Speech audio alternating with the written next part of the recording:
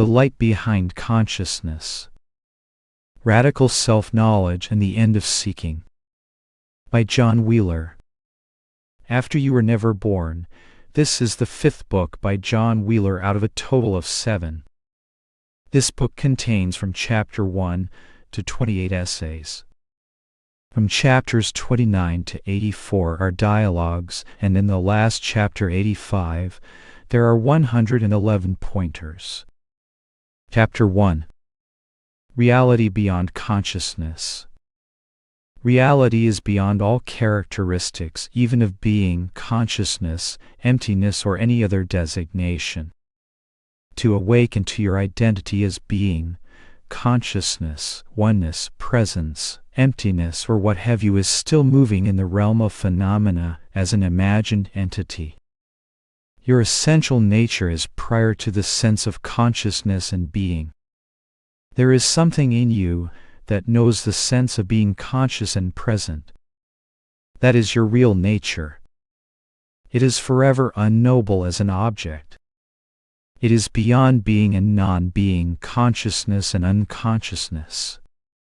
There is a temptation to take reality to be the sense of being, presence, consciousness, aliveness, or even something more objective, such as stillness or a peaceful state.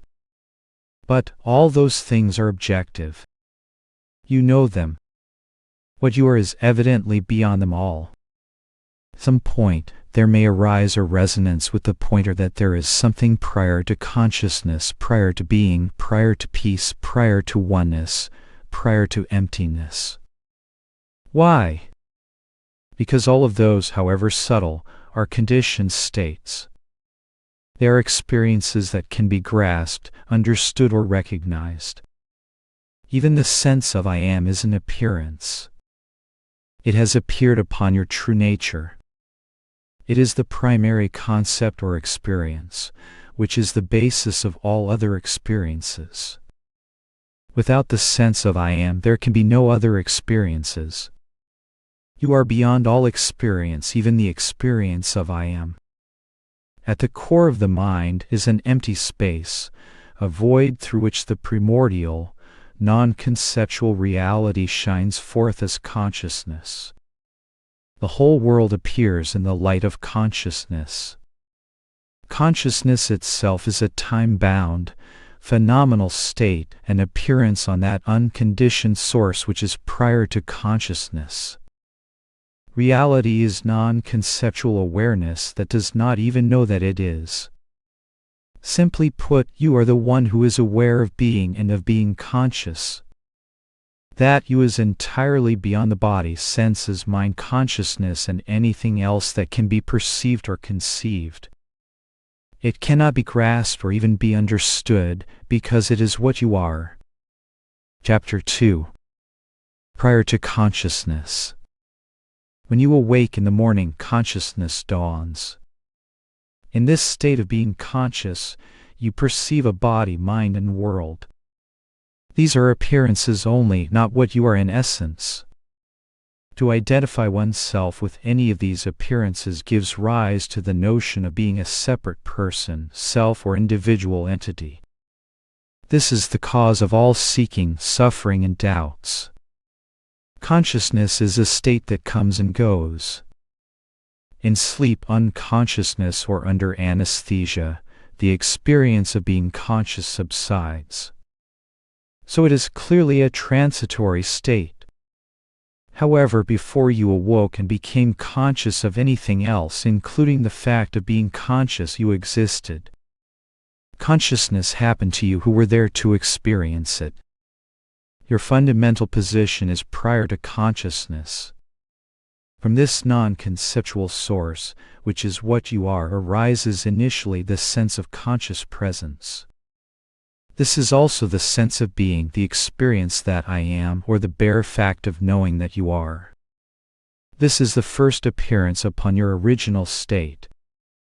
Little can be said about your essential nature because it is clearly beyond all concepts and even prior to consciousness.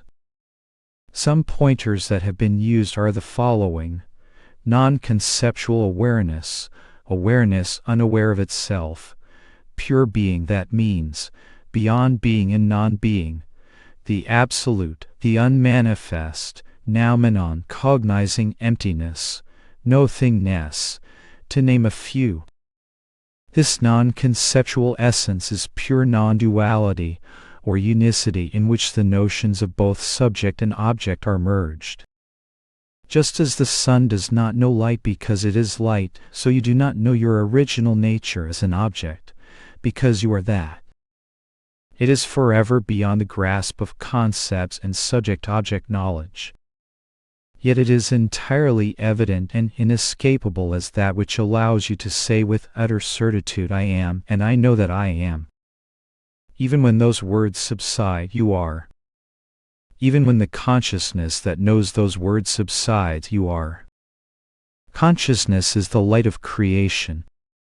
But you are the primordial non-conceptual awareness, being or nothingness in which consciousness and all subsequent appearances come and go.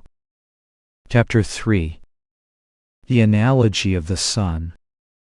To understand your true nature, consider the sun. Imagine you are the sun shining in space with no other objects present. You are present and shining, and yet you see nothing, neither light, other objects, nor yourself. Why? Because you are singular, and there are no objects available to reflect your light and confirm your presence objectively. Should an object appear, you perceive your light reflected in that object and become conscious of something that appears as other or apart. In truth, you are only perceiving your own light, nothing else. The object is the means for you to perceive yourself indirectly. The reflected light takes the apparent form and location of the object. The reflected light may in turn light up other objects. The perception of light is time-bound because it lasts only so long as the objects are present. Without any object, you as the sun, revert back to your unmanifested, original condition, that is, the shining sun that sees nothing at all, including its own light. This analogy is parallel to your own original state or true nature. Your essence is pure non-duality, one without a second, which we might point to as non-conceptual awareness or pure being that is unaware of its awareness and without a sense of its own existence. When the mind, body, and objects appear, they are perceived as objects in consciousness, which is the objective manifestation of your innate aware presence. Consciousness is like the reflected sunlight. The state of being conscious arises along with the body-mind and appears limited to the time, place, and presence of the body-mind. The body-mind gives birth to consciousness. When the body-mind subsides, the consciousness of objects also subsides. Consciousness appears as a transient state on your original condition. It is intimately tied to the presence of the body-mind, which reflects the light of awareness, allowing consciousness to manifest in a tangible way. With the rising of the body-mind in our experience, you have the instruments to say, I am present, I know, I am conscious. So the presence of the body-mind is a necessary requirement for consciousness to manifest and for awareness to become aware that it is. Just as sunlight and reflected sunlight are really not two separate things, neither are non-dual awareness and manifested consciousness actually different. With the appearance of the body-mind, we become conscious, we know we are. And with the rise of the sense of being conscious, all other objects are then known. Consciousness itself is really an object or experience, since it is a state that appears to you. With the subsidence of the experience of the body-mind, consciousness also departs. It returns to its source of non-dual awareness or being. But nothing happens to you at all. In none of this have you ever left your original condition. You were, are, and ever must be the timeless, unconditioned, non-dual being awareness beyond body, mind, and consciousness. Chapter 4. Back to the sperm and the egg. Take it back to the sperm and the egg.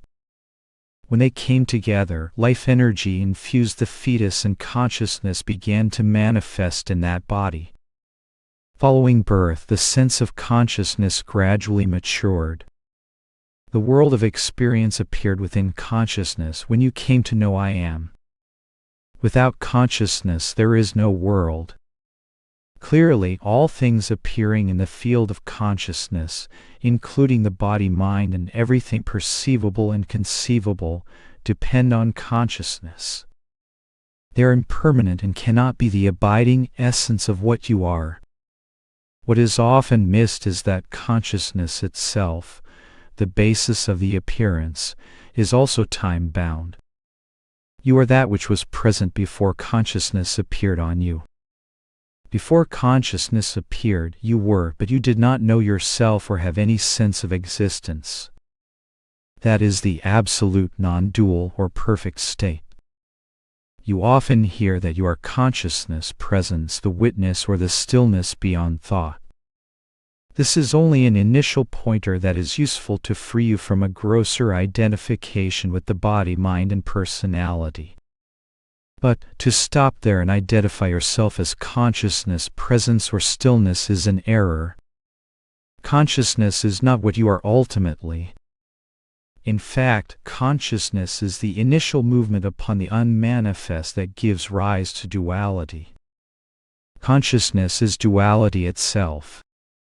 You are prior to consciousness, prior to being, prior to presence, prior to the knower, prior to stillness. Spirituality takes place in the domain of consciousness and is in duality. You are offered things to do, achieve, and attain, because reality is being viewed through the lens of becoming and time. The overt or subtle message is that there is some state that you will get in the future. Abandon all such dubious concepts and be what you already are, the timeless, inconceivable absolute that is prior to the body, mind, and personality, even prior to consciousness and being. Chapter 5. Non-conceptual awareness. Your true nature is non-conceptual awareness. This is the necessary ground of all experiences, even the presence and absence of being conscious as in waking and dreaming, or unconscious as in deep sleep. You are not the appearances or even the states of consciousness that come and go. You are to whom they appear. Seeing this, you can drop all the labels and just be what you are. The term presence awareness is another pointer to your natural state prior to consciousness. Consciousness is sometimes referred to as the I am or witness. Presence awareness equates with non-conceptual awareness itself, the absolute, which is what you are. This is the basis of all appearances, including the sense of I am. After all, you do not have the sense or thought of I am in sleep. So the sense of I am comes and goes. But you are there in sleep in all states as the basic aware presence itself. I am and the ego are not the same. Ego is the notion of being a separate person, which is based on identifying oneself as the body, mind, and/or personality. When you see that you are not that concept, the separate person, you see yourself as the impersonal consciousness or witness in which all experiences rise and set. But, actually, your fundamental identity lies beyond or prior to this. You are the non-conceptual presence awareness in which even the witness and the world of experiences come and go. That is the absolute or ultimate state. That is your natural condition even now, for you are aware not only of appearances but the fact of being conscious or witnessing also. So you must be the awareness beyond all states, experiences, and concepts. Chapter 6. Consciousness is in duality. At the level of discussion, a distinction can be made between consciousness and awareness. Consciousness is in duality and requires an object, even if that object is a total absence of any content. That absence is still an experience.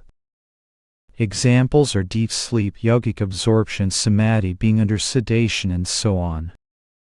What is pointed to as awareness is beyond consciousness. Awareness is that in you which recognizes the fact of being conscious. It also recognizes the fact of being unconscious. That is your ultimate nature and is there whether you are conscious or unconscious. After all, it is you who are there to experience being conscious or unconscious, being awake or asleep. To summarize, objects, mind, body, experiences, states, and so on appear in consciousness. Consciousness is always aware of something, even if that something is an experience of complete absence. Consciousness itself is a state that comes and goes. Sometimes you are conscious, sometimes not.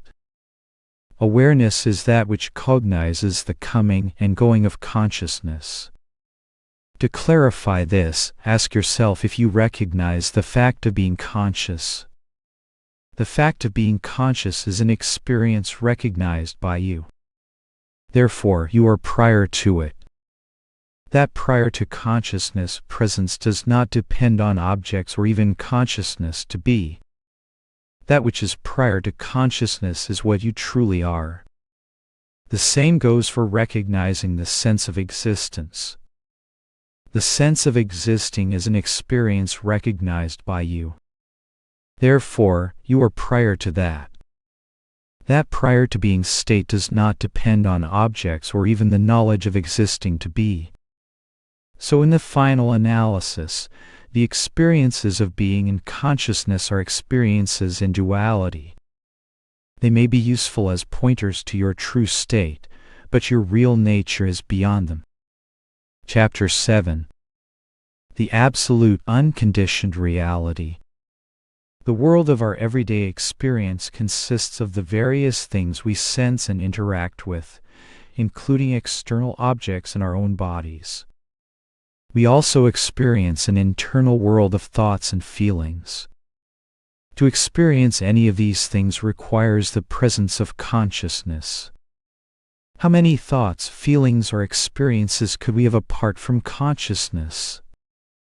This is a simple point that is usually overlooked. In non-duality, primacy is given to consciousness as the basic fact of experience. In fact, at the level of appearances, consciousness is what you are because it is the only continuously present factor in our experience. The world, mind, and body appear as objects within consciousness. They have no independent existence apart from being perceived in consciousness. To overlook one's real position as the conscious knowing presence and identify oneself with the body is due to a basic misunderstanding, a conceptual error. The body is an object that appears in consciousness. You are the one to whom it appears. Essentially, the body, mind, and world are fleeting and insubstantial appearances coming and going within consciousness. Relatively speaking, consciousness is more enduring, more substantial, and more real than the appearances. Because most of us are ignorantly identified as the body and mind, a first step in clarifying our identity is to see our identity as consciousness rather than any of the objects of consciousness. Because objects only exist in consciousness and have no independent reality, we can view them as manifestations or appearances of consciousness, much as waves have no independent reality, but are only appearances of the underlying water which is their substratum. In the wave analogy, all that is present is water. The wave is just a label for something that appears, but has no independent existence as a thing apart from its source. In terms of consciousness, this means that the objects, body, mind, and world, do not exist as independent realities as such. It is consciousness alone that exists. This means that there has never been an actual independent body, mind, or world at all. All of those things are only appearances of consciousness. All that is truly present in and through all experiencing is consciousness alone. Consciousness itself is not a continuous or unchanging experience in and of itself. In waking and dreaming, consciousness is present, but in deep sleep we do not experience the fact of being conscious. It is not that we disappear, for some presence or essence continues as the backdrop of sleep, and that something subsequently experiences the reemergence of consciousness and its object. From this perspective, we can view consciousness itself as an experience that comes and goes. It is only after the appearance of consciousness that we experience the body, mind, and world. These are experienced within consciousness. Who or what experiences the arising and setting of consciousness? Consider the moment before consciousness emerges. No objects are present. There is no time, space, or duality at all. It is entirely unconditioned, non-dual, without distinctions. There is no separation, no lack, no suffering. And yet that state is, because it is what consciousness arises from. Consciousness is a momentary flicker that arises out of the timeless, absolute source. The body, mind, and world appear within that flicker of consciousness. Consciousness is like a light flashing on and off within the unconditioned, absolute state. In a certain sense, we might say that the absolute is what cognizes the coming and going of consciousness. Just as the world is registered in consciousness, so is consciousness itself registered in the primal space of reality. That is why the Absolute is sometimes referred to as the pure awareness that knows consciousness. It is the light behind consciousness. It is the source from which consciousness derives its substance and energy. This source is what the most radical and penetrating presentations of spirituality are pointing to as our fundamental and essential nature. It is not a state or experience, because states and experiences only occur after consciousness appears. Our fundamental identity is prior to consciousness. That underlying and ever-present reality is the source which enables consciousness to be conscious and for being to be, so to speak. What is the relationship of consciousness to that prior source, the Absolute? When we looked at the relationship of consciousness to its objects, we saw that there really were no separate objects, only consciousness. We can also see that consciousness cannot stand apart from its source as a separate independent reality. This means that consciousness is an expression or modification of the Absolute, whatever we may choose to call that. Consciousness, which contains all that appears in dualistic experience, is itself a ripple arising and setting on the timeless, unconditioned, non-dual state, which is our true reality. If consciousness is only a modification of the absolute, non-dual reality, then consciousness as such does not truly exist, since it has no actual independent nature. Consciousness appears, but it has never truly existed as an independent reality. All there is the unconditioned, absolute, non-dual source. That absolute reality is all there is, and it is all that we have ever been. There has never been anything else except this. To speak poetically, consciousness is a fleeting ripple on the fathomless ocean of the unconditioned, absolute reality. Consciousness simply arises and sets as a vibration or pulsation of the uncreated and eternal non-dual awareness. In that apparent ripple of consciousness appear universes, worlds, living beings, and everything within the domain of time and space. Yet no thing has ever really come to be, because objects have never existed apart from consciousness, and consciousness has never existed apart from the Absolute. That Absolute is beyond time, space, body, mind, world, being, and consciousness.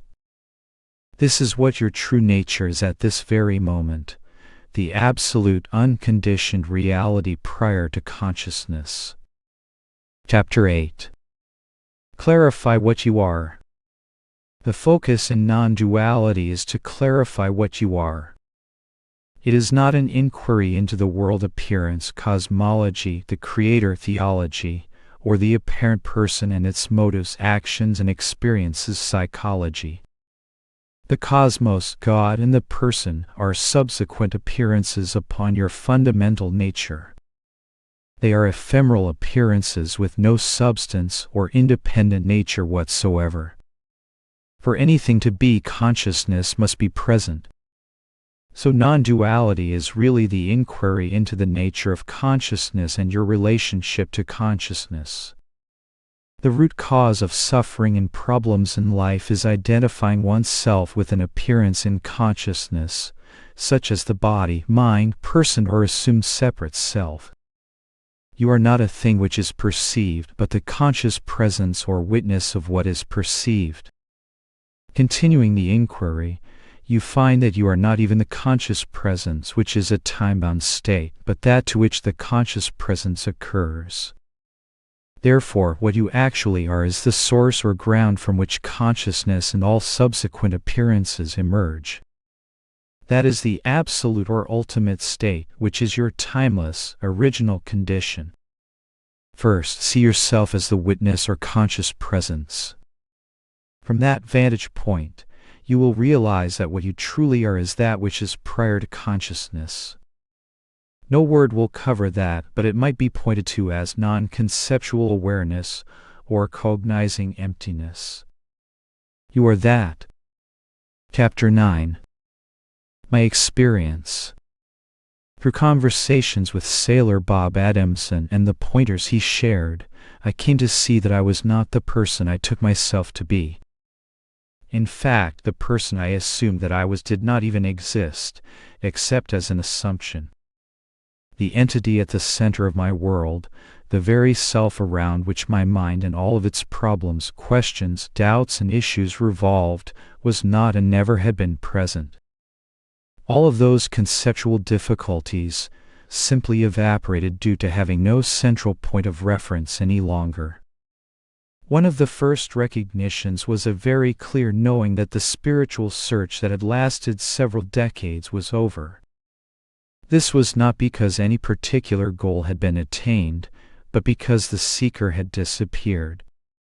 With the dissolution of the I am as a valid concept, any other concept which I habitually attached to that concept, such as I am this or I am that, was rendered null and void.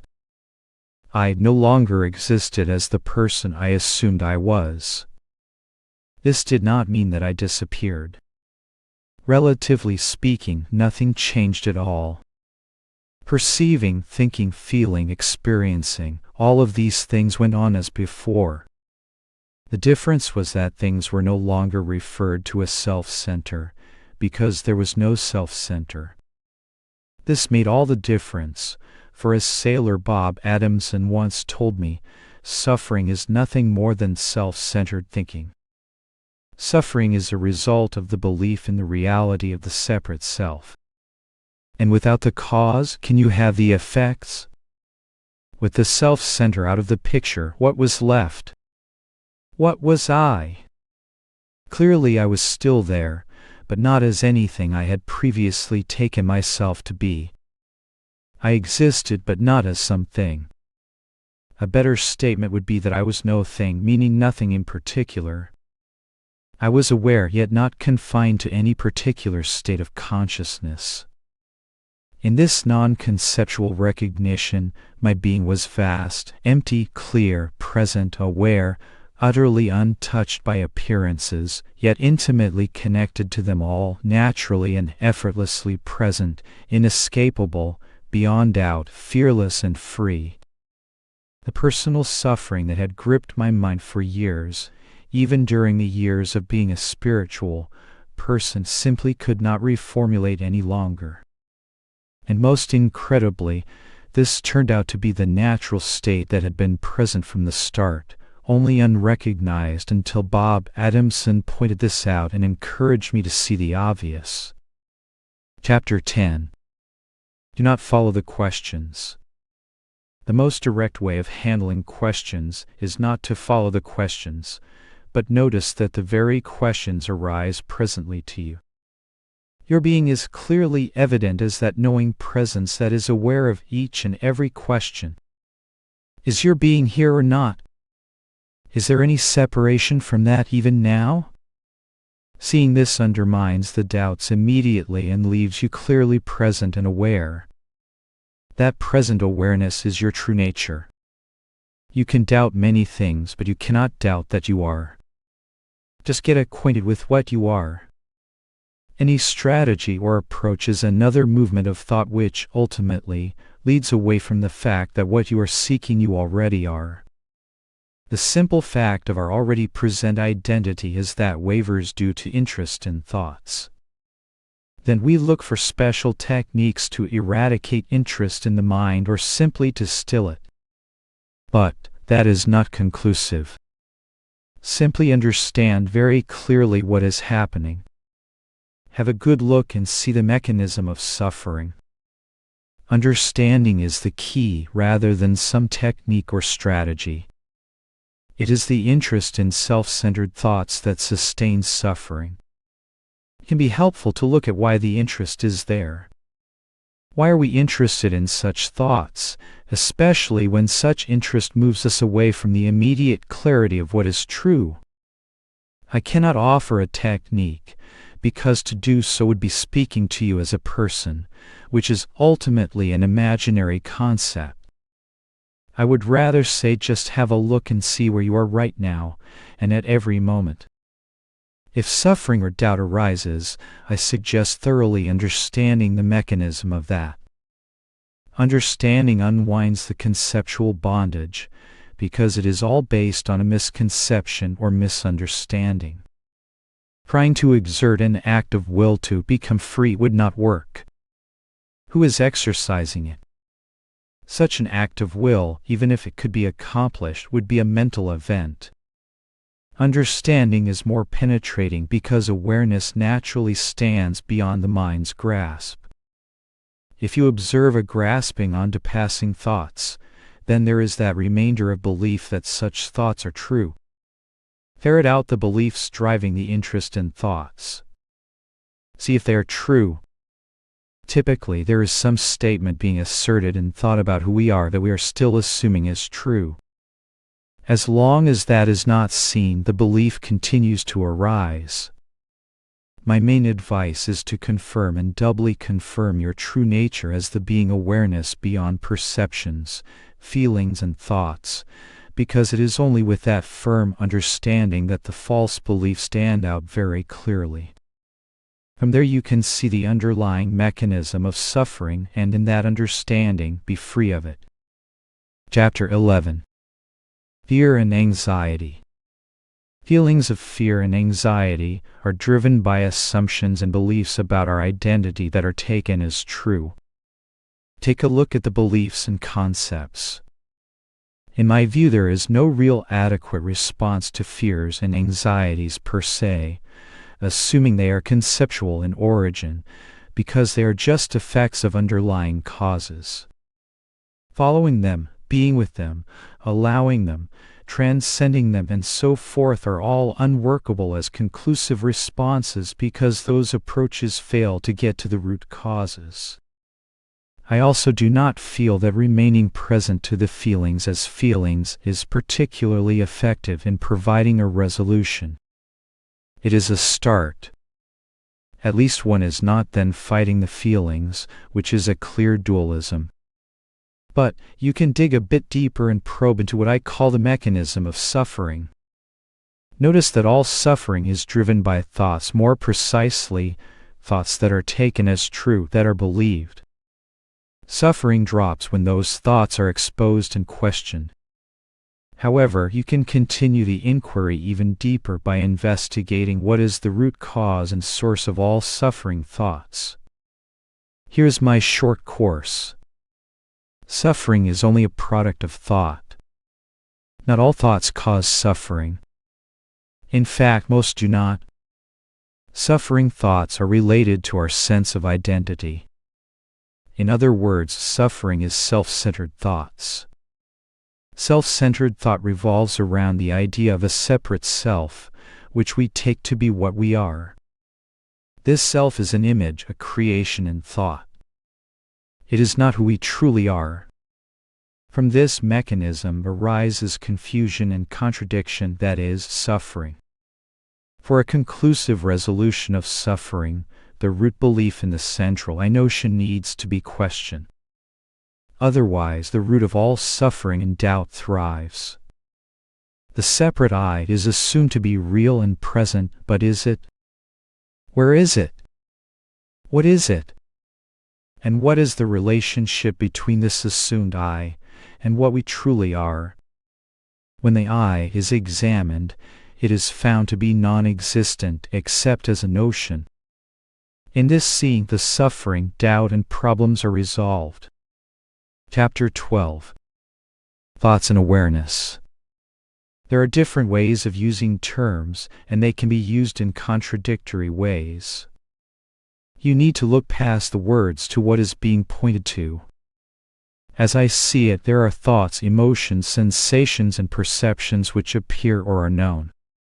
Even this labeling is somewhat arbitrary.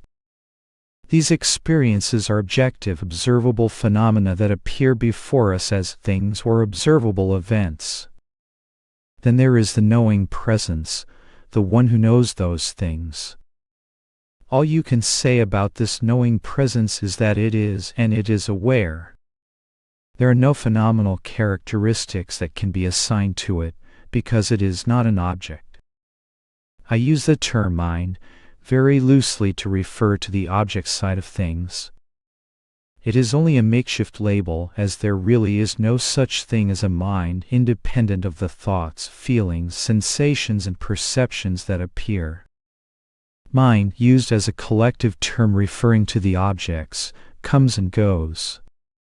It arises and disappears. Awareness, which is the knowing presence itself, is quite different. That is why I feel it is an error to equate mind and awareness at this level of discussion. Take a thought. It appears and disappears in awareness. When it leaves awareness, does not disappear. Clearly they are not the same thing. Now a thought appears from and subsides into awareness, so in essence it is that awareness. But in the appearance as thought, you cannot say that the appearance as such is awareness. It is very important at this level to have a clear recognition of the difference between thought as such and awareness as such, because the whole problem ultimately boils down to overlooking the presence of awareness and mistaking the mind to be that which is conscious. Getting back to the issue of thought and awareness, it might be summarized by the following statement: thought is nothing but awareness is not a thought. This may appear cryptic, but it becomes clear if you look at some analogies. A wave is nothing but water. But water as such is not a wave. The water can exist independently of the wave. But the wave cannot stand independent of water. A gold ornament is nothing but gold. But gold as such is not an ornament. The gold can exist independently of the ornament. But the ornament cannot stand independent of gold. So a thought is nothing but awareness, that is, its substance is awareness, but awareness can exist independently from a particular thought. When a thought is present, you know it. When the thought is not present, you know that the thought is not present. Evidently, you as the conscious presence exist independently from that given thought. When I talk about awareness, I am not referring to the mind or functioning of thought at all, or even states of consciousness. I am referring to that knowing presence in you that is aware of thoughts, experiences, and states of consciousness. The principle of awareness is quite independent of the mind, just as water is quite independent of a temporary manifestation as a wave. Chapter 13. Activity and Understanding. The main thing with all this is to clarify your identity. You are something after all. As I see it, all the paths and traditions are simply trying to clarify what we are. Some approaches of pointing to this tend to do it positively, you are this. Some approaches do it negatively, you are not this. In my view, they are all saying the same thing in different ways. All the doing, studying, and practicing tend to be distracting in the end. Why? All that really needs to happen is a correction of our view or understanding. Suffering arises from a misunderstanding, primarily a misunderstanding of who or what we are. No amount of activity addresses this necessarily. Also, self-knowledge is really a clear understanding or insight. Basically, what you are as you eventually come to see is non-objective, non-conceptual being awareness. It is totally clearly present now. Being is. Awareness is cognizing right now. The interesting thing is that you actually know this and always have. There is an undeniable sense of being present and aware. It is totally intuitively clear. Something happens, I would say, hopefully without getting too mystical, when you hear about this directly. Why? Because the one pointing to it knows it already. Words are just trying to point, but there is something being pointed to. That is in you, but you just do not see it yet. This being, awareness or true nature, is non-objective and or non-conceptual. In other words, before the next thought appears, being is and awareness is functioning. The conceptual mind is an instrument in non-conceptual awareness. There is a very basic point here, not to be missed or glossed over. The thinking mind is a tool or appearance that arises subsequent to your true nature. You are, and what you are is aware or cognizant. The conceptual mind appears to this knowing presence. It is extremely critical to see this point. Make sure it is clear. All questions are mental phenomena or thoughts. Being is not a thought. The mind is oriented to objectivity, things, thoughts, and activities. That is why the thinking mind is not the proper tool for recognizing one's being. It cannot be done. It is like looking for wine in an empty wine bottle. It simply is not there. That is why only reading about this will never work. Nor will practicing in the sense of pursuing objective states. Self-knowledge arises from the non-conceptual recognition of your identity as aware being. Every being is this presently. Only they may not have recognized what this is and are imagining themselves to be something they are not. This is the fundamental ignorance, the initial link in the chain of suffering. All hell breaks loose from there. How to understand all this? There is no practice per se. Mere activity is not opposed to ignorance, only right knowledge can cancel ignorance. That is why the emphasis is on knowledge or understanding. The best way and most successful approach to understand this for most of us is to have discussions on this with someone who can speak from their own first-hand experience. Chapter 14. The Path of Becoming versus Being. The notion that spirituality involves an awakening followed by a period of integration resulting in final liberation is entirely fallacious. Many non-discriminating seekers are misled by such patently dualistic and erroneous concepts. These notions are attractive primarily because they tally with the seeker's own unexamined beliefs, namely that he or she is a separate person, and that freedom lies in the future at the end of a process. This is the path of becoming rather than being, of duality rather than non-duality. Many who hold to this conceptual framework are convinced that they have awakened and have understood the basic points of non-duality, but a little self-examination shows that the seeking, doubts, suffering, and bondage to the conceptual mind are often still in full force. The continuing interest in so-called enlightened teachers, spiritual fads, books, seminars, satsangs, retreats, self-improvement techniques, and so on is a clear sign that the core matter is not settled and the basic message of non-duality is not clear. Many working within this framework believe that lasting freedom will dawn after some period of time, such as 5 or 10 years. They fail to see that freedom is not the result of time, which is only an imaginary concept. Freedom is the ever-present natural condition, which is only seemingly obscured by limiting beliefs and concepts that are being believed presently. The dualistic model elevates and glorifies the special, enlightened teacher who is assumed to have achieved the goal, and attracts those who view themselves as seekers who are on the inside track to their own eventual liberation also. Again, this model is popular not because it is true, but because it matches the seeker's own dualistic beliefs. The issue is often clouded by residual interest in fame, wealth, popularity, special status, and so on. But, eventually, through experience, discrimination, and honest self-evaluation, the light dawns and one begins to question the conceptual frameworks that one has assumed as true. Then the clear pointers of genuine non-duality may find an opening through which to strike. Chapter 15. The utter simplicity of this. Questions and doubts are thoughts arising and setting before you. They come and go, but you remain as what you are. You clearly exist and you are clearly aware. Everything else is an object that comes and goes.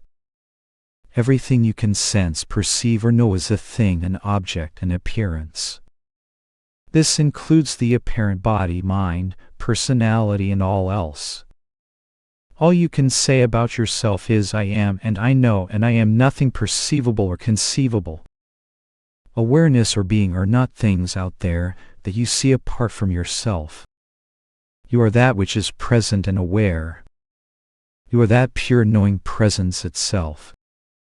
This is so simple and intuitively obvious that we overlook the point that this is completely self-evident. Instead of simply pausing at this point, we are apt to jump back into the questions and doubts of the mind, granting them a sense of reality. Suddenly, we are talking about I and awareness and trying to piece it all together at a conceptual level, and of course we come up empty-handed. That is why the answer can never be found in the mind. The mind as such has no capacity to know your real nature. The mind is simply a label for a collection of inert thoughts rising and setting before your knowing presence. That is why all the questions and doubts fail to lead us to the direct knowing of who we are. Before the next thought appears, you are.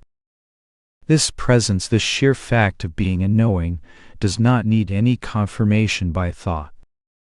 It is clear and certain knowledge that does not need any mind activity to confirm. Everyone knows he or she is. That knowing does not engage the conceptual mind at all. It is evident. It is more than evident. It is beyond doubt even now. You cannot say, I am not or I am not aware. Try it and see if you can convince yourself otherwise. That is what is very interesting about this. The clear and certain self-knowledge is already established. Our trouble is that we give undue emphasis to the mind. What about this? What about that? But can those thoughts even be there without your own existence?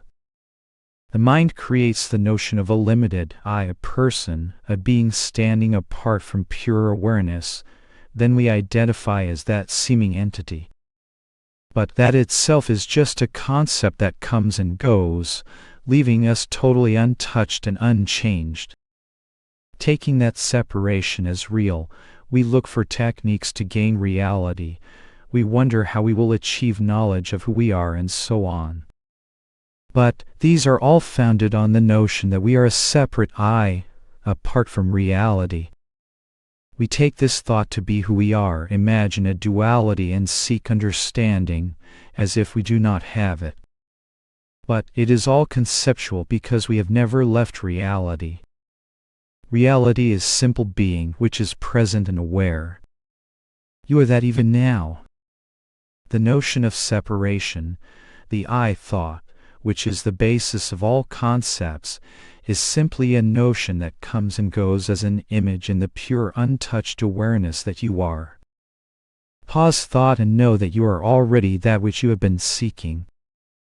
All the doubts and questions are based on the presumption that you are separate from being awareness. But that separation never happened. You are that knowing presence even now. Words are apt to overcomplicate the utter simplicity of this. Chapter 16. Perception, Dreams, and Awareness. When perception arises, it always appears as connected with a perceiving instrument, which is at a particular location in space and time. Perception comes from an apparent center. The same happens in dreams too. Perception appears to be localized.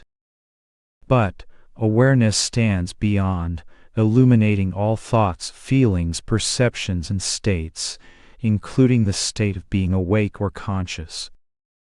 When you dream, awareness appears to be in the dream and coming from a certain location.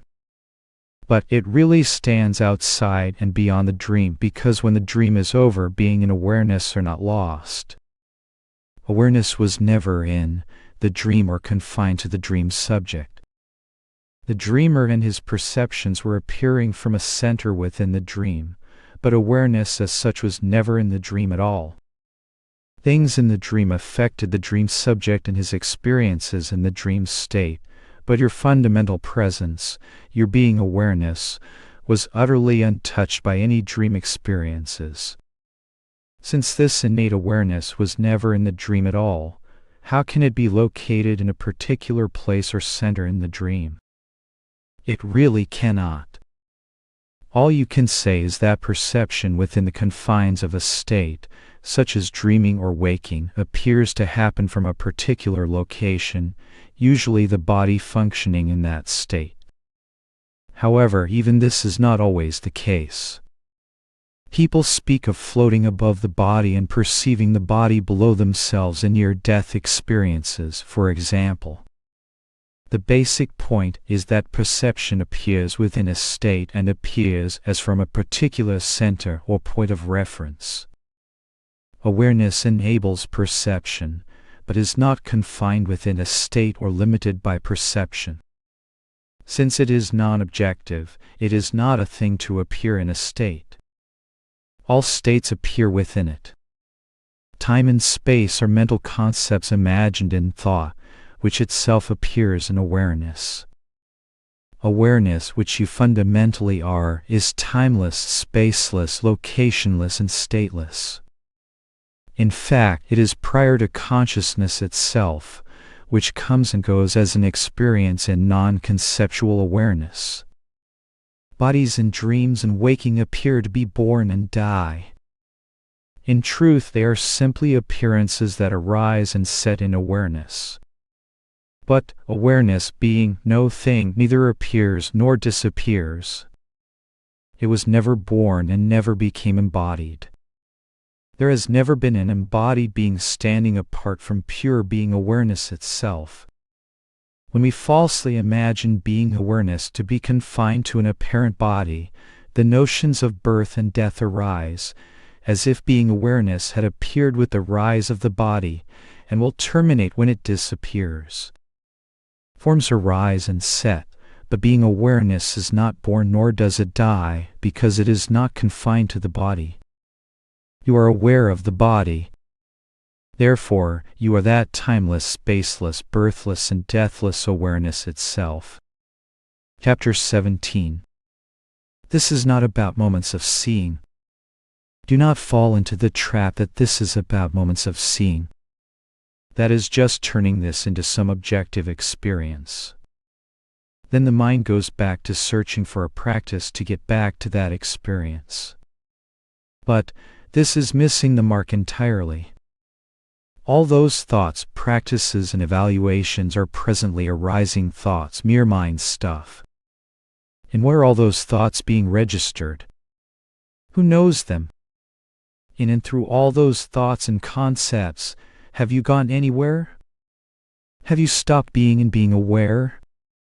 Recognize that being is literally ever present. Once you start to see the stark, basic truth of this, you will see how everything the mind thinks about the spiritual understanding is based on a misconception.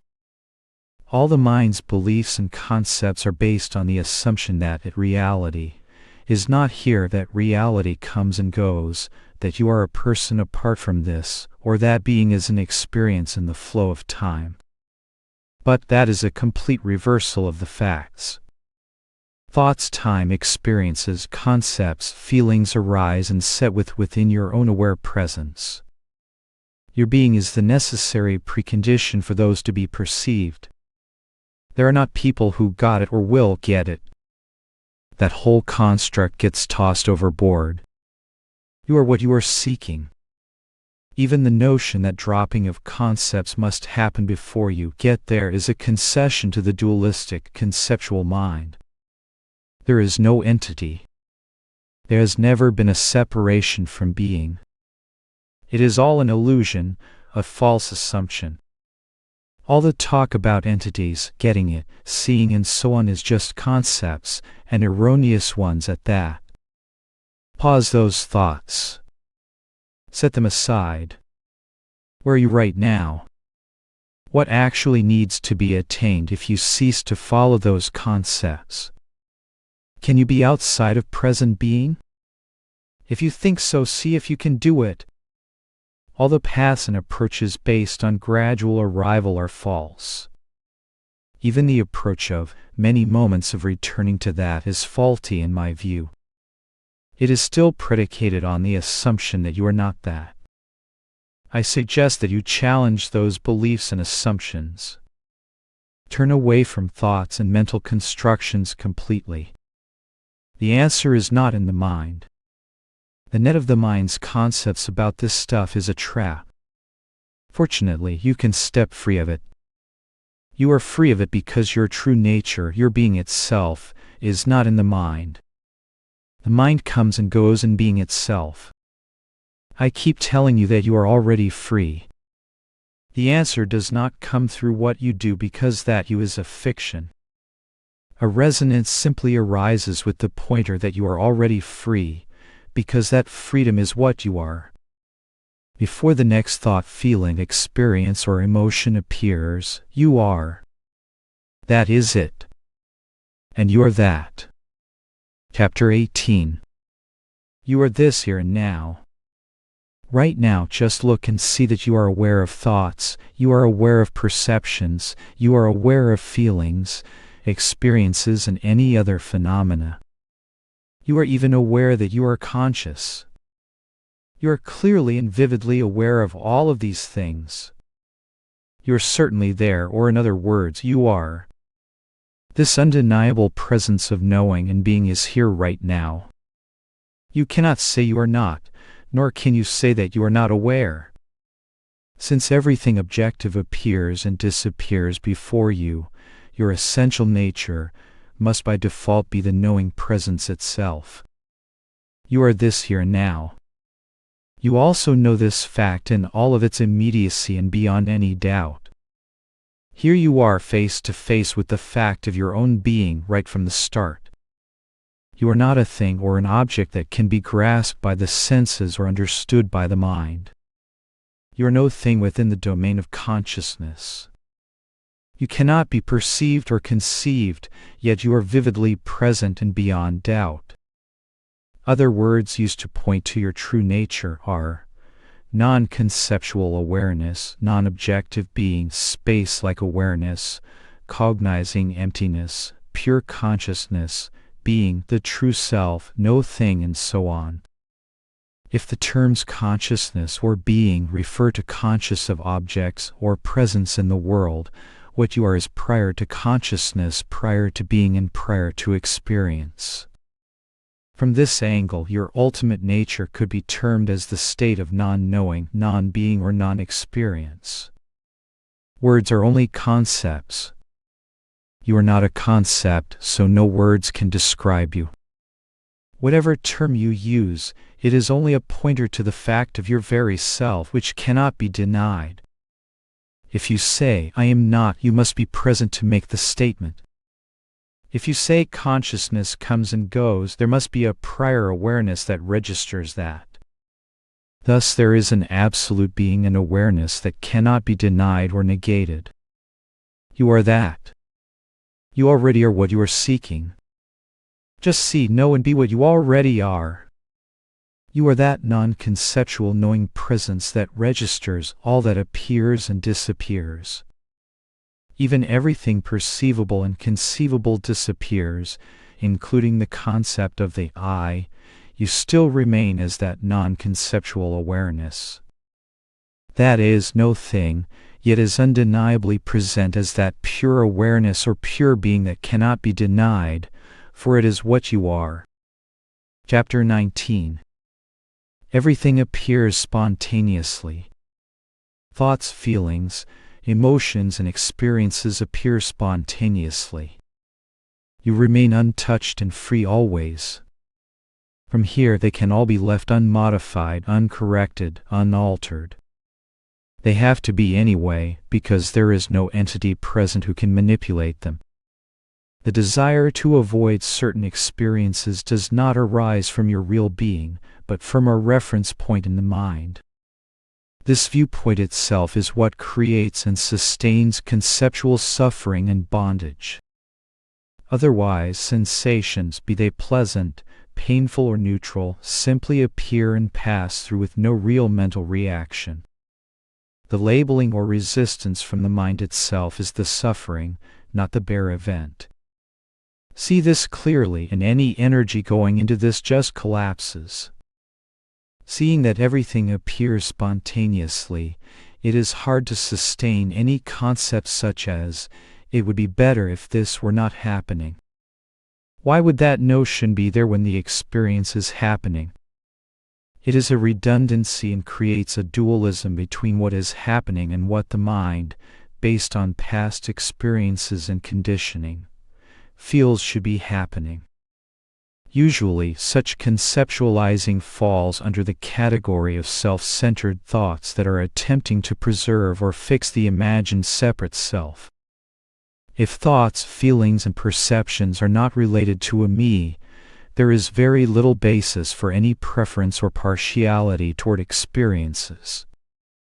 They just are. Sensations or fears are just appearing.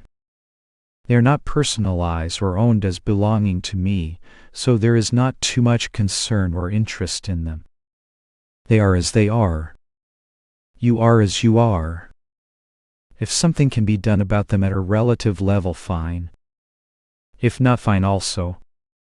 Either way, you are fine as is. The good news is they are all transient appearances. You are not controlling them. If you could change them, who would ever choose an unhappy thought or a fear? I would say just let the concern and interest fall away from them, and they will resolve however they are meant to resolve. Remember, awareness is not a principle out there.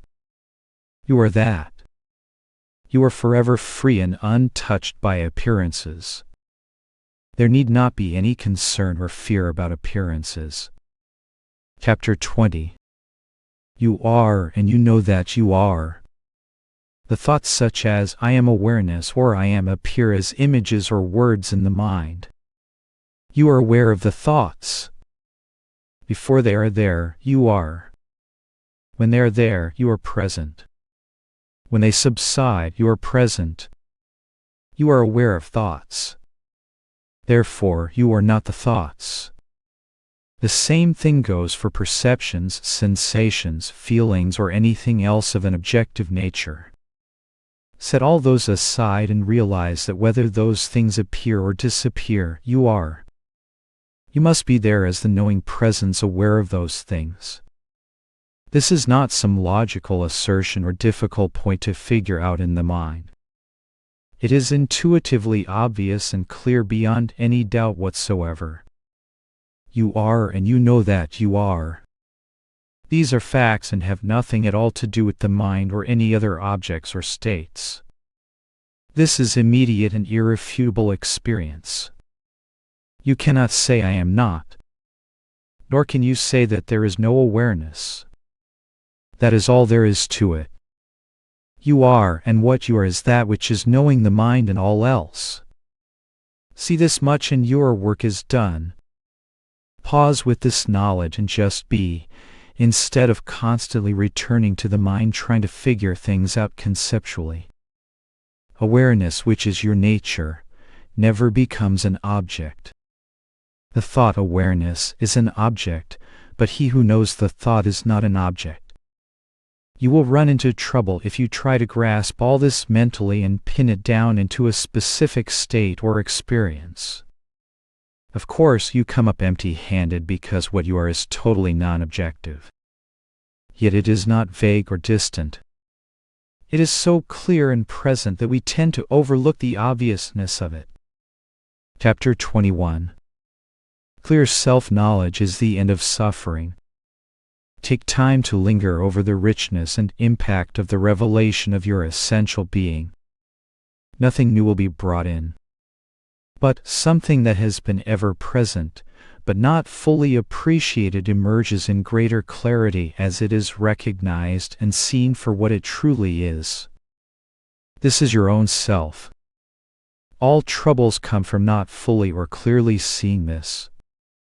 All separation, suffering, doubt, worry, anxiety, and so on arise from this. In fact, the clarity on this is really synonymous with the resolution of all those things. The urge to get rid of suffering as some task unto itself is a misunderstanding. Lack of self-knowledge is the root of suffering. Clear self-knowledge is the end of suffering. Your true being is one with the real, it is free, it is untouched by suffering. The full, clear, and direct knowledge of your essential self is the direct means to the resolution of those things. This is because your real being is already free of those things by its very nature. With this clear, not merely as verbal assertion, but in direct immediate knowing, any residual beliefs, concepts, or tendencies are easily dismantled and seen through by relying on the touchstone of what you already know as true. If the truth of who you are is not fully clear, then any attempt at seeing through erroneous concepts is done while still retaining some of the unexamined false identifications, and so the seeing is not usually penetrating or conclusive. The thief slips in the back door, so to speak, and gums up the works. For example, take the notion, at last I have it and I am free. This is clearly an I wanting to claim some new state. This would never be asserted by one who has looked deeply into his or her real nature. This notion is based on the notion that freedom and your being are separate. But deep looking shows that you have never stood apart from awareness at any time. That freedom is not a state that is attained, much less is there any separate one to achieve it. All of these points are an outgrowth of an emphatic and deep knowing of your actual nature. That is why all the mileage is gained by nailing this down with no doubts. Everything else is just frosting on the gingerbread. The purpose of non-duality is to clarify your real identity. That is it in a nutshell. Chapter 22. The mechanism of suffering. The basic truth is your identity as non-conceptual awareness or non-objective being itself. In the last analysis, all that appears is non-different from this aware presence. Thus, non-duality. This is the main aspect, but there is more to the pointers than just this. There is what I call the mechanism of suffering. It is the notion of the presence of a limited sense of self or I. Once this notion kicked in, we went looking to define that I in the images and identifications created in the mind. The problem is that you are not in the mind. In fact, there is no I at all. It is a false assumption. However, as long as it is operative, the energy of belief propels us back into the mind, searching for reality, identity, and happiness, for the assumed separate self. This is the mechanism that keeps us in apparent bondage to the mind. It needs to be seen and understood. The binding thoughts are images in the mind that revolve around the sense of me. The belief in that me keeps the whole network in motion. If the I notion is examined, you find that you are not a separate I at all. That there is no separate I present. It is only assumed. When you see this, you can no longer give this concept any belief, and by extension, all belief and concern in the self-centered mental concepts is removed. A little bit of looking is all it takes to confirm this in your own experience. Of course, all the while you are standing as the undeniable presence of awareness, so nothing is lost or gained ultimately. However, once the I is recognized as a non-existent phantom, the plug is pulled on the mechanism of suffering.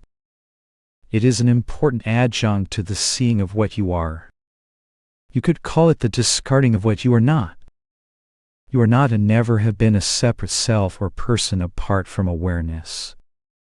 Chapter 23. Consciousness and Sleep.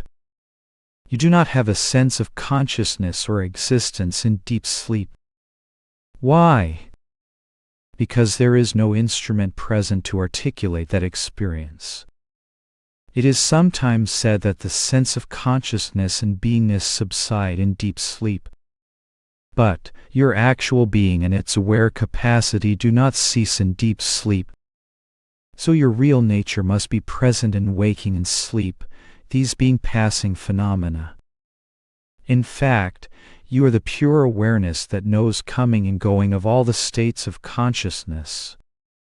There is some principle in you which is you, that is there in thought, no thought, waking, dreaming, and deep sleep. No word will cover it.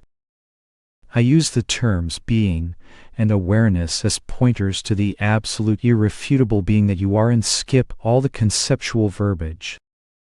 All words are only pointers, so in the end it does not matter what terms are used because they must be discarded anyway. You are not a term or a word. The idea is to get past the words and conceptual distinctions to know yourself. Call it anything. The term is irrelevant. Being, knowing, consciousness, prior to consciousness, all the words are conceptual.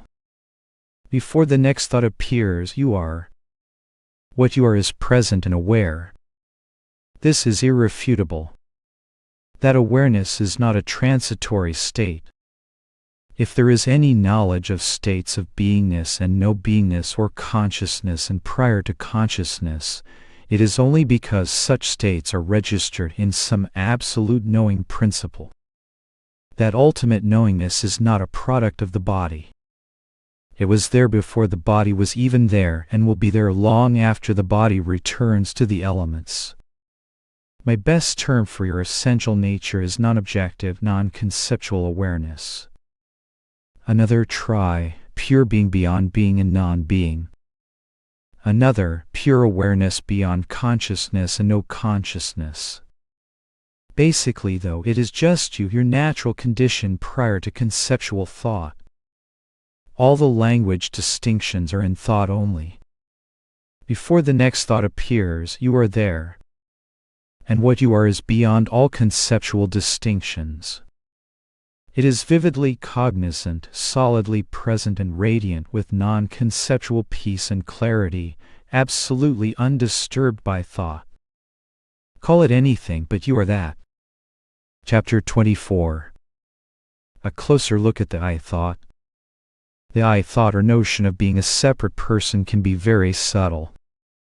If there is any belief going into such notions as I have seen it, or I do not exist, or I am enlightened, or I have it, or I am a teacher, that is still the I sense. Any reference at all to any shred of a separate or special I is just another reference point. Many have a desire to proclaim I am now free, but you can never really say that when you see that the I is a total concept.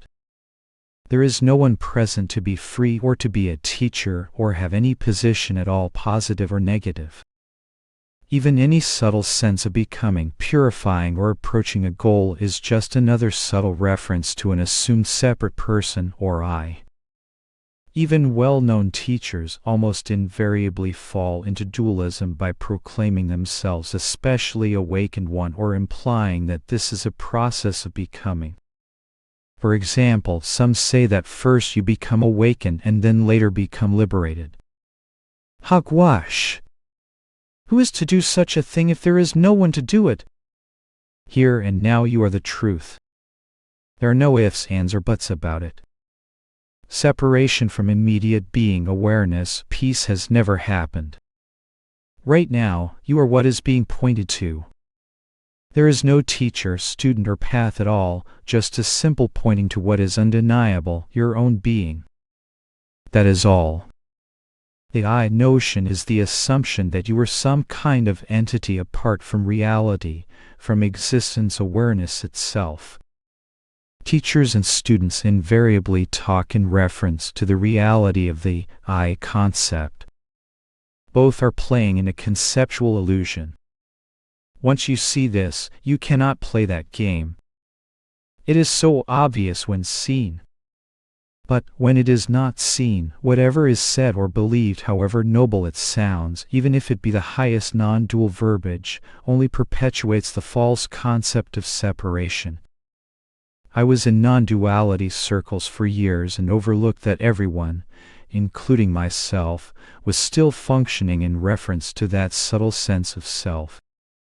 Bob Adamson pointed this out to me immediately when I met him, and I then realized what had been missed. Even the so-called enlightened teachers I had met, even the ones who proclaimed they had known me, or whatever, actually were still functioning in reference to that self-center and completely unconscious of it. I call it the enlightened ego, the self that thinks it has vanished. What I found was that in such cases the arrogance and lack of genuine humility were usually incredibly tangible and present around such people.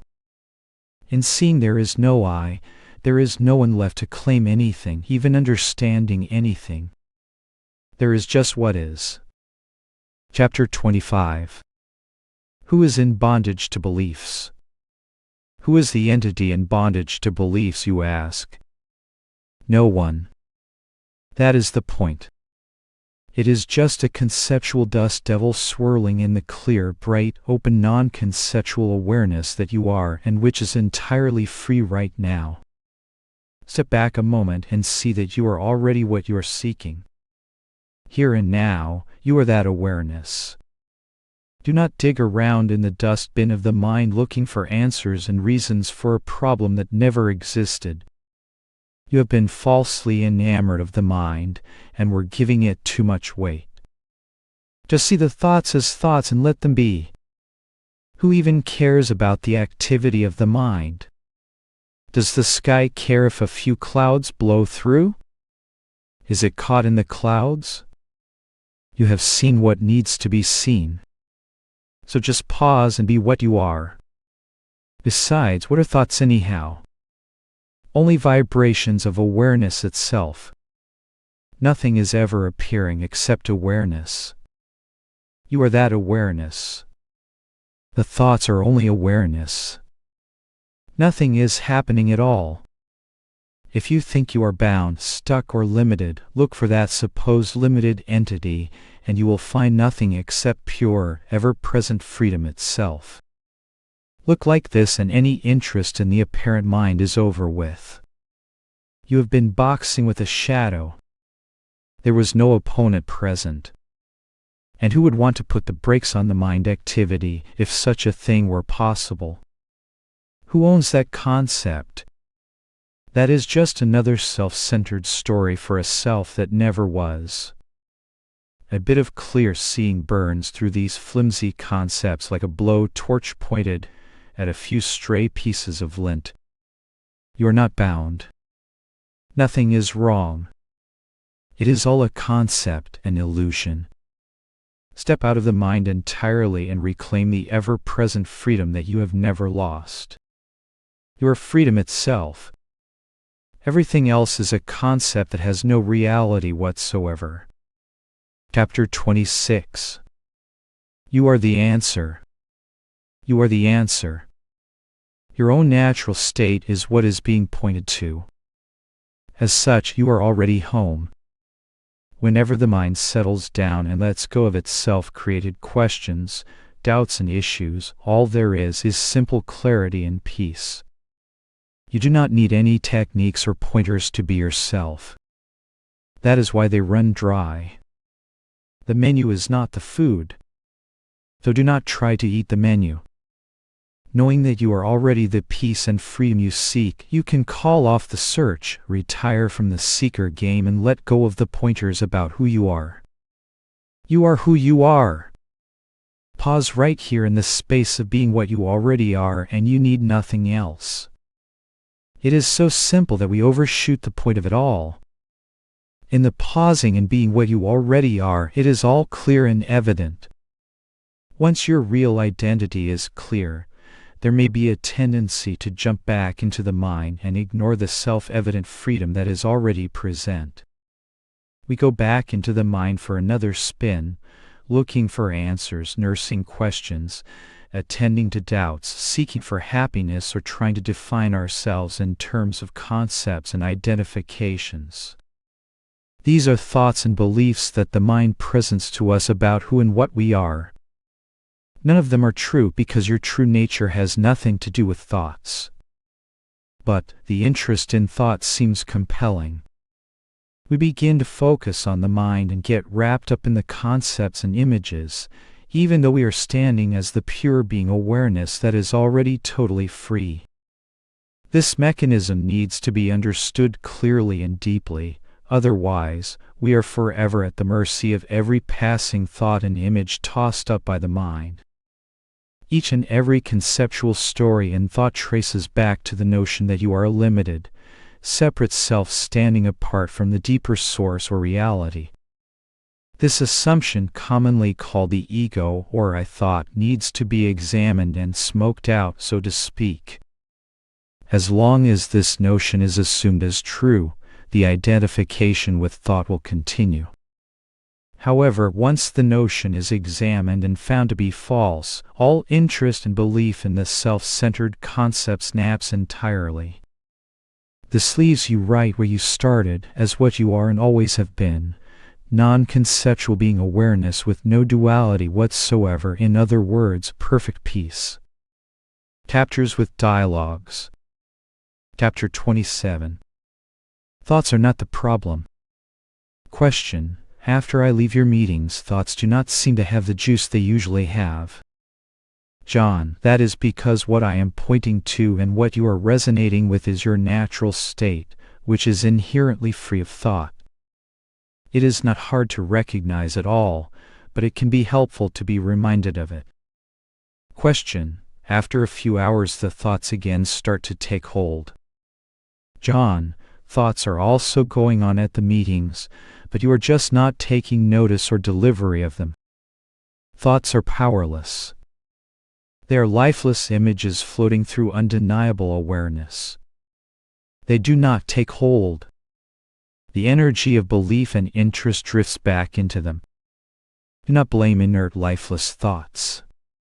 Question. You say thoughts cannot take hold if the understanding is clear. Well, I guess it is not clear then. John, do not turn this into some grand attainment called the understanding when everything falls into place and you are finally free and so on. That is a bunch of self-centered conceptual imagery. It is just another storyline in the mind that is being given some belief. Thoughts do not take hold if you stop believing in them and giving them any interest. Thoughts are not a problem in and of themselves. How can they be when they are rising and passing right within your true nature? You never leave your true nature. Thoughts coming and going do not touch you. If you are not interested in thoughts, how can they bother you? Consider why you are so interested in thought anyway. What makes it so captivating and fascinating? Question: there still seems to be a fundamental belief in thought that just will not give up. John: because it is taken as true and valid. It is all concepts about a person we take as real. As long as the separate person is believed to be present, the interest in the thoughts continues. Once you see that you are not a person, not an entity at all the stories and attributes of that person wither away due to lack of interest. Question: anything I do only seems to reinforce a belief in an I. John: correct, because the one that feels compelled to do something is the assumed I itself. Investigate the reality of the I. Go back to the basic question of who am I and clarify your actual present identity. Question: there is nothing more important to me than this understanding, yet it still seems elusive. John: it seems elusive when it is conceived as an attainment. It is just being yourself. You are here and aware. Everything appears and disappears in awareness. Give up the concepts of understanding and attaining. To see what is present now. There is only natural, effortless, non-conceptual awareness and a few thoughts, feelings, and perceptions floating through. There is no separate person. All the concepts and beliefs in the mind are baseless.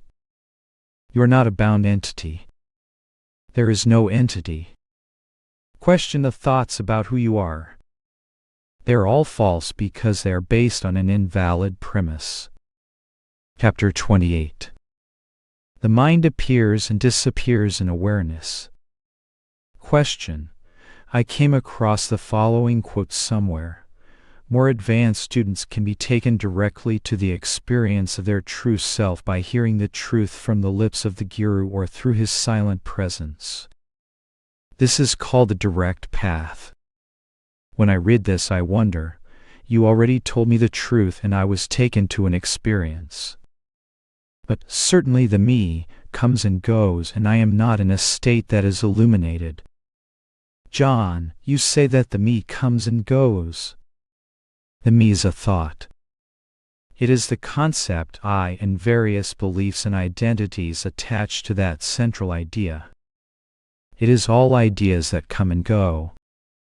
But you are aware of them coming and going. You are that awareness in which all thoughts arise and set. That awareness is what you are right now. That is your true nature. Disregard the content of the mind. What is the nature of the awareness that you already are? That awareness is the real Guru. It is here and now, and you are already that. Teachers, students, the separate self, and so on are all ideas generated in thought. Cease to follow thoughts and instead recognize present awareness. That is the answer, nothing else. Question: thanks very much for this. This is becoming very clear, and the natural state is interrupted less and less by the mind.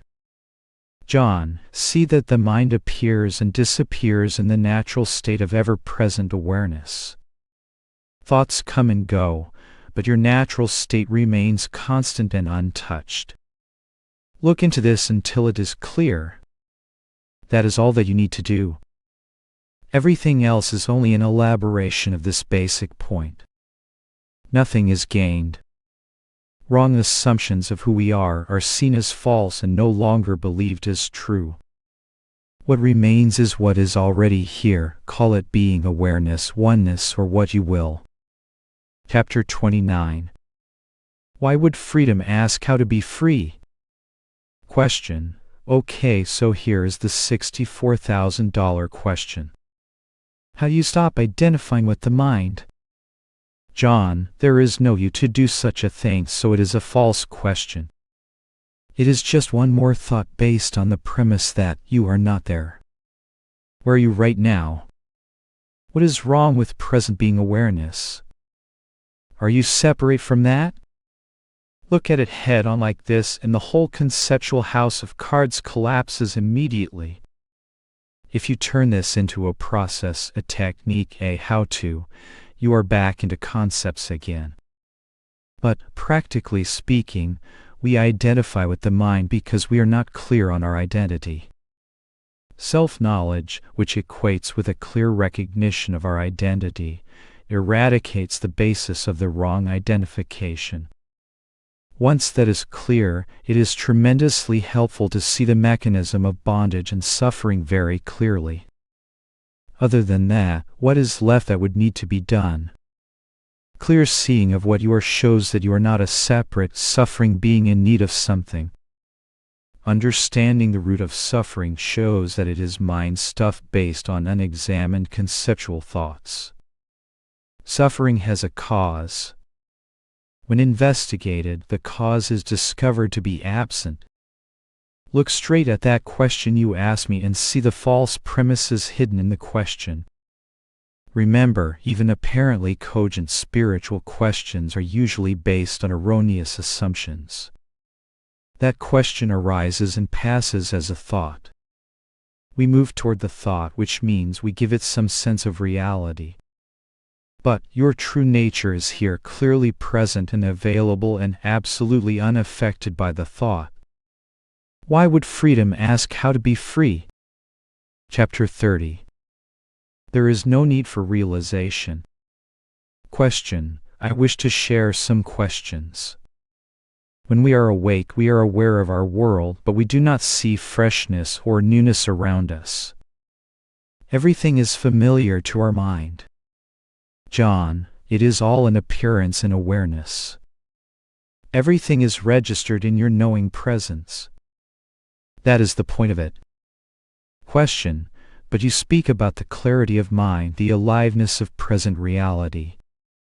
John, this is pointing out the nature of your present awareness.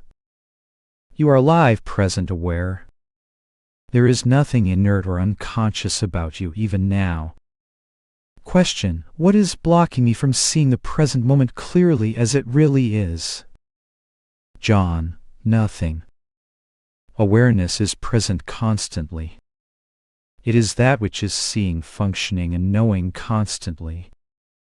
It is the light in all thoughts, perceptions, and feelings. There is some presence in you that is aware, correct? That is all it is. Question. Perhaps my lack of clarity is due to ego. Is it possible to see the reality without the presence of the ego self? John, the idea that you are not seeing clearly is false. Clarity is that in you which is seeing right now. It has nothing to do with the presence or absence of an ego. Can you deny your being? Can you deny your own present awareness? If not, then you have no problem seeing, knowing, or being what you are. Question. What is the stuff of which one's ego self is made? John, the ego is the belief that there is a separate entity standing apart from the deeper reality, and that you are that separate one. Is it true? Are you apart? Where is the separate self? There is not one. The ego is a false belief. It is not a reality. It is just an unexamined assumption. Question. When I look through my eyes, I see the world. When I am aware of the world outside, there is only seeing. But the teaching says there is no one there to see the world. John, yes, there is seeing happening. There is no one seeing, only seeing. Later you say, I am seeing, but that I is not present in the seeing. It only comes later. That thought I does not see anything. So even now there is seeing, but no one that is seeing. Question. When I ask, who am I feel only I am. Is it a person or my identity inside me as pure awareness? John, what you are is pure non-conceptual awareness. That is not a person. A person is a concept, a mental image of a me and all the beliefs and definitions that go along with that. But you are not an idea or a belief. You are that awareness that knows the ideas. Question: during meditation I am aware of awareness, but I am also aware of thoughts. John, you are not aware of awareness. You are awareness. Thoughts appear in awareness. They come and go, but you remain as you are. Question: some teachings say that to realize self, that no mind state is necessary. Is it true? John, there is no need for realization. Your being is already here and clearly known. It is simple being awareness that is undeniable even now. There are no conditions to fulfill and nothing that needs to be achieved to be what you are. No mind means that you are ever free of the mind. Pause the doubt and see that your natural being remains, clearly present, shining as unchanging aware presence. No mind means pure awareness that has never been touched by thought. It is here and now and you are that. Chapter 31. What you are seeking you already are. Question: I have looked into these things for a while now. I am ready to end the search. John, search implies that there is something to get and that you are apart from that. But, are you? The issue is to clarify your true identity, and then the concept of search falls away as a mistaken notion. Question: I understand that what I am is not an object, and that it is not something to achieve or aspire towards because I am it already. John, correct. Question: nor does it matter whether I understand this or not. John, ultimately yes. From the practical level, it means the difference between a life of suffering and doubt and one free of those. Why would that not matter? Question: it seems important for the assumed person to understand this. John, the assumed person does not understand anything. However, the conceptual bondage can be exposed and the needless suffering removed. There is no need to bring in the concept of a person. Question: also, I wonder how I can continue to be even when the body dies. John, the body is only an appearance. It has no substance or independent nature. It cannot even appear without awareness, can it? Being awareness is primary. Body comes and goes in that like all else. Question: existence seems to be for a body-mind and not awareness itself. John, this is the complete reversal of the facts. The body is an appearance in awareness and derives its seeming existence from the presence of awareness. Question: what do I need to understand to end the search? John, just be clear on your identity and see that what you are seeking is what you already are. Then do not pick up any concepts based on the notion that you are a separate, limited being apart from awareness. Chapter 32. Life goes on, but without the self-center. Question: it has been a funny trail since a couple of weeks ago when I saw all this so clearly. I had some spacey days, but felt quite content, and occasional spikes of fear. I found I was less hungry and less likely to buy stuff, so maybe my emotions were better fed. The sense of the experience did fade though. John, but did your being fade? Question: I got that awareness is it, and everything else is bells and whistles. But I had not yet adequately examined the bells and whistles. I am doing that now. John, what is the need to go back and re-examine that stuff? It is just going back to the mind and re-engaging the notion that there is more to do. Why not remain as what you are and see what reveals naturally from there? If you are searching for the North Pole and you reach it, you do not need to keep searching. Question: I ran into a kind of brick wall. John: yes, but see what is happening. You are moving back into conceptual thought and seemingly away from the immediate clarity and ease of your natural state. Question: questions are hard to formulate. Your answers always seem to come back to just know that you are awareness, or who is this happening to? Or keep it simple. However, I have found that a few important questions have come up, and I cannot really find answers in my rapidly growing non-duality library. The questions are rather philosophical, and it feels funny to ask them. I suppose I should put on hip boots before wading into them. John: yourself is not in a book. Collecting books and looking for answers in them is not going to have much to do with self-knowledge. It will be collecting information, but it is still at the mind level.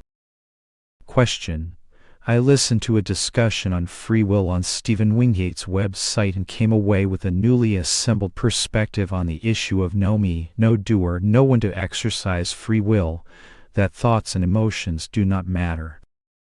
John: you are misinterpreting the point of the message. Thoughts, feelings, and decisions all go on just as before. They all have their relevance in life at a practical level. But they are not referenced to a fictitious self-center any longer. Question: it struck me that this type of talk sure seems to define being a puppet. It seems like nihilism. Yet we are told that this state is freedom, and that it gives rise to joy.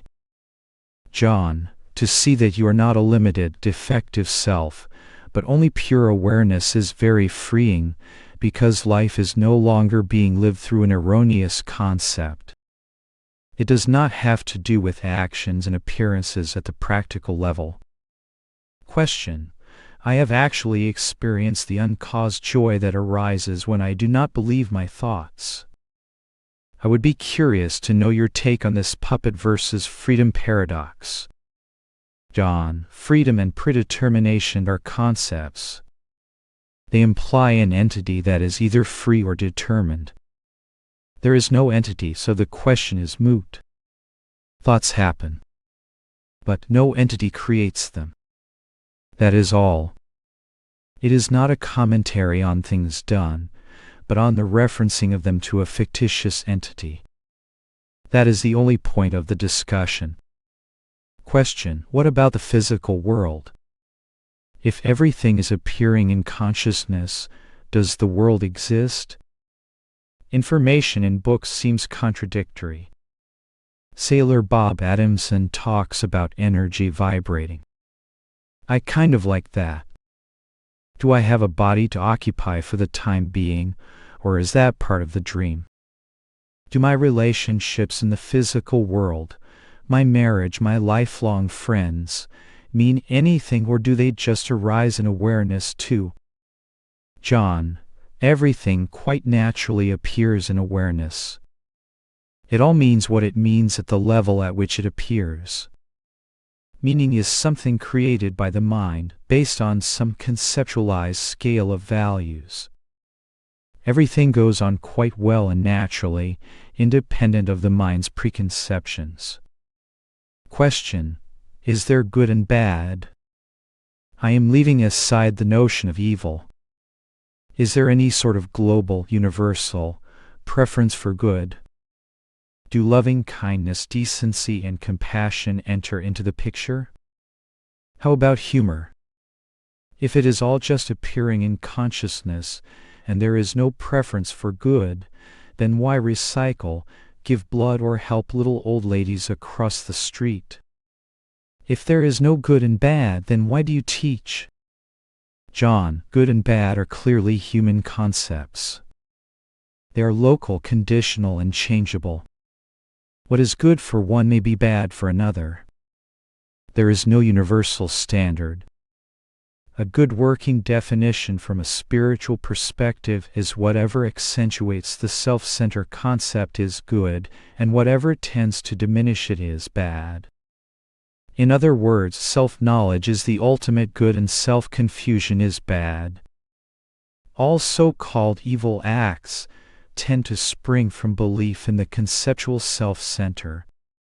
What are generally called good actions are those that diminish the separate self-concept. This might be used as a universal morality yardstick, if one is inclined to have one. Question: is there a role for the things that lift us out of ourselves or give us feelings of awe? Does it say anything that we can be dumbstruck by the beauty of a symphony? By seeing a bobcat in the wild? What happens if we are, say, throwing a clay pot on a wheel and we are so involved that we become what we are doing, we become the doing itself? John, everything and anything can be a pointer back to what we are. As such, it all has a value.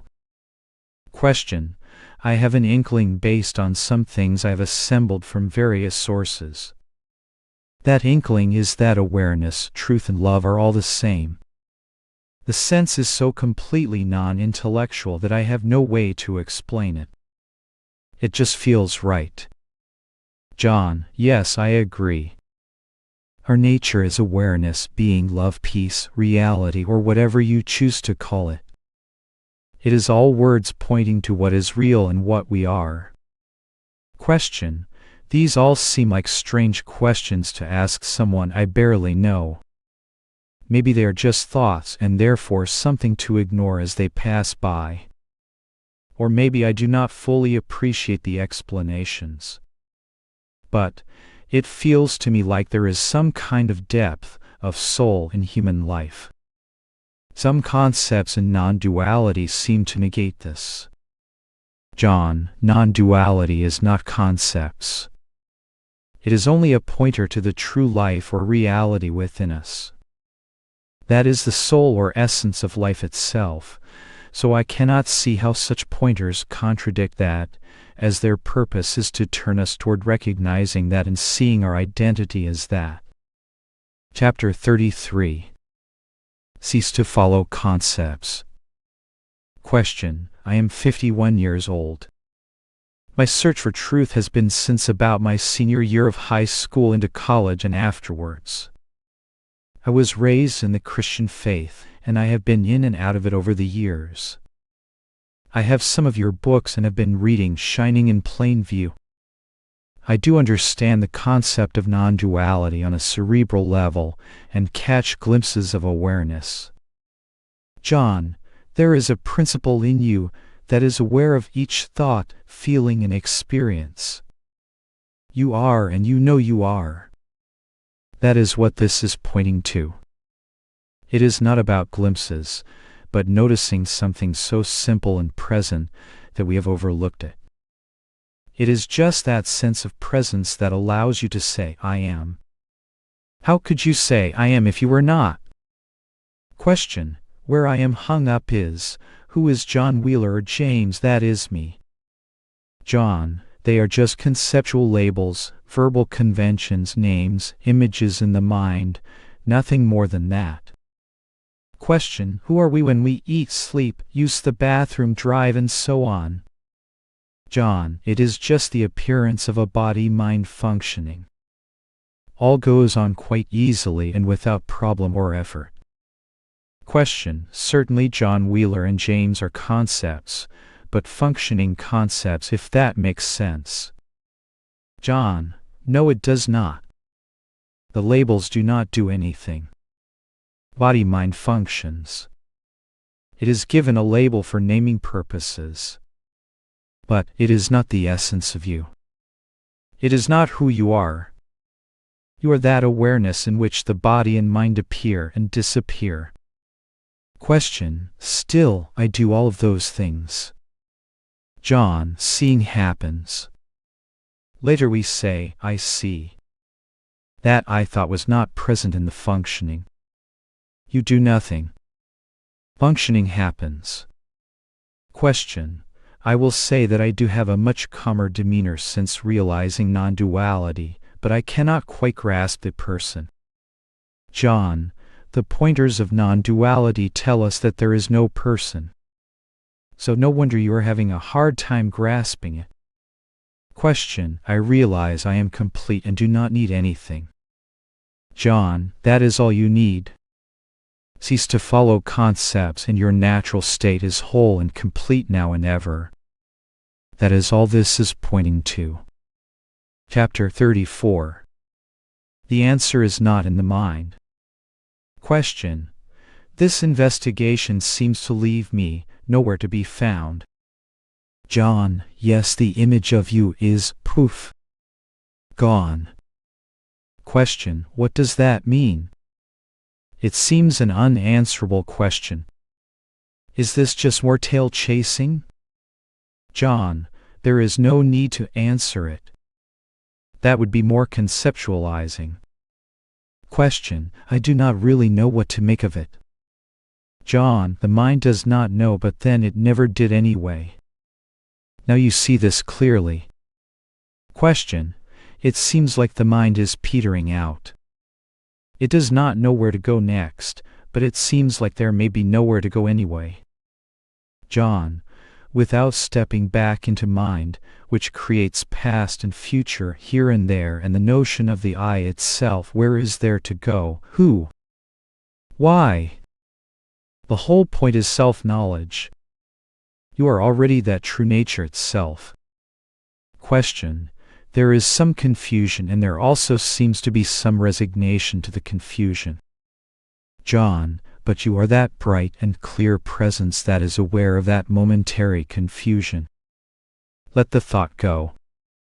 The answer is not in the mind. Question: I am present and aware. That is certain. John: that is it. There is no confusion with that.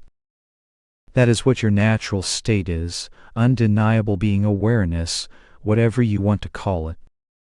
Get to know that. You are that, of course.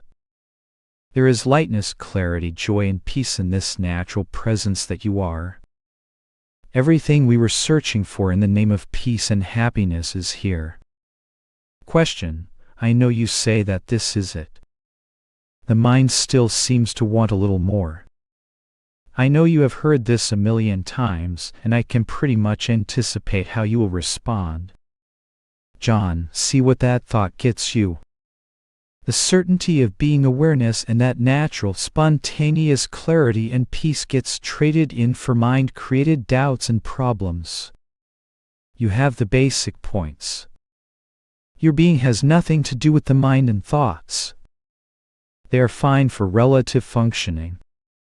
But thought is useless for knowing your real being, because before the next thought arises, you already are. That being is certain. Take your stand there. XXX 018 24M 08 Chapter 35. It has nothing to do with words. Question: thank you for your wonderful pointers and books. You really have a way with words, but then it is not about those bloody words to begin with. John: good. If you see it has nothing to do with words, then the words have done their job. Question: all of this really rings a bell, but I really have a hard time just listening to the bell and not trying to understand it. I am pretty new to non-duality. Over the last 10 months, I have read over 50 books and have bought twice as many. John: before you try to understand anything, you are. You exist, and that existence is aware. That is what you are. Looking beyond this is mental and moves you away from the direct knowing and being of your true nature. Question: to me it appears like there has been some kind of deepening or maybe a better understanding along the way. In the beginning it was all pretty conceptual, and now it seems a bit clearer. I can take a stand in and as this awareness, which I know I can never leave, and then, for a brief moment, just be aware. John: keep it simple. You are awareness. You are here. You are aware. There is no separation from that. The separation is only conceptual. In truth, you are what you are seeking. Question: It is so hard to experience my body as just an appearance in awareness. I mean, it is there all the time, at least while I am awake. John: It is there all the time in awareness. Awareness is primary. Body and mind come and go in awareness. It is that simple. Question: On the conceptual level, I do understand that the body is just made up of the elements, but it really stays in mind. John: Not constantly. Body is just a word for a collection of transitory perceptions which are constantly coming and going. There is nothing permanent or substantial about those things. The body as such is not a thing. It is only a label for a series of events, which are labeled as the body for communication purposes. Question: My second troublesome problem is about the questioning of all these false beliefs. It seems impossible to stick to the inquiring. Even if I really want to question a concept, I find my mind wandering. It feels like it cannot go there. It can do it for a brief moment and then it has gone to something totally irrelevant.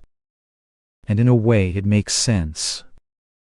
If there is no one to do or choose the thinking, then the inquiry has got to be random. But how do I then clear things out if my uncontrollable mind keeps wandering here and there? John: Why worry about the mind? This is all just more thoughts. The purpose is to recognize your fundamental nature. The mind comes and goes before you. You are that aware presence that is registering the mind and all else. Concentration and or lack of it come and go. This is not about the mind at all. This is only about clarifying your present and constant identity. Chapter 36. Your being is not in the future. Question: You cleared up my confusion enormously when you said we are by default the aware presence itself. Yes, we are already that here and now. Awareness is just a pointer to our true self, not something to cultivate or attempt to sense or feel, all of which would make it an object. John: Exactly true. Question: As you noted, we could just as easily substitute awareness, existence, consciousness, presence, and self for awareness. And we are already each of these. We do not have to do a thing in that regard. Well, that was easy. John: Again true. Question: Now all I have to do is allow the pointers in your book to bring me to a direct and non-conceptual knowing of my true nature. John: A slight miscalculation here. This assumes that you are not in direct contact with awareness. Is this true? When asked, are you present? You know. When asked, is awareness here? You know. These are not objects as you have seen, but they are known now. The non-conceptual knowing is already happening. This is it. Do not push it out into the future and imagine it is not present. That is a concept, not immediate experience. See that what you are seeking is here and that the direct, immediate, non-conceptual knowing of this is already the case. Then, full stop. You are what you are seeking. Many will overlook the immense implications of this. The knowing of your true nature has already occurred. If the subtlety of this is missed, then you go back into the mind seeking what you have never lost. But there is no answer in the mind because you are prior to the mind. Question: Given that there is already an intellectual understanding here, that is, that the mind and the ego do not exist, this part of the puzzle should be even easier. John: The recognition of present being awareness is never intellectual. It cannot be because it is not in the mind. It is already beyond the mind by nature.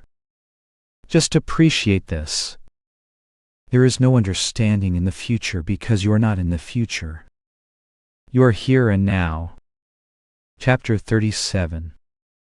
Awareness and painful sensations. Question. Clear non-personal awareness seems deeply affected when the sensations are painful or very unpleasant. There is still fear based on past experiences of pain and discomfort of the inevitable experiences that might appear within this awareness in the future, particularly when this body starts to disintegrate. John, awareness is not deeply affected by sensations, any more than the sky is deeply affected by clouds passing through it. Death itself is not an issue because death has not happened yet, so anything coming up around that notion is imaginary.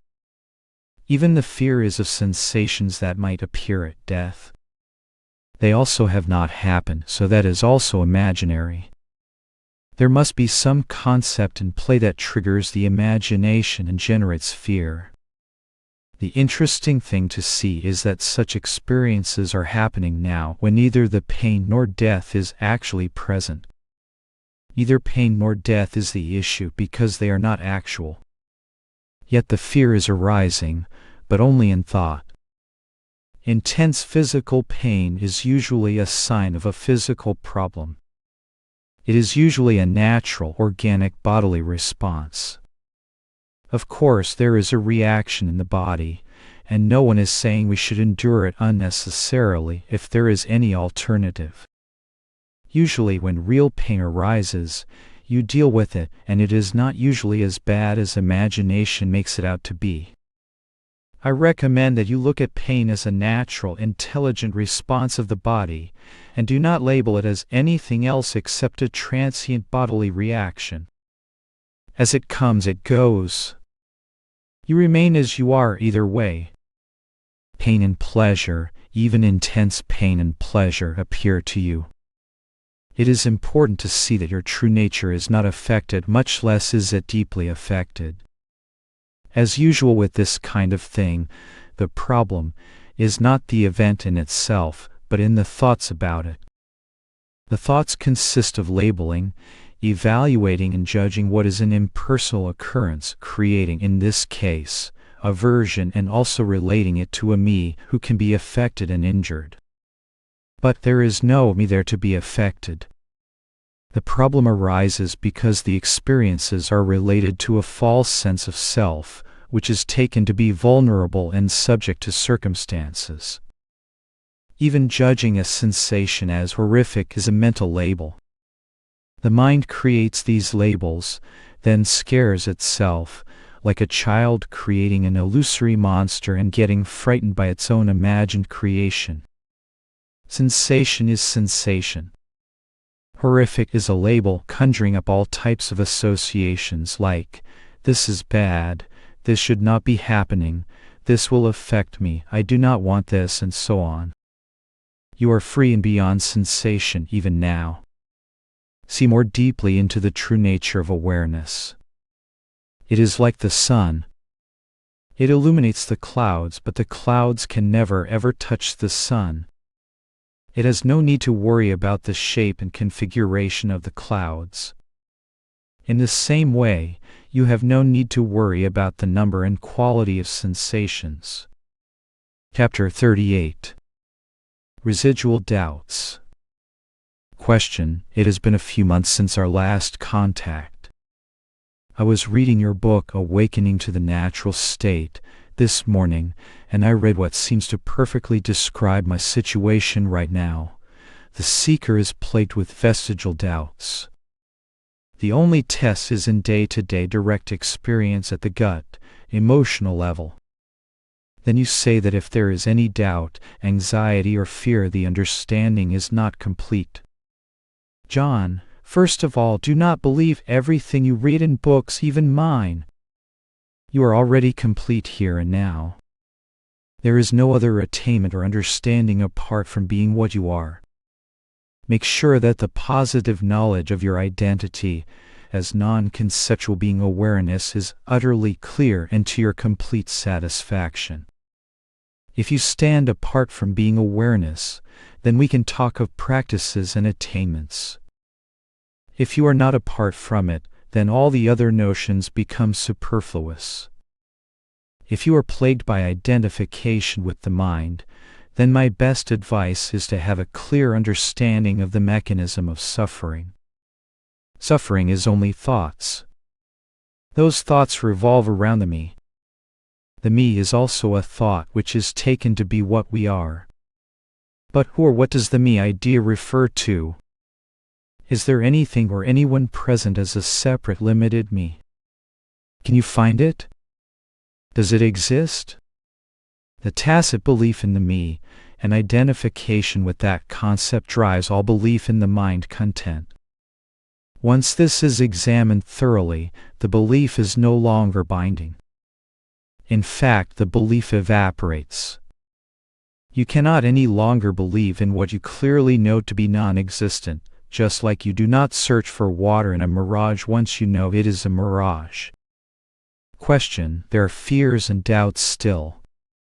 I still feel like a person, although I know there isn't one. I have seen that there isn't one. It is not just a nice idea for me. John, then that belief still has some residual reality value.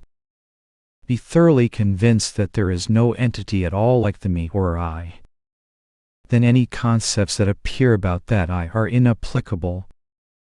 In practice, this experience results from a clear and thorough understanding of the mechanism of suffering. Question: I have been talking to one of my best friends who introduced me to non-duality.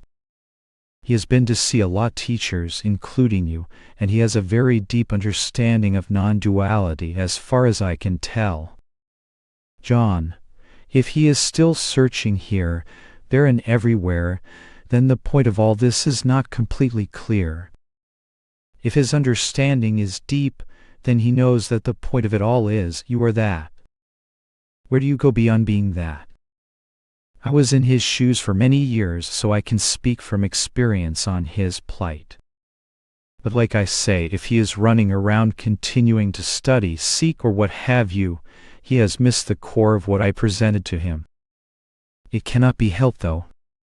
When the notion of the separate I is truly seen through, the whole game is over with.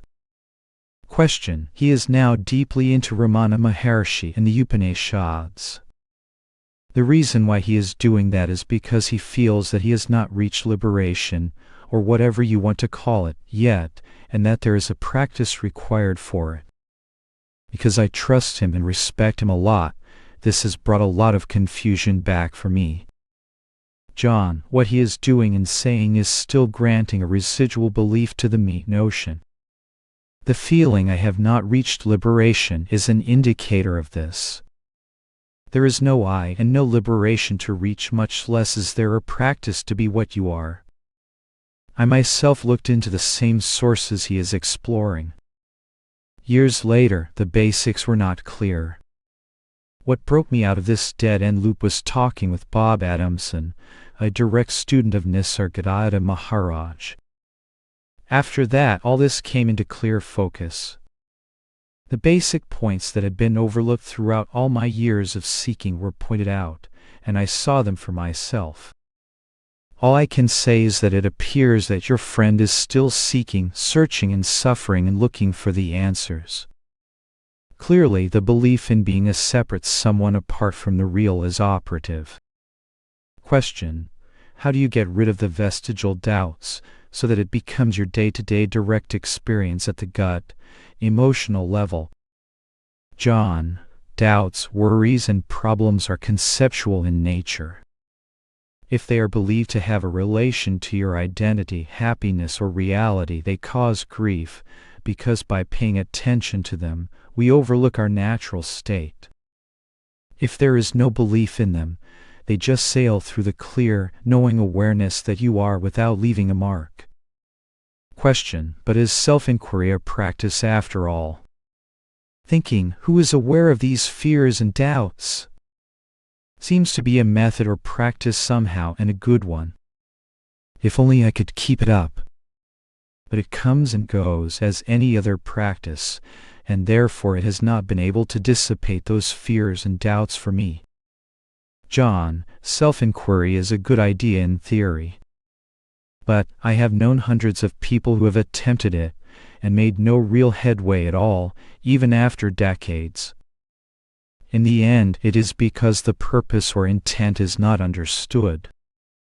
Self-inquiry means to look for the presumed I at the root of all conceptual troubles. See if you can find it. If you cannot, then who has a problem? And what are you right now? You are present and aware. In this looking, the interest in thought just dissolves and you discover the simple fact of what you truly are. Who is there to practice when there is no one there?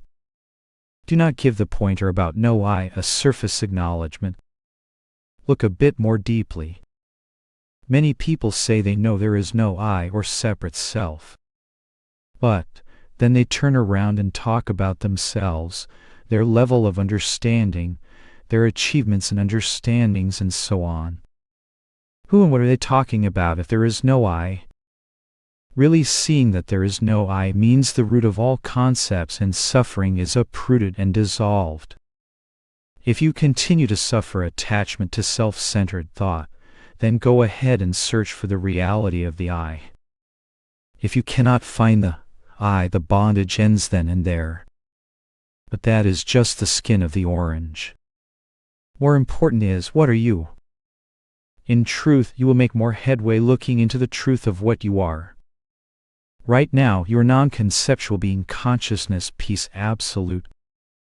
This is not a practice, attainment, or path, but a present fact of experience. Take the focus off of the mind and be what you are. Before the next thought appears, being awareness and your identity as that cannot be denied. Abide there. There is nowhere to go beyond being that. Question: I very much resonate with the idea that you just have to see it in the moment rather than practicing anything. Thank you for offering to clarify my confusion. Chapter 39. There is no cause for the ego. Question: what seems to be happening is that there is just this noticing of all these self-centered thoughts and seeing through them as not real, and thus they just go on their own way without being acted upon. It is sort of simple, really. Seeing how the mechanism works and refers back to the central fiction allows for release from the thing. It is nice not to have to be this self, in fact. It is like witnessing the mind. But it is different because of the knowing that the thoughts do not refer to someone. Those who witness as a practice are still thinking that there is a someone there, an all-important distinction. John, exactly. Good catch. Most spiritual approaches make a tacit reference to the assumed person and therefore do not transcend the basic misconception. Question: I have always felt that the separate self-sense was manifested just to create identity in the quest for it. John, this is trying to put a causal paradigm on something that is not ultimately present. Looking for the cause of the ego is a fool's errand. The ego is an erroneous belief. The assumed ego is not present on direct investigation. Is it reasonable to search for the cause of something that is not there? But, at the level of appearances, your explanation is probably as good as any other.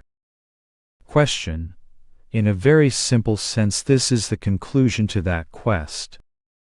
That is, at each stage of the unfolding of a character's quest for a true self, there can be an expansion of self, until at last it is seen that there is no self at all. Does this sound familiar? John, this is a nice way to put it. Although to be rigorous, I would qualify your statement by saying, there can be an expansion of the assumed sense of self. Always remember the self as the assumed entity is not real, only assumed. Chapter 40. The model of a guide and a seeker is a makeshift.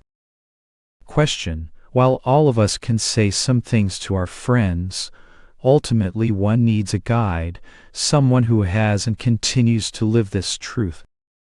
All of us, I believe, are at a gentle stage where there are still questions and beliefs that keep on hanging on. John, that is understandable. However, as you look directly and simply at this message, you see more and more clearly that you are the truth being pointed to. The model of the guide and seeker is a makeshift that ultimately dissolves in understanding the core message.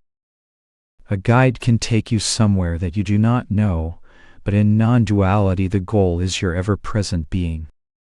You are always standing at and as that goal, immediate awareness.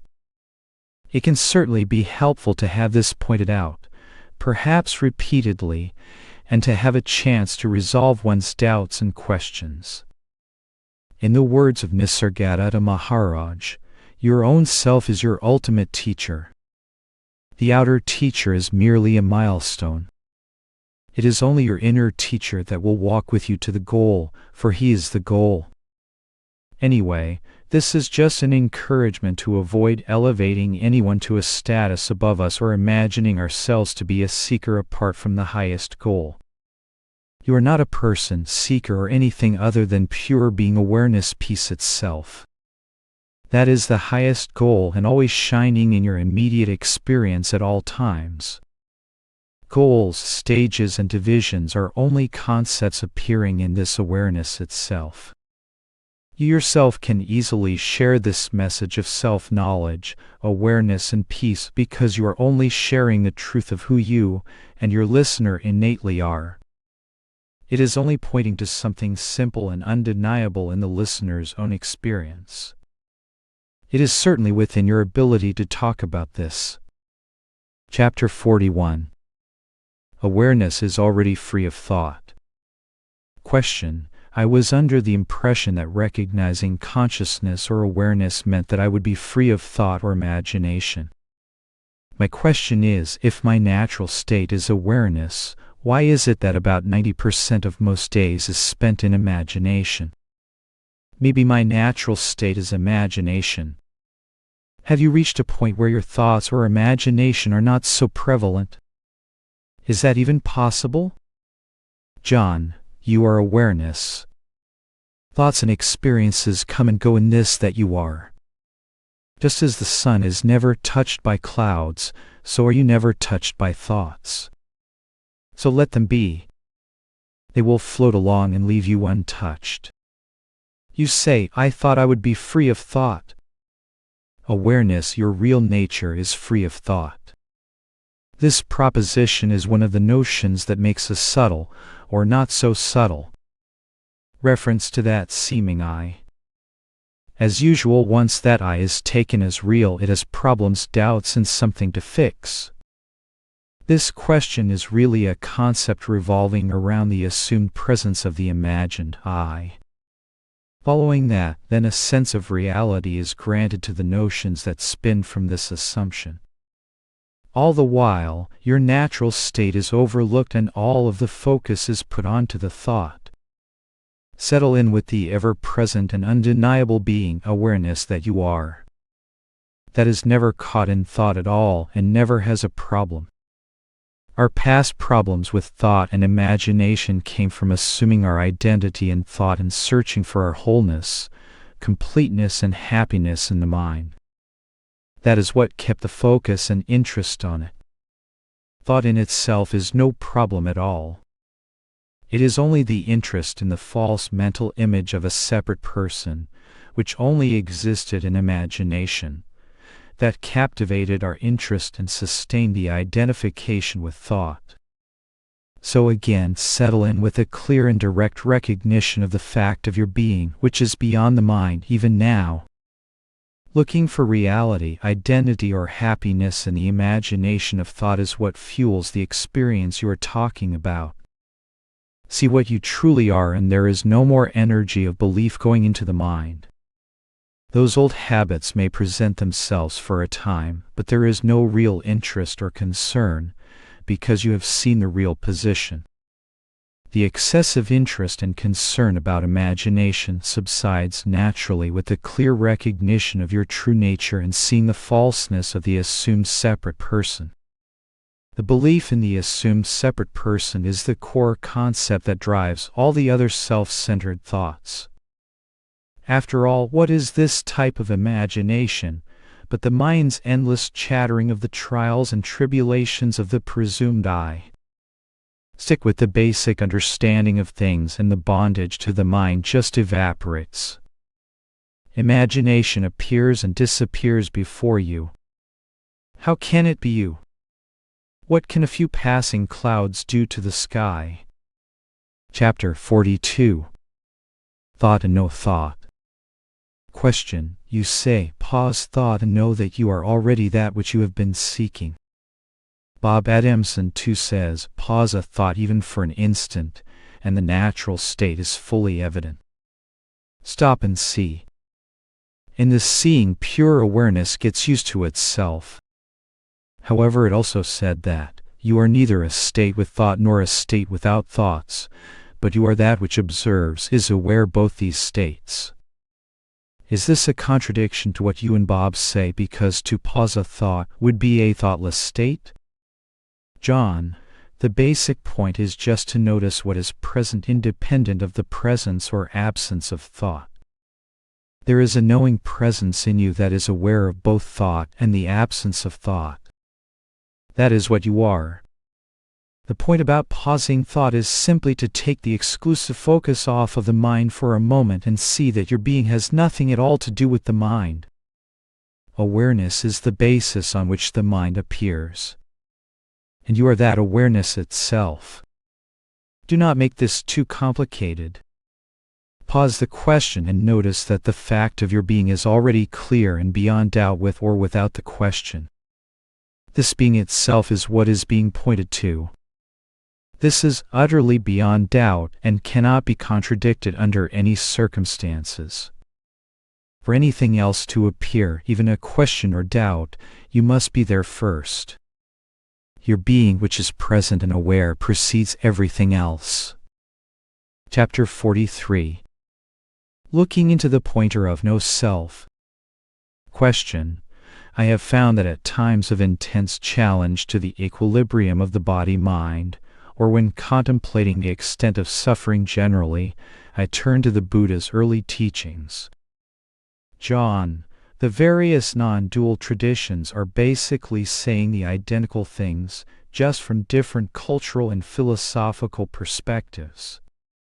Any amount of looking below the surface of language and labels shows this. However it is styled, the core of it is the pointer to your non-conceptual identity beyond the body-mind. At that point, the words are redundant, whether it be Buddha's noble silence or the not this, not that of Vedanta.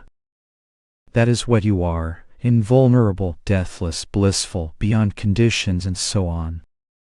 The only sin, if one may say so, is ignorance of your natural condition and imagining your true nature to reside within the elements of the body and mind. As Buddha said, once you cross the river, you leave the raft behind. Pointers themselves are to be discarded. The moon does not depend on the finger pointing to it. The moon does not turn to the finger for further enlightenment about itself. Buddhism, Vedanta, and all other verbal formulations are purely conceptual. Buddha spent 45 years living as this non-dual reality and pointing to it in many expedient ways. For this reason, many saw it for themselves. The same is happening today through the teachings of Nisargadatta Maharaj, Sailor Bob Adamson, and others. You say, I have found that at times of intense challenge to the equilibrium of the body-mind, or when contemplating the extent of suffering generally, I turn to the Buddha's early teachings. While I appreciate the sentiment you express here, there is a clear reference here to continued suffering in the presence of the presumed I. There is no separate self present to turn to any teachings. I understand your position so well because it was mine also for many years. I knew 20 years ago the teachings of no self just as you do. But what I came to see eventually was that the suffering was not resolved in spite of this understanding. I found later that the pointer was much more profound than I had assumed, and that in fact I had not fully seen the depth of no self in spite of being acquainted with the concept of it. The deep seeing of no self is the complete end of suffering, questions, doubts, and any possible notions of doership. All those are conceptual in nature, and can only survive through a tacit referencing of an entity to own them. From this perspective, no possible experiences in life or death could possibly touch you, and no relative treatments by way of body and mind practices would be needed. Again, this is not a prohibition on any and all actions that might arise naturally. Keep in mind that seeing no self is not enough, which is why most formal Buddhists are not finding the true freedom they seek, in my view. In truth, they are not necessarily even seeing no self, because if they did, the whole notion of being a Buddhist and practicing anything would crumble for lack of anyone to do those things. Buddha was very clear that he had no fixed teachings or theories, and that even the Dharma was to be discarded ultimately. Seeing no self must be coupled with the non-conceptual recognition of the reality behind and beyond the elements of the body and mind, as Buddha so eloquently talked about and lived. At any rate, I very much appreciate your earnestness and deep reflection on these matters. I sense you are onto this and will not settle for anything less than unconditional freedom. Words can be a bit clumsy and misleading. After all, this is all about your true nature, and you are not a word. Chapter 44. Residual Suffering. Question: It has been now about 1 month since we met. I must say that there was a moment of clarity of my true essence. The separate entity was clearly seen as false. The me thoughts were seen to be just that, thoughts only, not my true nature. Now, a month later, there is a struggle going on. As you say, we are apt to move into secondary issues and doubts. This is exactly what is going on now for me. The identification as a separate self is still believing in itself, and thus suffering occurs and the struggle continues. My true nature is awareness. The seeing of this is clearly seen. My question is, why is the struggle still there, and why do questions still arise? Can you help me out? John, the most important basic understanding is the truth of who you are. You are that undeniable presence of being and awareness that cannot be denied. This is clear for you. What can still remain in operation at this point is the residual mechanism of suffering and doubt that seems to grab the focus and cause us to overlook our perpetual identity, which is clear freedom itself. What is needed at this point is a thorough investigation and understanding of the mechanism of suffering. All suffering, doubts, questions, problems, and so forth are thoughts, that is, mental phenomena. The issue is not the thoughts as such, but the focus on and belief in them. We believe in them because there is an assumption that they are saying something valid about me, my identity, my happiness, or the reality of who I am. In other words, these notions are taken as valid statements of my identity.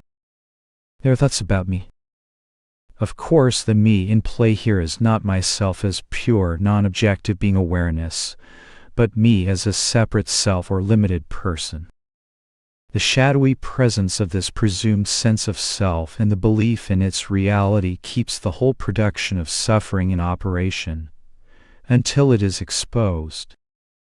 Therefore, all suffering and doubt is driven by the belief in the presence of the existence of an objective entity taken as myself or identity.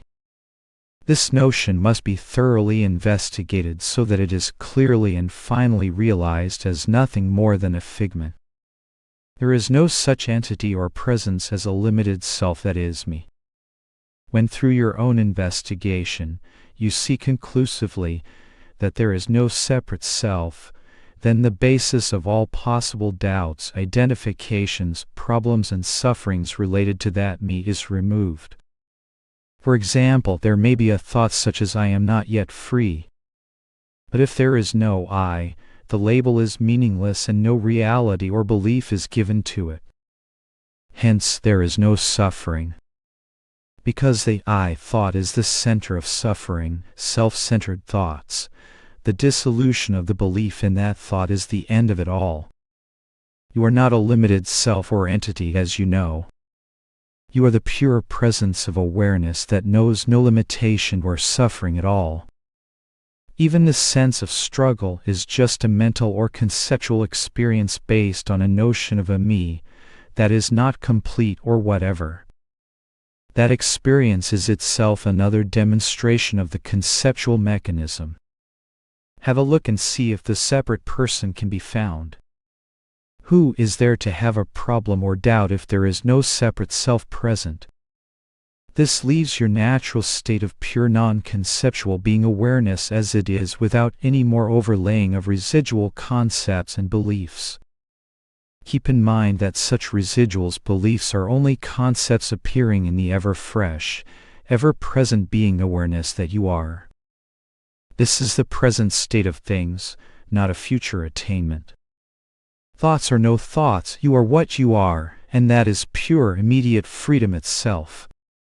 Chapter 45. Awareness in the minds of others. Question. Surely if I were all-encompassing awareness, then I would be aware of all thoughts and all perceptions everywhere. John. This is incorrect. Your assumption is due to mixing up perception and awareness. Strictly speaking, awareness is in fact perceiving everything everywhere, but you are asking from the perspective of the instrument of the mind, which only perceives from a limited location in space and time. This is confusing the mind with awareness and expecting the mind as such to be omniscient. In point of fact, the external world, other beings, other minds and so on are present notions appearing in the mind. They are not external realities. All perceptions, experiences, notions and states are, even now, registered in awareness.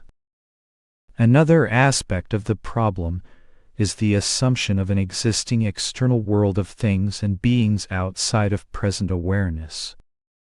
This is assumed, not a given. It would be like assuming that characters in a dream exist independently and are thinking and aware independently of your dream identity. Then we might reasonably ask, why am I not aware of all their thoughts, if I am awareness? But we would never ask this because it is based on a fallacious assumption, namely that characters exist independently or outside of awareness. But they are only appearances, not realities with independent existence. All you know right now is whatever thoughts, perceptions, and feelings are arising in your awareness. All else is postulated and theoretical. Even now, for anything to be, it must appear in awareness. Otherwise, there is no proof of its existence. In this sense, even now everything is directly known in awareness. In direct experience, there is nothing noble outside of immediate awareness. You are that awareness. Chapter 46. The natural state does not come and go. Question. I have seen through this waking dream of dualism on a number of startling occasions beginning in the late 60s, with various incidents all the way to the present. However, the awareness of my natural state leaves me somewhat quickly, and I am once again identified with my body, mind, and so on. My longest abiding in that state occurred when I was 17, and that lasted for about 14 hours of Earth time. This radically changed the direction of my life, but alas again, I identified as a human being and became infected with the searching disease. Nisargadatta Maharaj describes his awakening as an explosion and says in a few places that once it happens there is no going back. You seem to point to something milder, or perhaps you are less expressive about it. Did you experience such an explosion? Do you reside continuously in the natural state? Any suggestions for me about this? John, from what you say, there appears to be a bit of a dualism surviving between you and the Absolute, which is simply non-conceptual awareness. There are no explosions needed, only a clear recognition of what you already are. You are, to some extent, projecting the natural state as an event or an occurrence, which is not the case. It is not a state which comes and goes to an entity yourself. You are that. Looking for special states in the future obscures the immediacy of what is being pointed out. There is no enlightenment in the future. Time is a mental concept. Do not be pulled around by the continued belief in being a person standing apart from reality, who then projects a state of resolution in the future. This is about dropping all concepts and seeing what you are now. You are what you are seeking, which is non-conceptual awareness or non-objective being. That is already the case and perfectly accessible, but for the wrong focus of attention on the imagined self and its identifications. You ask, do you reside continuously in the natural state? Any suggestions for me about this? This question comes from a twofold misunderstanding. First, that there is an entity or person. Second, that the natural state comes and goes or is some kind of conditional state. Both are false. Unconditioned being awareness, or the absolute as Nisargadatta Maharaj calls it, is the constant and necessary substratum of every experience. It does not come and go and in fact is not a state. This is only said for communication purposes. Everything else is a state which comes and goes on the unconditioned absolute that you are. Get that part sorted out first. Otherwise, you will be chasing shadows endlessly. The you that you take yourself to be is a fiction. There is no person. You are not an individual. The individual is purely imaginary. Nisargadatta says all your problems are for the person, but the person does not exist. All other concepts and erroneous beliefs hinge on the assumed presence of the imagined person. Until you see this basic point, you are dragged around in the hall of mirrors of conceptual thought trying to fix the person. The answer is to find that you have never been a person, but that you are nothing, but the unconditioned absolute. There is no attainment in this at all. It is a simple yet profound seeing of what is the case, not a special moment that you will experience. The special moment is the recognition that you, as a separate person, never existed at all. Even now there is no person, but it is believed to exist. This belief alone is the root of your imagined troubles. You say that the natural state leaves you. This is impossible, for the natural state is your very being itself. Once you look deeply to understand what the natural state actually is, this type of experience will leave you. The key thing to do is to clarify your understanding of what the natural state is. If you feel it comes and goes, that is not the natural state. Throw those ideas overboard and look again. Chapter 47. The non-existent I. Question. You say that the key to disidentification from suffering is to understand it. Well, I did some thorough investigation of the mechanism of suffering, and I must say that I think I understand it. But I am still in bondage to it. The seeing is clear that suffering was born in thoughts. It is also clear that it is all just thoughts, but the belief in them as real is still there. I also investigated who is this I that believes in these thoughts as real. The answer I got was that there is no I to be found as real except as a thought.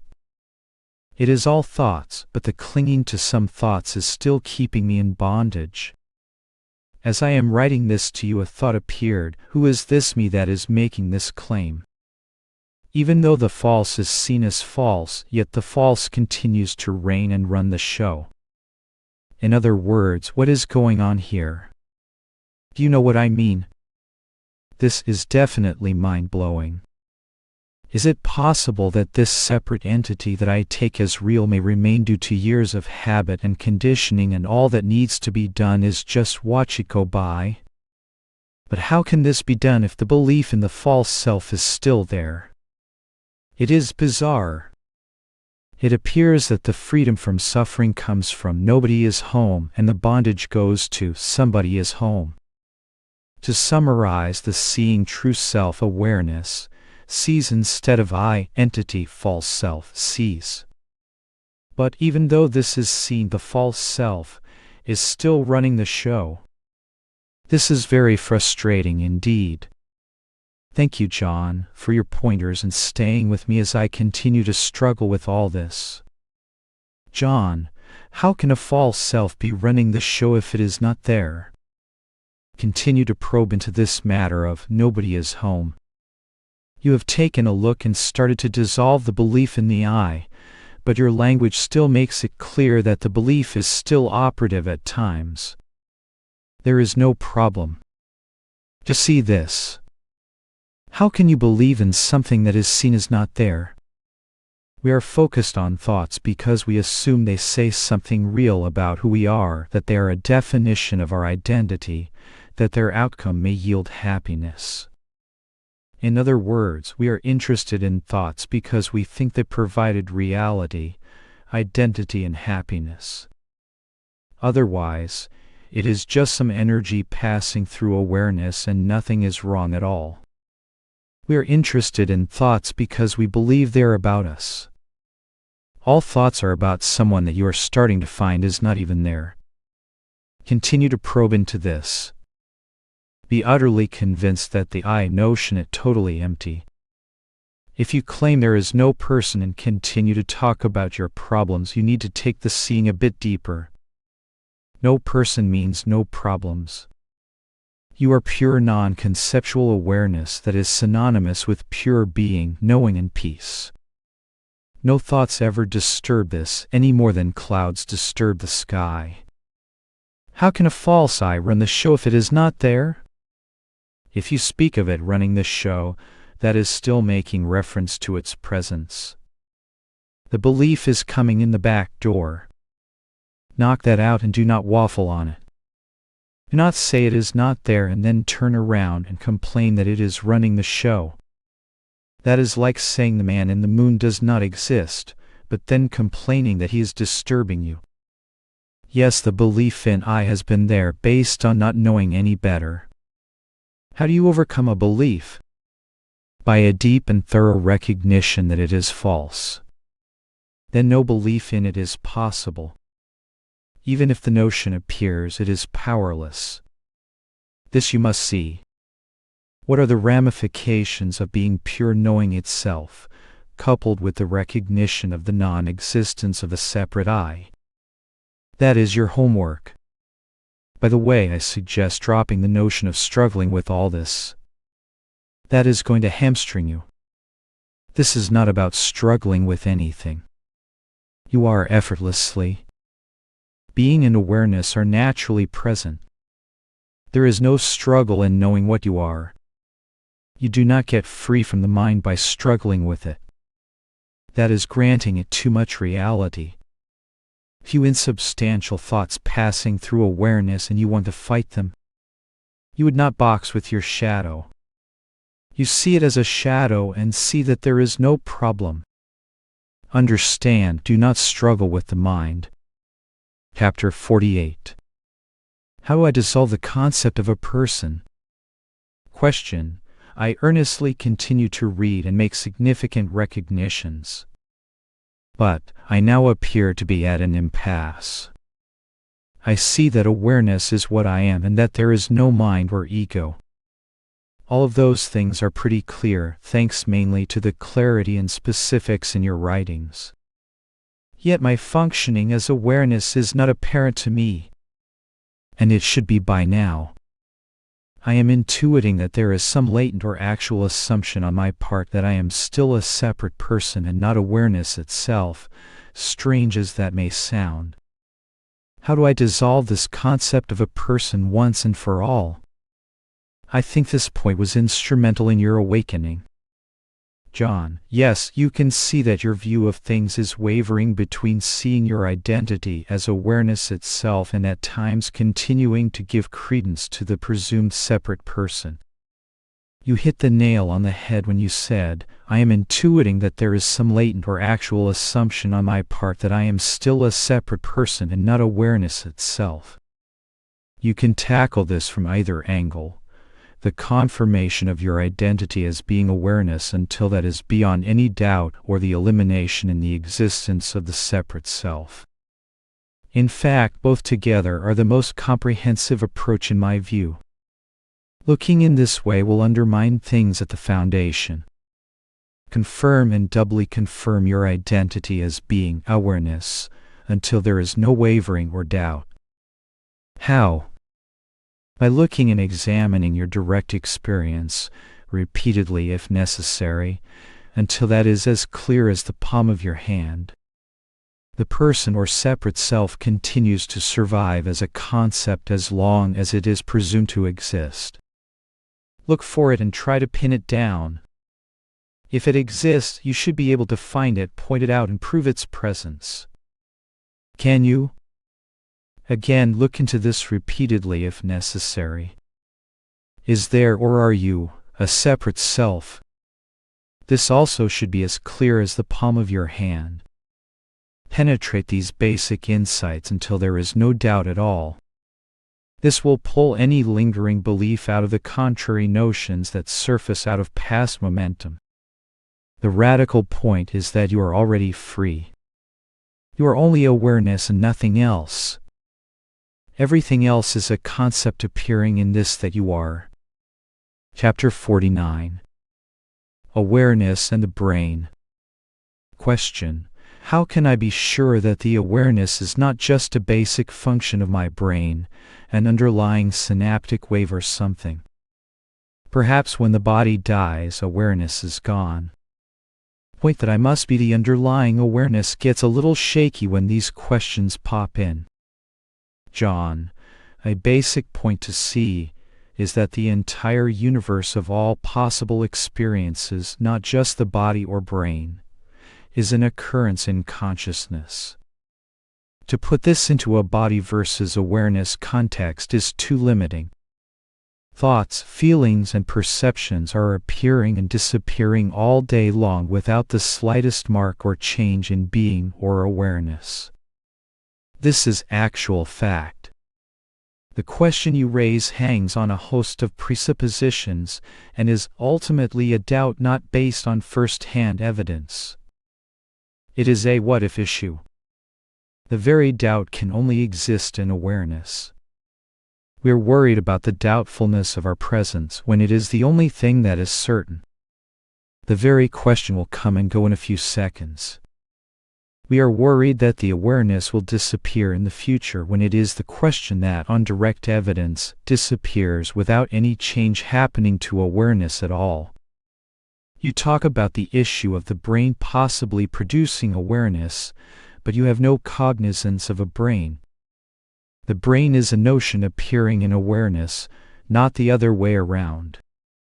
Even the body is a notion, a label in language to categorize a continuous stream of ever-changing perceptions, each of which arises and then becomes entirely non-existent, moment by moment.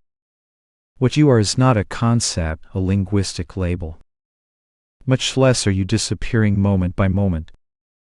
Awareness is not an object. It is not a thing. The apparent body is an object. It comes and goes in the aware presence that you are. Even now the body is not perceived as a thing, but only as a concept as mentioned above. Whether or not such a concept appears makes no difference to your actual being. The notion that the brain or body will not exist in the future is not a fact at all, but another imaginary idea. That idea comes and goes presently in awareness. Take the case of a dream body. The dream body is infused with awareness like everything else in the dream. When the dream body is completely destroyed upon waking, no change to the fact of awareness is perceived at all. You have incarnated thousands of times in such dream bodies without any change or loss of your being or awareness. What else is this waking body but another temporary vehicle of consciousness in a fleeting state as insubstantial as a dream? When the dream body vanished, what happened to consciousness? Nothing. Furthermore, there is a supposition that awareness and the brain or body are separate, the one being cause of the other. But this is not right. There is no body or brain existing outside of awareness. Either of these exists apart from awareness. How can something that is not really separate, not divided from awareness, produce awareness? The body or brain do not produce awareness, because in essence they are only awareness, just like a dream appearance is not apart from awareness, but only an appearance of awareness. The dream body does not produce awareness, nor does the waking body. On the other hand, if we want to grant that consciousness is a bodily product that comes and goes, there is still a cognition of the coming and going of consciousness. If we speak this way, then I would say that awareness knows the coming and going of consciousness. This is another way of looking at it. The mind is being tempted by a conceptual, imaginary problem, and the attention is wandering into this doubt. But the very doubt only exists in awareness. You cannot understand or recognize awareness in and by thought. All thinking or cogitating about awareness is like a blind man trying to see the sun. Why? Because awareness is not in the mind. The mind is in awareness. Drop conceptualizing and recognize the undeniable fact of present awareness. There is nothing speculative or future-based about this. The existence of awareness and the profound peace of this non-conceptual presence is completely evident, not theoretical. Recognizing this, you understand that all thoughts, concepts, doubts, worries, and concerns are momentary, ephemeral appearances in the awareness that you are. Chapter 50. Your being is not dead, dull, or inert. Question: I have been going back to my being any time I get wrapped up in thoughts or feelings, as you recommended. It takes some effort at first to not indulge in the chain reaction of thought patterns, but it is becoming more and more effortless. Sometimes a feeling like anger or old depressive feelings that I have not felt in years blindside me. It is a little strange. Perhaps it is just a loosening of suppressed feelings before they fall away. I do not give the feelings any energy. I just watch them and they seem to deflate and wither within a few seconds. There is a temptation to analyze them and ask, why am I feeling this? But I know from experience that this just reinforces the feeling. When I go back to my being, there is just the watching of thoughts and feelings arising and dropping away. But there seems to be this dead zone, for lack of a better phrase, all around. It is as if there is awareness, and then there is this fog surrounding the awareness. The fog is awareness too, but it is unclear awareness. Does this make any sense? I know awareness is clarity and that what I am writing here is a contradiction in terms. But I do not know any other way to describe it. Can you offer any pointers? John, the fog comes and goes in awareness. Ultimately it is awareness, but this is really experientially clear if awareness as such is recognized. Be willing to see, know, and deeply cognize what this present awareness that you are really is. It is not dead, dull, or inert at all. It is vibrant, alive, crackling with conscious presence and infused with a wordless peace or deep serenity. This is what you are, and it is already fully present, but often unrecognized. We are used to looking at the mind and gross sensations and usually miss the subtlety of what is contained in this, everyday, ordinary awareness.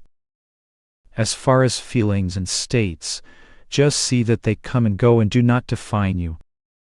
They are momentary appearances.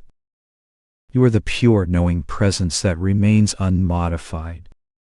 You know the presence of thoughts and feelings, and you know the absence of them too. How can they be the essence of what you are if they do not remain for more than a flash? The sixth patriarch of Chinese Zen saw the point of all this when he heard the following line from the Diamond Sutra: "Develop a mind which alights upon no thing whatsoever." Such was the pointer. You are seeing this already in your experience. The feelings and thoughts just come and go naturally. There is no need to analyze thoughts and feelings because they are just impermanent mind stuff passing through the vivid, clear presence of your natural being. Chapter 51. There is no I, nor any enlightenment. Question: I can see that I am that. Why is this not liberating? Why do I feel like the search is still on? I know there is no one to be liberated and nothing to search for, yet there is no sense of completion or fulfillment here either. There is no I, yet no joy. All the pointers make sense. I am consciousness. But I am also unenlightened. How can this be? John, you say that there is no I, and yet you turn right around and say that I am not enlightened. This is an obvious contradiction. If there is no I, how can I be not enlightened? Not only are you giving credence to the I, but also to the notion of enlightenment. Both are conceptual. There is no I nor any enlightenment. You are getting hamstrung by unexamined concepts that you are taking as valid, and the energy of belief is going into them. This will cause you to overlook the simple and obvious truth that is already present. Your statement that you see there is no I is not emphatic at this point. If you truly see the depth of that, you will realize that all self-centered concepts, including enlightenment, fulfillment and completion, hinge on the notion that there is an I to be unenlightened, unfulfilled and incomplete. So the I notion is coming in the back door and you are not catching that. You are inadvertently falling back into the belief in the I without realizing it. See this and be done with mucking around in ephemeral self-centered thoughts based on the assumed presence of an I. You can assert there is no I all day long, but it is useless if you still give credence to beliefs and concepts that depend on the assumed I. Take your looking deeper and be consistent. Drop all the conceptualizing and know that clearly vivid awareness and existence are here right now in all their immediacy. You are that. Pause there in that immediate non-conceptual knowing being that you are. Do not turn back to the mind and grasp at ephemeral thoughts and images in the mind looking for something more, even if it be the glorious enlightenment, which is actually totally illusion from this perspective. Your present awareness does not need any enlightenment whatsoever, as it is already the light of knowing in all thoughts, feelings, and perceptions. Awareness is already awake, and the one who would desire enlightenment, that is, the presumed defective self, does not even exist. You have some good insights, but take them all the way to the roots. Your real being has no problems or lack at all. It is only your unexamined assumptions that are creating the assumed problem. See the immense implications of already being that, along with the complete non-existence of the separate I. If you look this way, the steam will go out of the conceptualizing entirely, and you will be left with the clear and undeniable recognition of naked aware presence, which you already are. Chapter 52. Full stop. Question: I have consumed a lot of non-duality books over the years, especially the ones containing the talks of Nisargadatta Maharaj. I think I understand what is being pointed at. There is nothing that can be described as me, and that all there is the awareness upon which everything, including thoughts, registers. John, full stop there. As Sailor Bob often says, what is wrong with right now if you are not thinking about it? This means that if you are the non-objective awareness itself, is there a problem? If you do not pick up a conceptual thought and go back into mind, taking yourself to be something you are not, what can be wrong? Looking in this way, you will find that you are already that pure being, awareness, peace absolute. In other words, you are that. Where do you need to go from there? Question, however. John, now you are going to go back into the mind and away from the clear recognition of your true nature as the non-dual presence itself. Question. One particular teacher says that understanding and clarity are not it, because there is still a person who understands and is clear. John, what I am talking about has nothing to do with understanding in any subject-object dualistic sense. Is your very being or awareness an object to be understood? Looking at yourself directly, you are what you know and you know what you are. It is non-duality itself. When you acknowledge the fact of your being, it is not a person doing that, but pure immediate non-conceptual recognition. It has nothing to do with the mind or a person. Being awareness is non-conceptual. The person is a construct of thought. Question. He goes on to say that liberation is an energetic shift from which there is an entirely different perspective. John, your true nature has nothing to do with energetic shifts which would just be ephemeral states in objectivity and time and thus back in dualism. Perspectives may come and go, but there must be a prior awareness which registers that. You are that. There is no liberation, because your true nature is ever free and ever one with what is real. Liberation is the final concept for the ego, looking for something that it feels it is missing. See what you are and the concept of liberation will be laughable. Why does the supreme reality need to be liberated? Just drop the false idea that you are in bondage. Question. Words fail because of the need to use a how-to question, but how does one go from an intellectual understanding to being it, to completely losing the I? John, is your being, your aware presence a matter of intellectual understanding? Simple being awareness is who or what you are. That can never be known by the mind because that your real being is not a thought. It is there before thought appears as the basis and substance of all manifestation. You are that even now. Furthermore, it is clearly in view and present as your very self. Can you deny you own existence and its aware nature? Stop there and realize that you already are what you are seeking. We miss this because it is so simple. The ego or I is the assumption that you stand apart from reality as a separate self. Reality is being awareness itself. You stand apart from that? Looking in this way shows the I as total fiction. It is just an assumption. See this, and any lingering belief in the I falls immediately. Chapter 53. Being as life goes on. Question. There is the I am or the self as a concept, and there is the I am as pure being. Awareness can exist as pure and without content, which it seems you are trying to promote. John, being is aware and awareness is. So they are really the same thing, just different words. Question. What meaning or purpose is there for awareness to exist eternally without being aware of some form of content, such as thought, feeling, sensation? John, no meaning or purpose. Being is. It is just a basic fact. Meaning and purpose are conceived by the human mind, which arises upon or subsequent to the fact of being. This is not something that is promoted, only pointed to as a basic fact of experience. Question. Does this bring one to realize one's immortality and oneness with all of existence? John, yes, not a small achievement.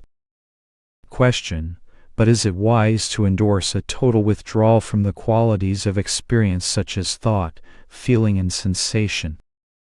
John: this is an absolute misinterpretation of what I am saying. But why not live with a recognition of your real being while living in the appearance? Otherwise, your view and experience is partial and leads to needless ignorance and suffering. Question: what is awareness without its contents? Pure spirit of the Absolute? Eternal existence bereft of content is not very stimulating. John: this is a concept and assumption. First of all, the content and awareness are not two. So to divide them is an artificial concept. Reality is more than being and awareness.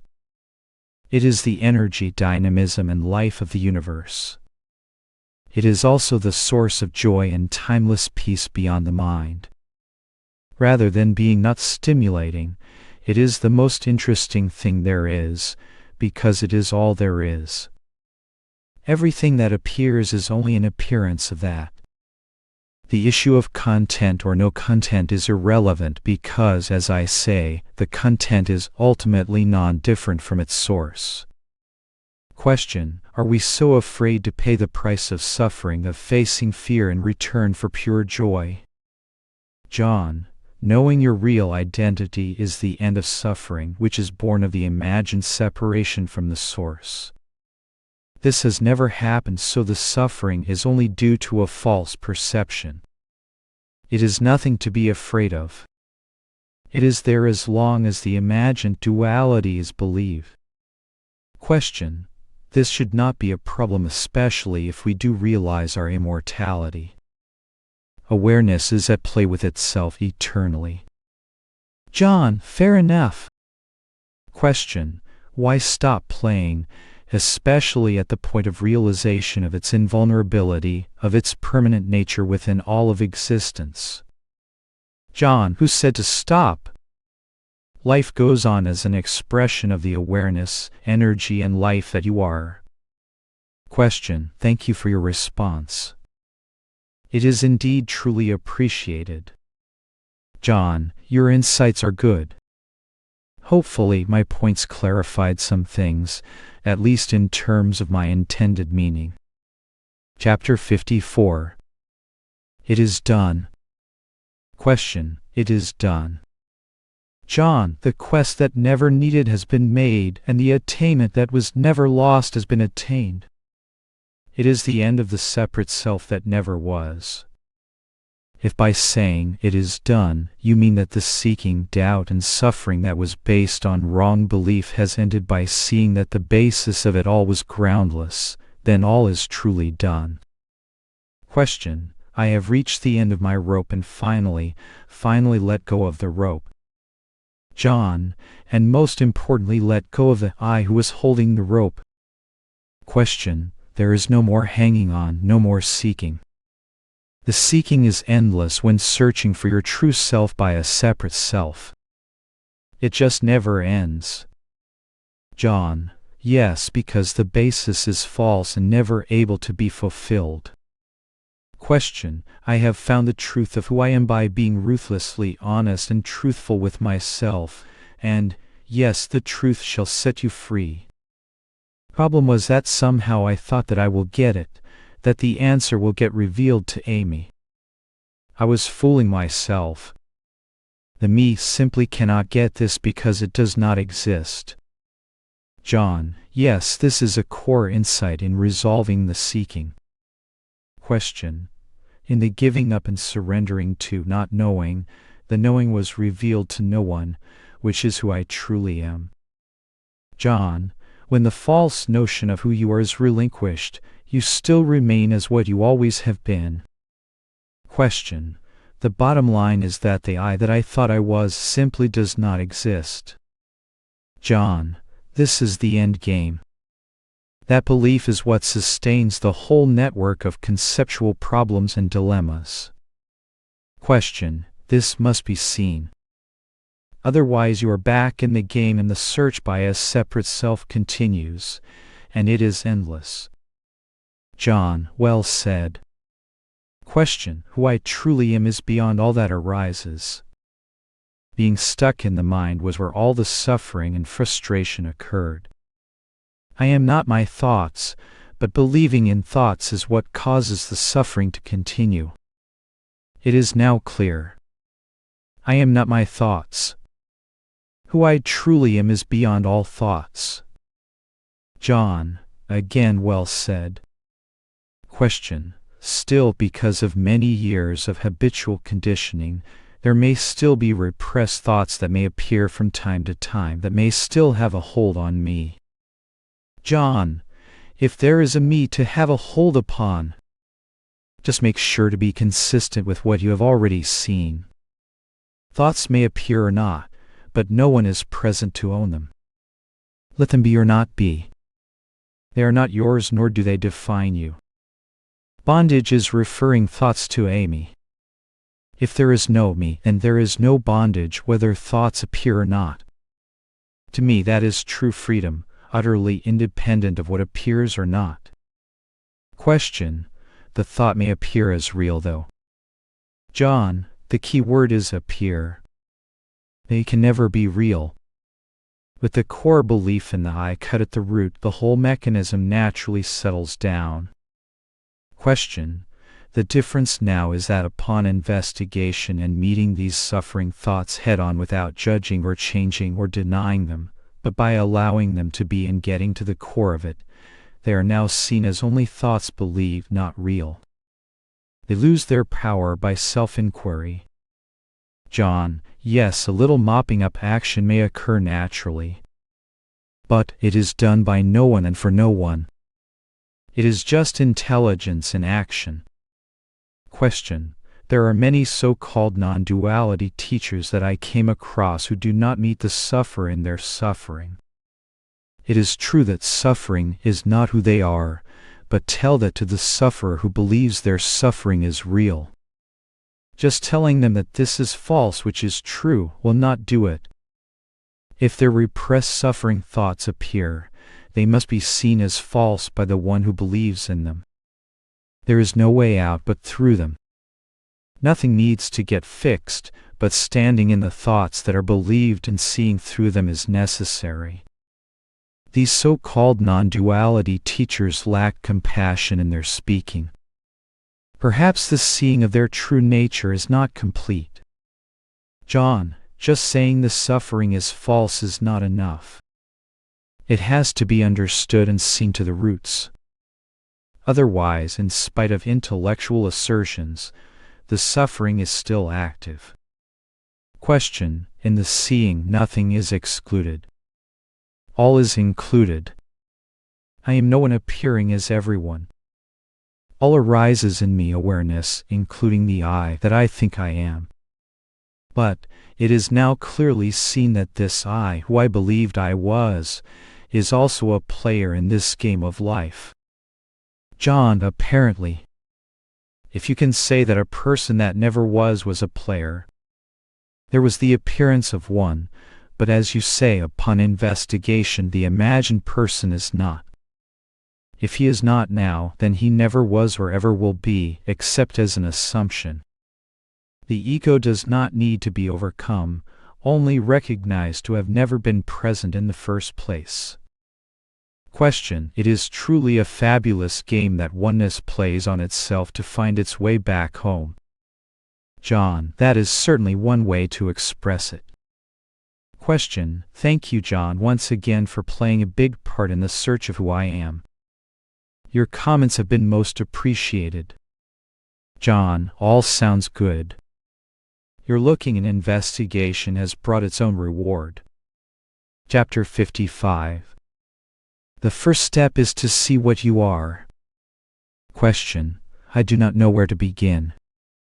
I have been a spiritual seeker for some time now.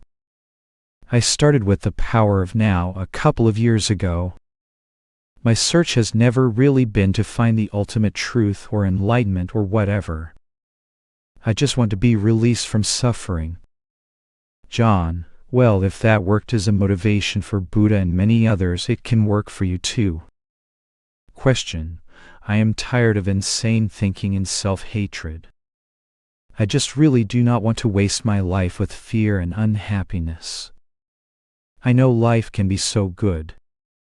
John, this is your direct intuition that a life of suffering is not natural or necessary, which is what all the great sages who have looked into this have confirmed. So follow your intuition. Question: I know that I see things as I am and not as they are.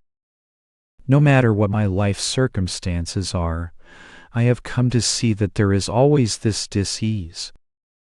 John, if you look closely at this, you will see that it is not continuous. It arises due to specific causes and conditions. When you understand the mechanism of it, you are in a position to resolve it. Question: whenever I manage to solve all my problems, my mind just comes up with a fresh bunch of new ones. John, this is because you have not fully gotten to the root of things. The cause is still in operation. You may have found some temporary cures, but not the final result yet. But you will if you are earnest and interested to do so. Question: I am so clear now that my mind cannot fix anything or grasp the truth or acquire peace, not even on a summer day on a beach in Hawaii. At the end of the day, something in me does not really even want to get better. I cannot fight for my personal self anymore. John, you will see the assumption of the existence of the personal self is the root cause of all the problems. The feeling that you cannot fight for it anymore is the dawning of the insight that you cannot fight for it because it is ultimately not real. Question: I saw a quote by you online today and it really resonated with me. The belief that you are a separate person is the cause of all ignorance, suffering, anxiety, doubt, and fear. I have heard this concept many times in many ways. This is the first time that I have taken it seriously as fundamental to experiencing my true self and ending this cycle of searching and confusion. But I am wondering if it really is as simple as you say. John, it is not about being simple or easy, but of seeing the truth of it for yourself. Question: I will be honest in saying that it seems like a lot to ask that we stop seeing ourselves as separate. How am I supposed to do this? It seems as clear as day that I am separate. Of course, if this is the only thing I have to do, then I will meditate on this for as long as it takes to realize that I am not separate. But how did you realize this? Is this a tangible experience or a belief? John, the first step is to see what you actually are. Then you can dispose of your false identities. If you do not have a clear sense of your actual true nature, then whatever you discard will be replaced with some other mind-created identity and you will be back where you started. You are. Are you clear about what you are? Here is a hint.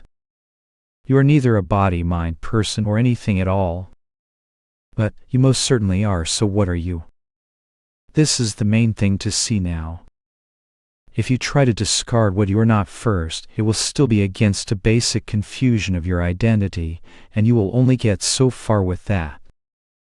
Question: I am worried about this. I am not sure that I will ever be able to see myself as not separate, and if I cannot do this one thing, then will I be trapped forever? Can everyone see this? Once you see it, does that knowledge ever fade away, or is that just it? What conditions do I need to have this realization? John, the purpose of non-duality is to clarify your identity. Discarding the false beliefs is only one piece of this, not even the most important part. We suffer because we are confused about who and what we are. The main question to reflect on is, what am I? We have taken ourselves to be many things that we are not. And this mistaken identity has been the root of our problems. Start with the basic fact that you are. You are undoubtedly present and aware. Hang on to this insight and penetrate to find out what you are. In this, you find what you are and also what you are not. Then all your problems and mistaken identities will be resolved.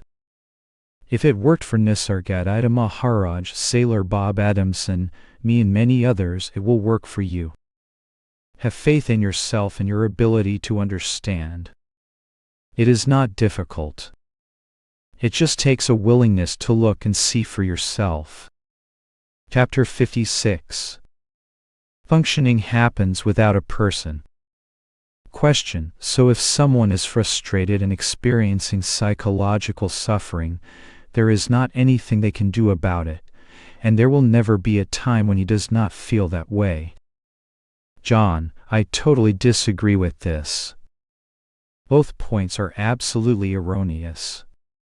Question: if he does not exist as a separate, controlling entity who can exercise control over his experience, then how will he ever extricate himself from that state?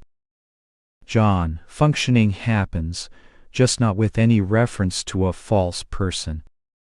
Thinking, seeing, feeling, and doing are happening. Only they are not happening by or for a separate I. Question: it kind of reminds me of a psychosomatic illness. The doctor says you do not hurt. It is all in your mind. Well, it might be, but you still feel the pain. We may not exist as a separate entity, but the experience we are having is that we do exist whether we do or not. John: you exist as non-conceptual awareness upstream of the mind, but not an entity in the appearance. Question: Ramesh Balsekar says that there is an aspect of the personal that is not involved with the divine hypnosis. In order to point to this, Ramesh developed a concept he called the working mind and thinking mind. He said the working mind is self-referencing. It knows its name. It knows when it is watching television. It knows when it is writing a book. It can make airline reservations for itself. It knows where to put the food when I am hungry. It knows the food needs to go in my mouth rather than in the flower pot. It knows all these things because there is separation and personalization. All of that functioning is identification with the name and form as a separate entity. It must exist and must operate if the organism is to function in duality. John: this is misunderstanding things in my view. The presence of a body-mind has nothing to do with the notion of a separate self. Question: if suffering can actually end, then there is a contradiction in what you are saying. You would be going from suffering to not suffering, which in my mind is awakening, enlightenment, or whatever you want to call it.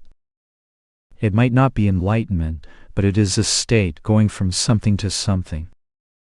John: of course there is an end to suffering. It is the result of seeing that you as a person have never existed. Seeing this, you cannot talk about someone attaining anything, if there is no one.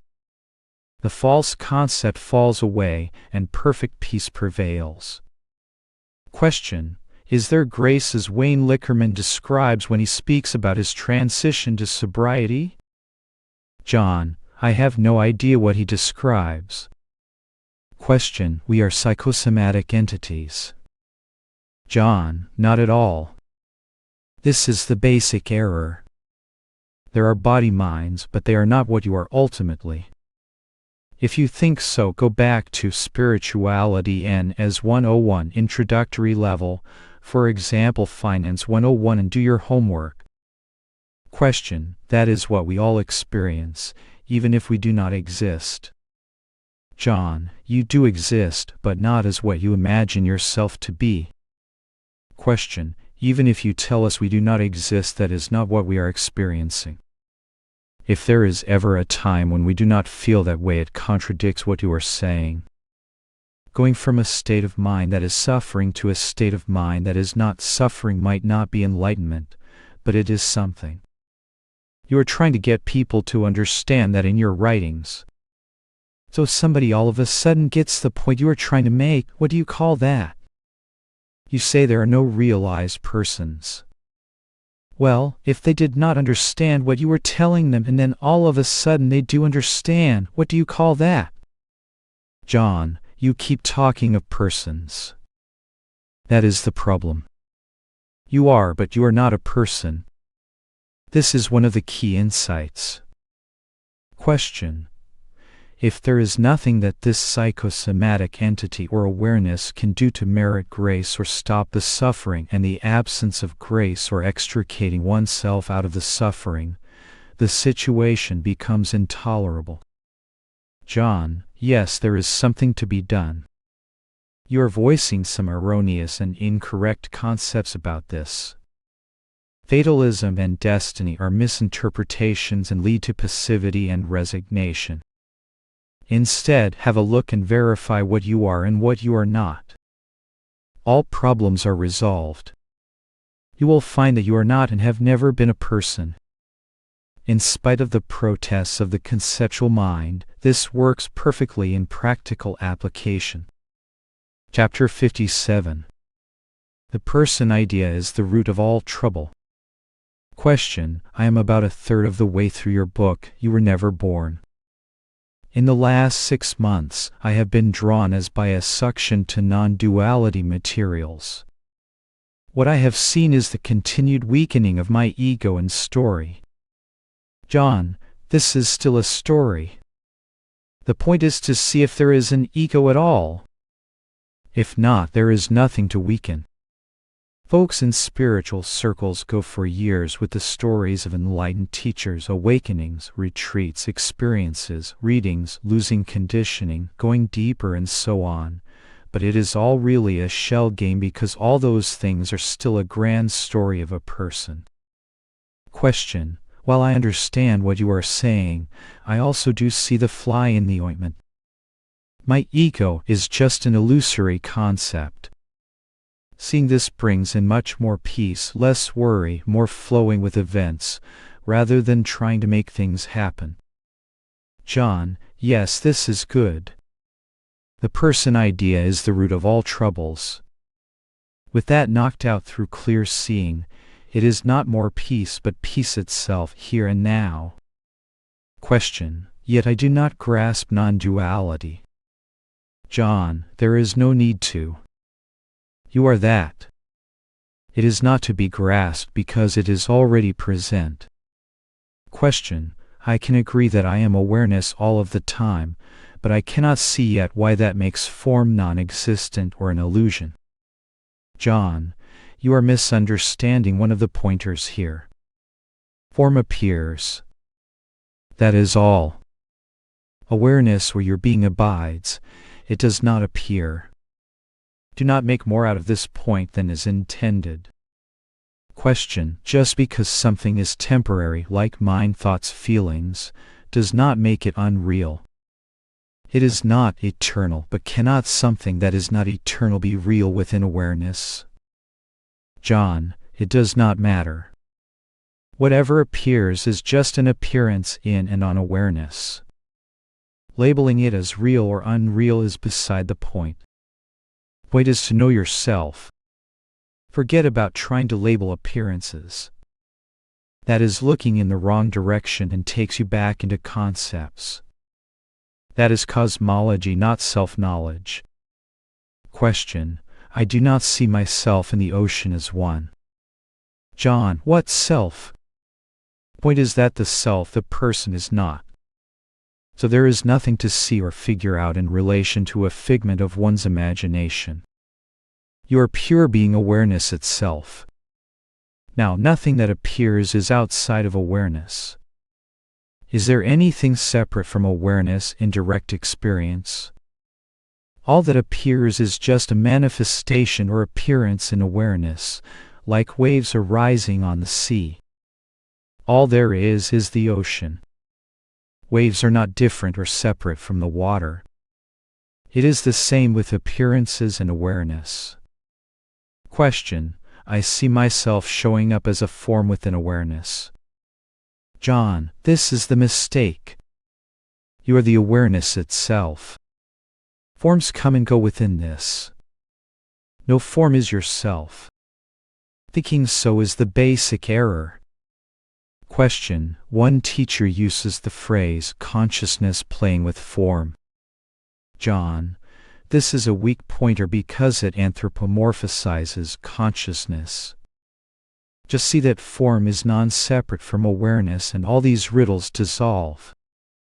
Question: The idea of consciousness is playing with form resonates here.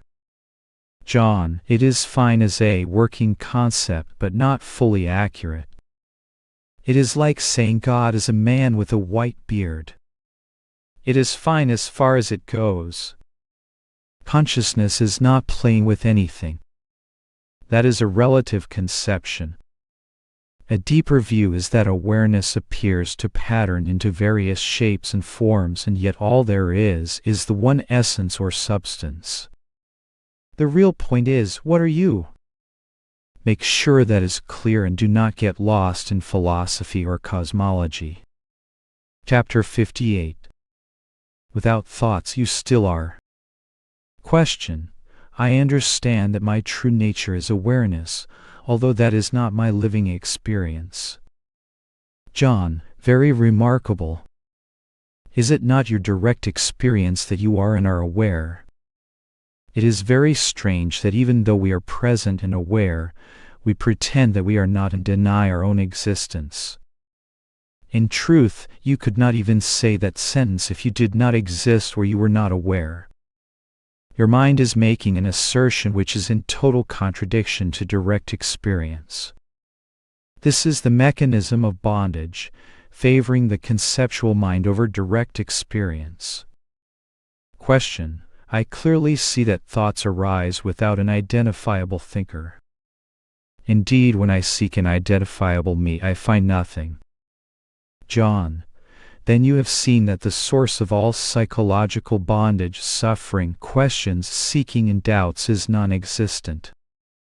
Without a cause, the assumed separate self, how can there be any effects, that is, self-centered thinking, which is the very definition of suffering? Question: But the skeptic within me rears its ugly head and whispers in my ear, you are the body-brain, no more and no less.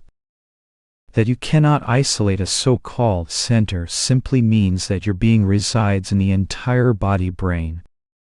Thoughts arise in your unconscious, usually as a response to present experience, and what you call awareness is merely a feedback mechanism built into your vastly complex brain.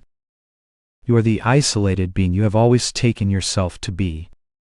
John: This is a concept, a mere thought, arising in the undeniable awareness that you are. It is the mind trying to reframe or reassert the existence of the I, and then append some definition to that notion. Without those thoughts you still are not as a separate, objective entity, but awareness itself. What you are does not depend on these thoughts. These thoughts are a theory, a concept, a what-if projected by the mind. As such, they are subject to doubt and not really verifiable in direct experience. Your being is the total reverse of this, doubtless constant and totally verifiable in direct experience. This is why the answer is not in thought. To move to the mind as the source of authority for who we are is to move into doubt, to move away from the direct knowing of what you are to concepts and theories. Question: Do you have anything else to say to my materialistic skeptic? John: Awareness not an object. It is not a material thing at all. It is, yet it is non-objective prior to sensory perception and conceptual thought. It is like a dream figure trying to assert that awareness is confined to the dream body. Imagine him saying, when this body in the dream vanishes, awareness will disappear. This dream body produces awareness. In fact, the body is only a notion, a collective term for an ever-changing flow of processes and states. There really is no particular thing that is a body as such. Finally, bodies come and go constantly in the universe of appearances. Being remains, life remains. The body is only a temporary manifestation of life. Birth and death are complementary expressions of life and manifestation. Life, being, awareness all clearly survive the demise of any particular form. The only difficulty comes from identifying oneself as the body. The real solution, which you started out with, is that there is no entity or self to be found. The follow-up questions are really trying to reassert the existence of this self and grasping at some appearance as that entity. The so-called body is only an ephemeral appearance, an object, a material form. Awareness is not an appearance, not an object, not a material form. It is hard to think how things so dissimilar could be equated. You might make a case that the expression of awareness or consciousness through a particular bodily form is time-bound. Also, thought, perception, or feeling could be seen as tied to the body. So it would be good to be clear on the difference between thought, perception, and feeling, and the principle of awareness in which they are registered. Moment by moment your thoughts come and go. Does awareness disappear? Chapter 59. Is there any difference when this is seen? Question. I have some questions. Please put some light on this and tell me if bullshit it is being said. So I am not this body or this mind. John. Ultimately, this is the basic point, yes.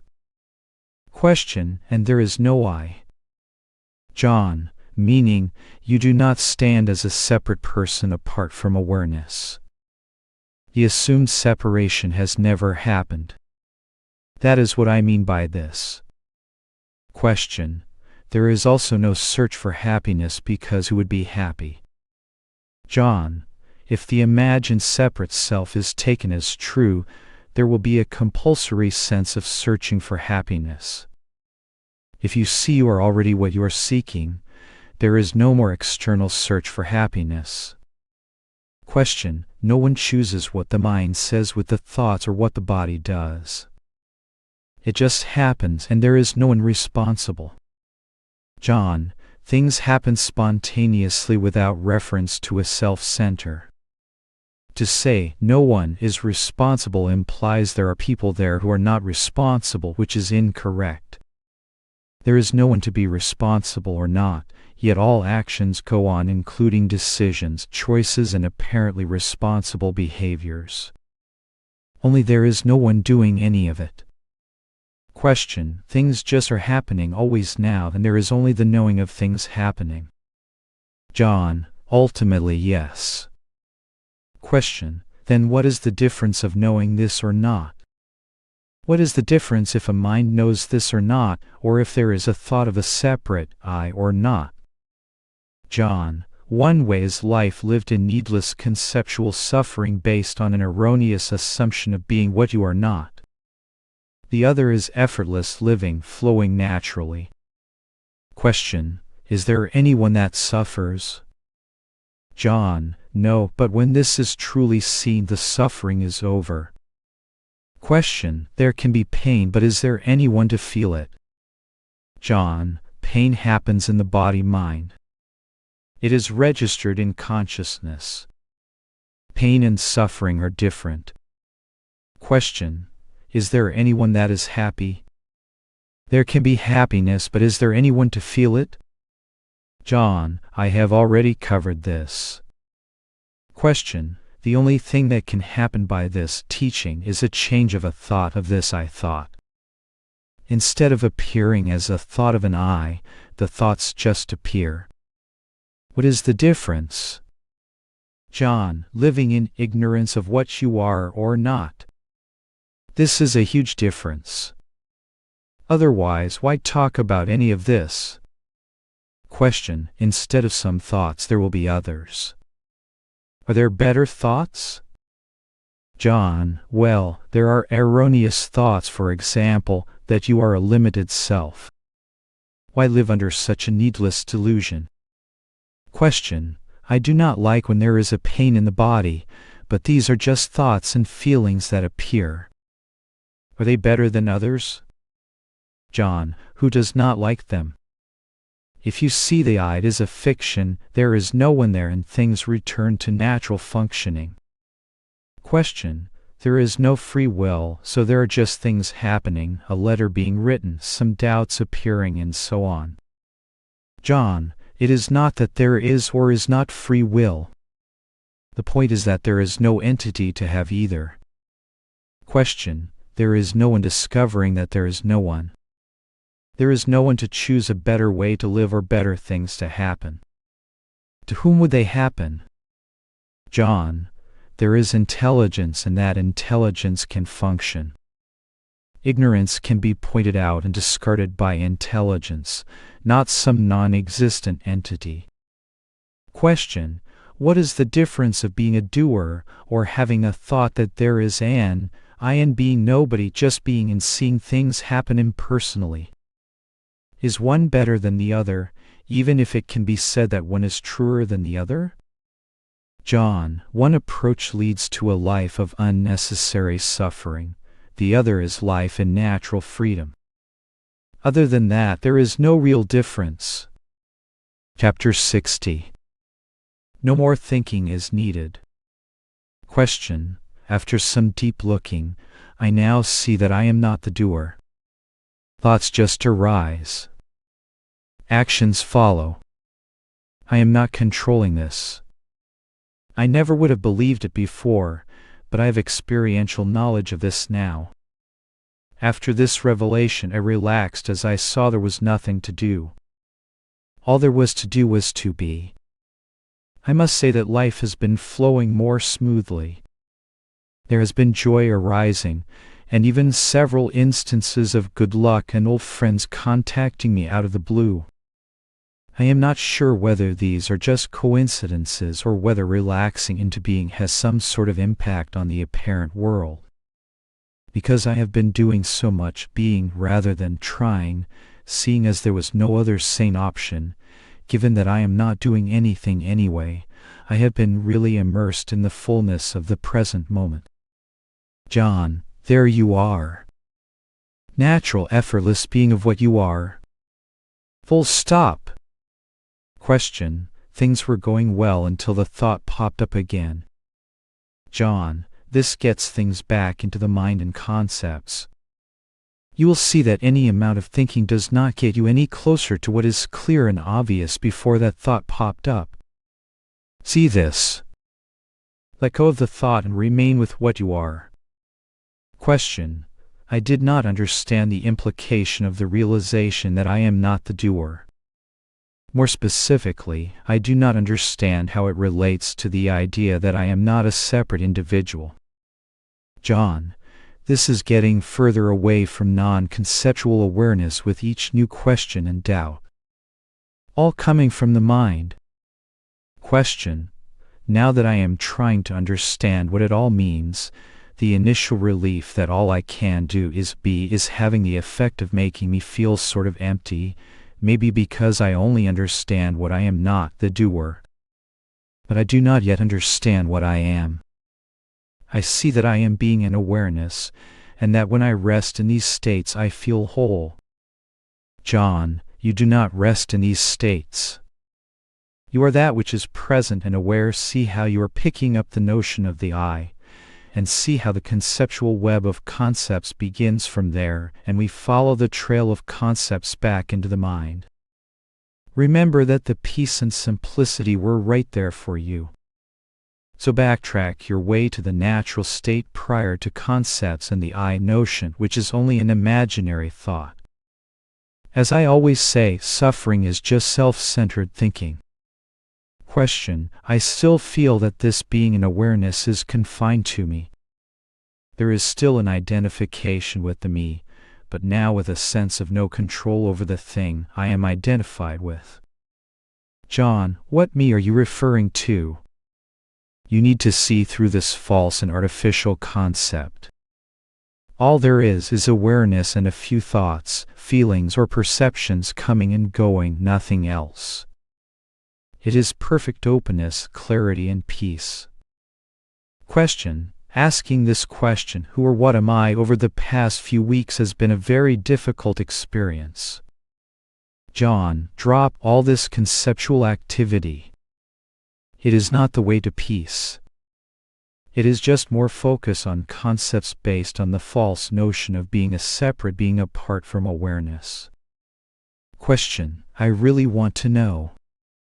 I have been reading some of the pointers from other authors on your links page, and at one point I felt an intense claustrophobia upon reading that everything I perceive is in my mind, not external. I can definitely comprehend then that I am not separate from that perspective, but it does not give me a sense of expansion. It gives me the sense of intense loneliness. Like I am all alone in my head and cannot perceive anything outside of myself.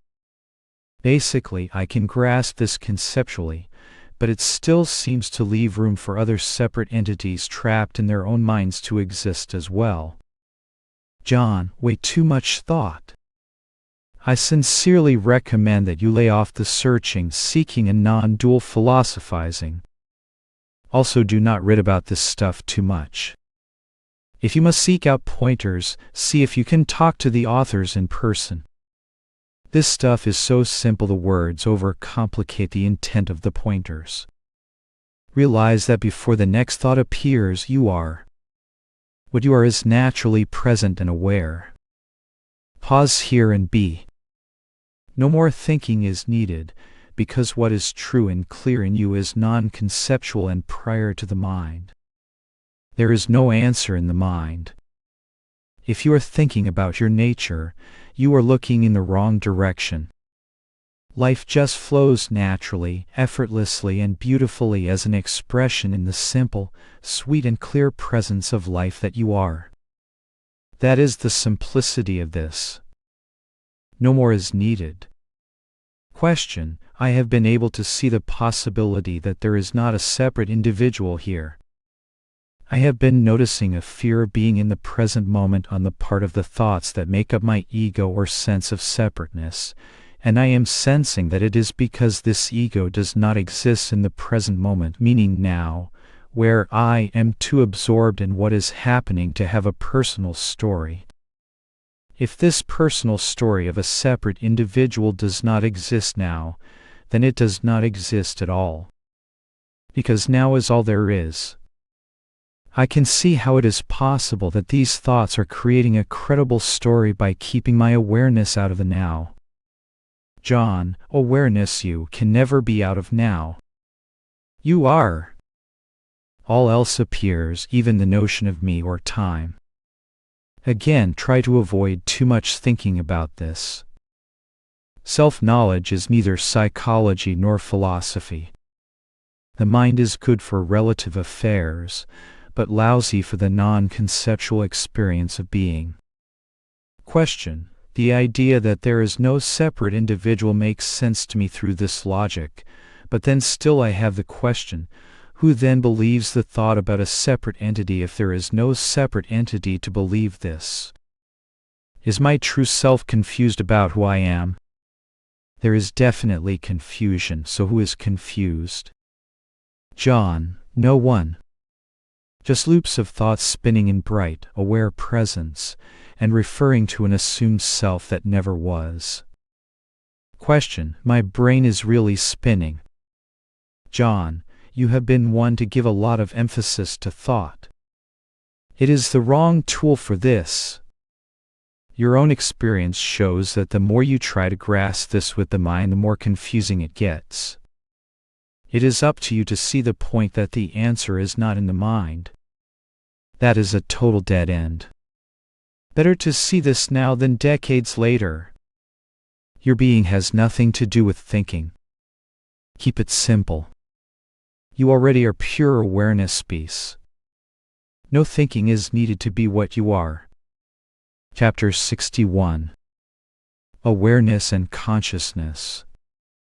Question: you allude continually in your writings to the word awareness.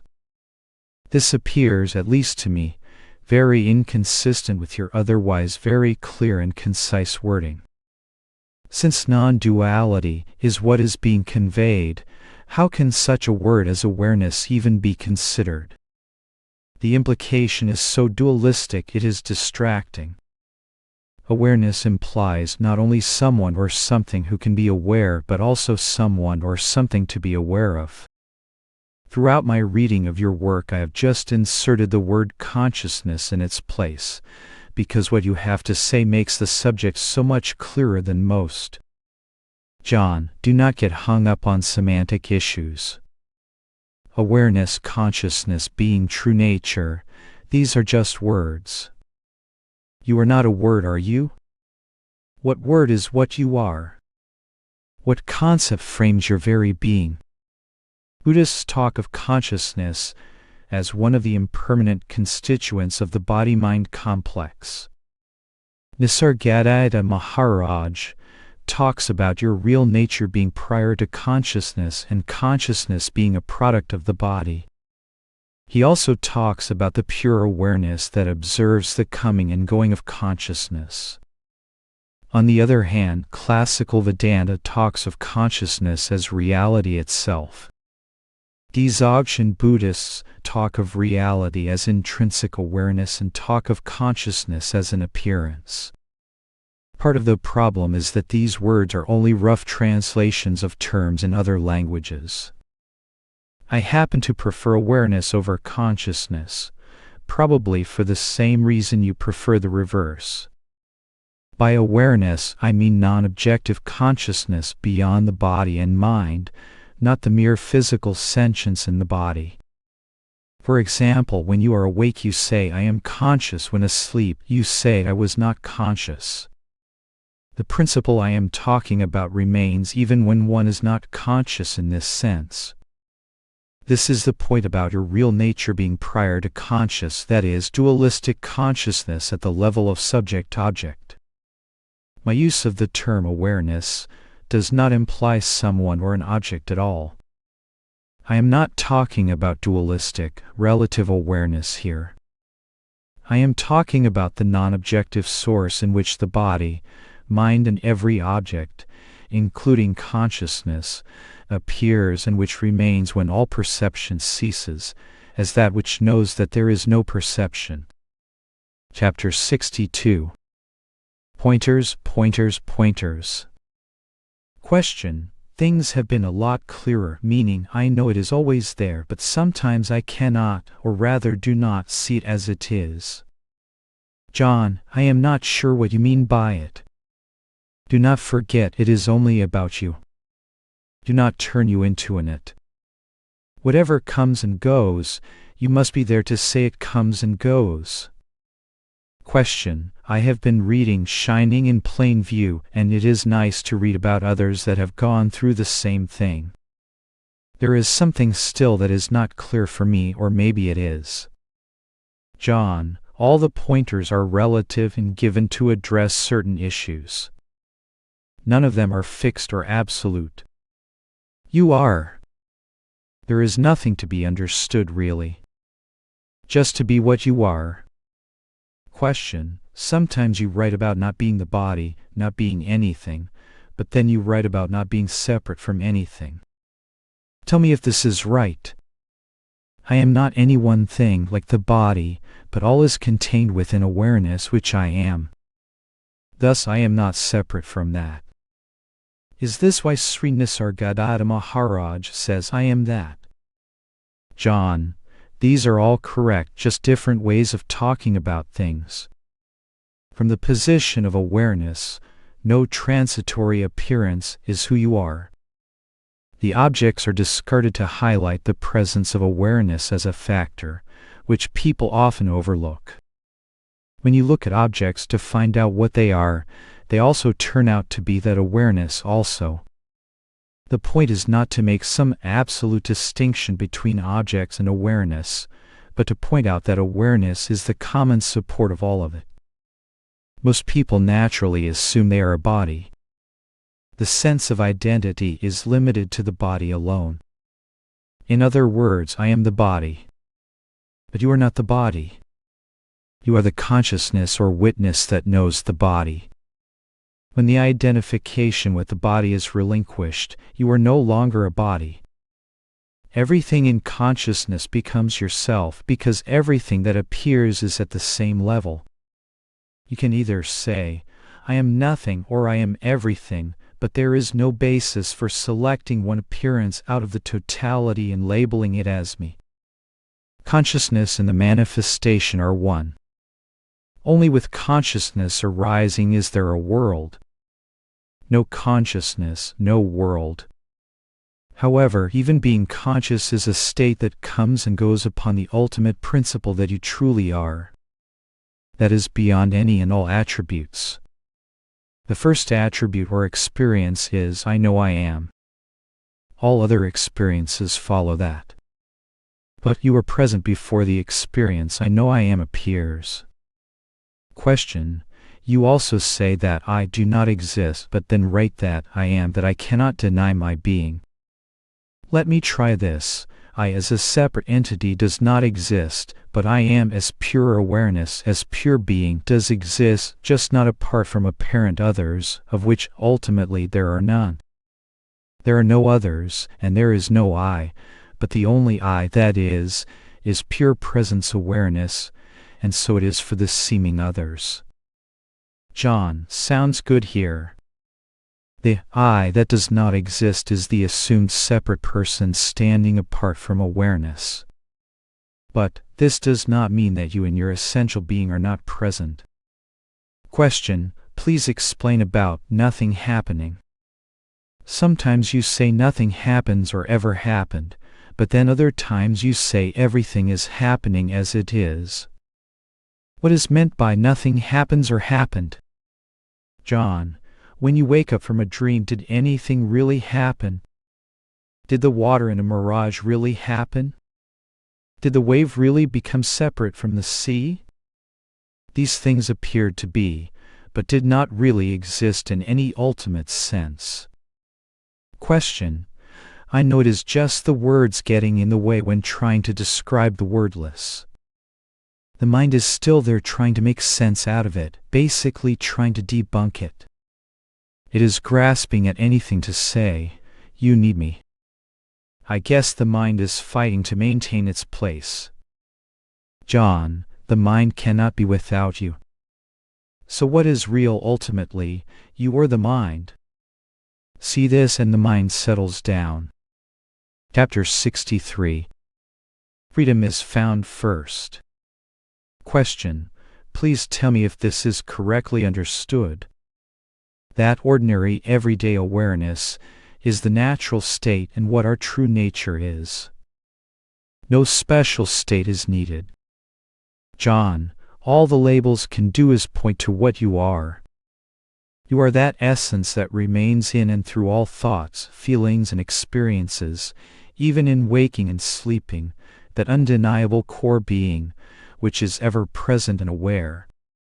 Basically, the natural state is you. It is not a state, but is the prerequisite condition for all states to appear. States appear to you. You are to whom states appear. The closest pointers I have are being and awareness. But even these are just words. This your true self is ever present and need not be attained, for it is what you are. Nothing eclipses it or shrouds it at any time.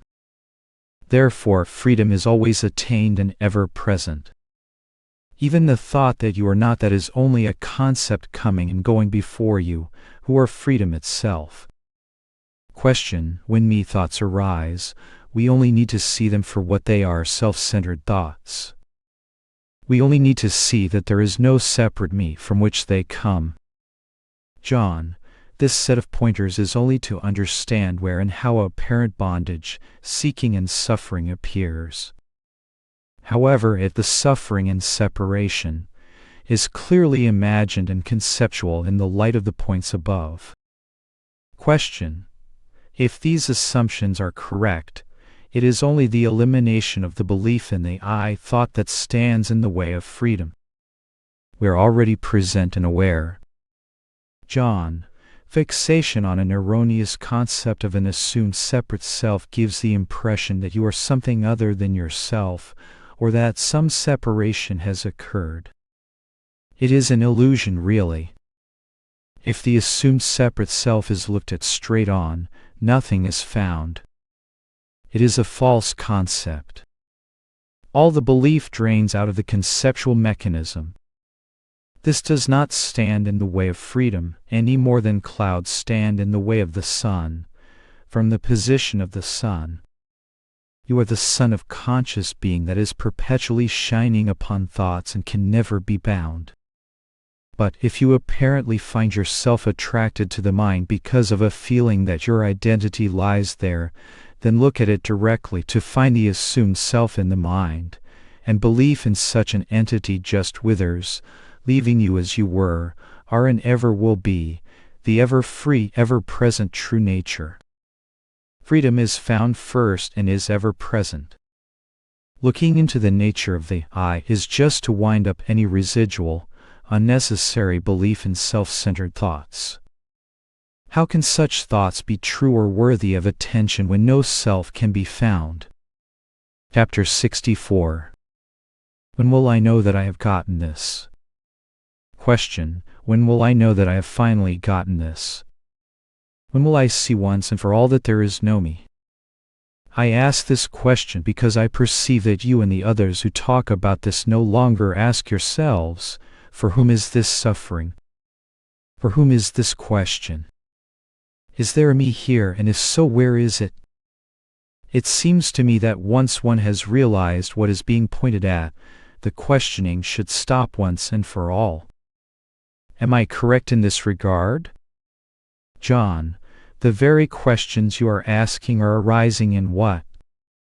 Your own natural being and awareness itself. The questions presuppose some division or some entity who stands apart from awareness. You want to know when you will get this? Who? What are you trying to get? And when will you arrive at it? Can you see the hitches in these very assumptions?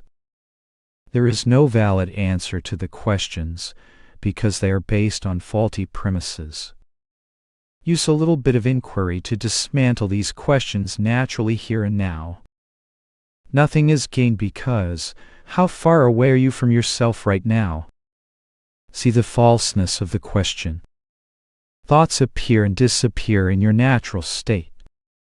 The presuppositions in the questions are false because, 1. You are already what you have been seeking. 2. There is no actual person or separate self as implied by the mind's assumptions. And 3. There is no time or attainment involved. Let this seeing naturally dissolve such assumptions. The seeing naturally resolves itself since the concepts are no longer believed. If an old thought or reaction comes up, that seeing will naturally appear in the moment as needed. Do not create the notion of a goal or end state. Instead, enjoy the ever-present freedom that can never be covered by any thoughts. There is no attainment because what you are seeking you already are. So be what you are. Then is there a need to think of something in the future any longer? Chapter 65. Suffering reappeared. Question. I hope this note finds you well. I am not sure if you remember me, but around 2 years back I had written to you a couple of times and received your clear, shining pointers in response. Ever since, by digging into the main culprit of the I thought, I have been leading a life free of doubts, worries, and suffering. Until now. A certain development in the dream world seems to be pushing me back into the fictitious story of me, and suffering seems to be returning. On questioning, it does disappear only to seemingly reappear. John, whatever did happen, did you lose yourself? Did the basic existence or conscious presence illuminating all thoughts and experiences vanish? And did you ever stop being present and aware? So your essential self beyond thoughts and experiences is intact. No thoughts, sensations, perceptions, emotions, bodily states, events or actions of others have any power to alter the basic facts of your core identity. That is undisturbed and ever as it is. Make sure that your identity as the presence free of thought is clear and secure. This is the platform from which any and all suffering can be resolved. Whatever suffering there is only due to conceptual thought about an assumed person that is apart from this essential reality. That assumed I thought is the core of all the suffering thoughts. If the notion of the reality of that I appears to be valid, then just have a straight look at it. Where is this assumed person, this entity that stands apart from the natural being awareness that you already know that you are? Suffering is only concepts of and about the separate I.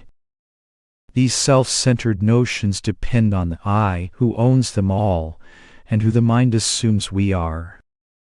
So have a look and see when, where, and how is this me? Can you find it? Is it even present on direct evidence?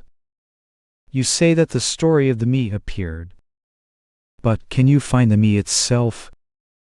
If you cannot, then who is the story about? Certainly not about you, the real you, as that ever-present being awareness that is not in the least disturbed by anything at all.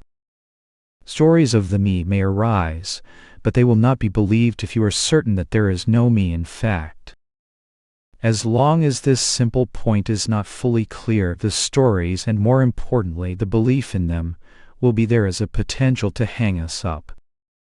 But, if you challenge the me directly and lose all belief in it, then you cannot entertain such stories any longer, even if they arise as old reactions or habits in the mind. They may be interesting stories floating by, but they are not about you, because you are not a fictional character. You can see all this presently and step completely out of all suffering, seeking, and doubt, now. Chapter 66. Resolving the root of suffering. Question: the apparent suffering continues to vex me on and off. I guess the mind has gone into an overdrive with its efforts to put a stop to the confusion, fear, and sense of unease that rages on. John, this is granting too much reality to what is essentially an imaginary problem. That is like people who want to overcome, destroy, or curb the ego. The very intent is based on the assumption of the presence of such an entity. Who is trying to stop suffering? The best route is to look straight at the apparent cause. All of the confusion, fear, rage, and so forth are nothing but thoughts. Apart from thoughts, those things have no substance or reality at all. Fighting with thoughts is like fighting with your own shadow, an exercise in futility. The thoughts all swirl around the sense of the presumed limited person that the mind is asserting is you. Do not follow the thoughts and take them as valid. Instead, look right at this I sense. Pierce into the nature of the I, and you will find that what the I is not some limited defective self, but only the non-conceptual space-like awareness itself. This looking undercuts the energy of belief going into the thoughts. Question: I remember a sense of clarity happened when I had just started following your website. This time, even though it had been clearly seen that the person is not there, the mind threw up an endless stream of questions and the trouble continued. John, only if your natural state is overlooked and more emphasis is given to the mind by believing the self-centered thoughts to be true. Other than that, nothing is happening.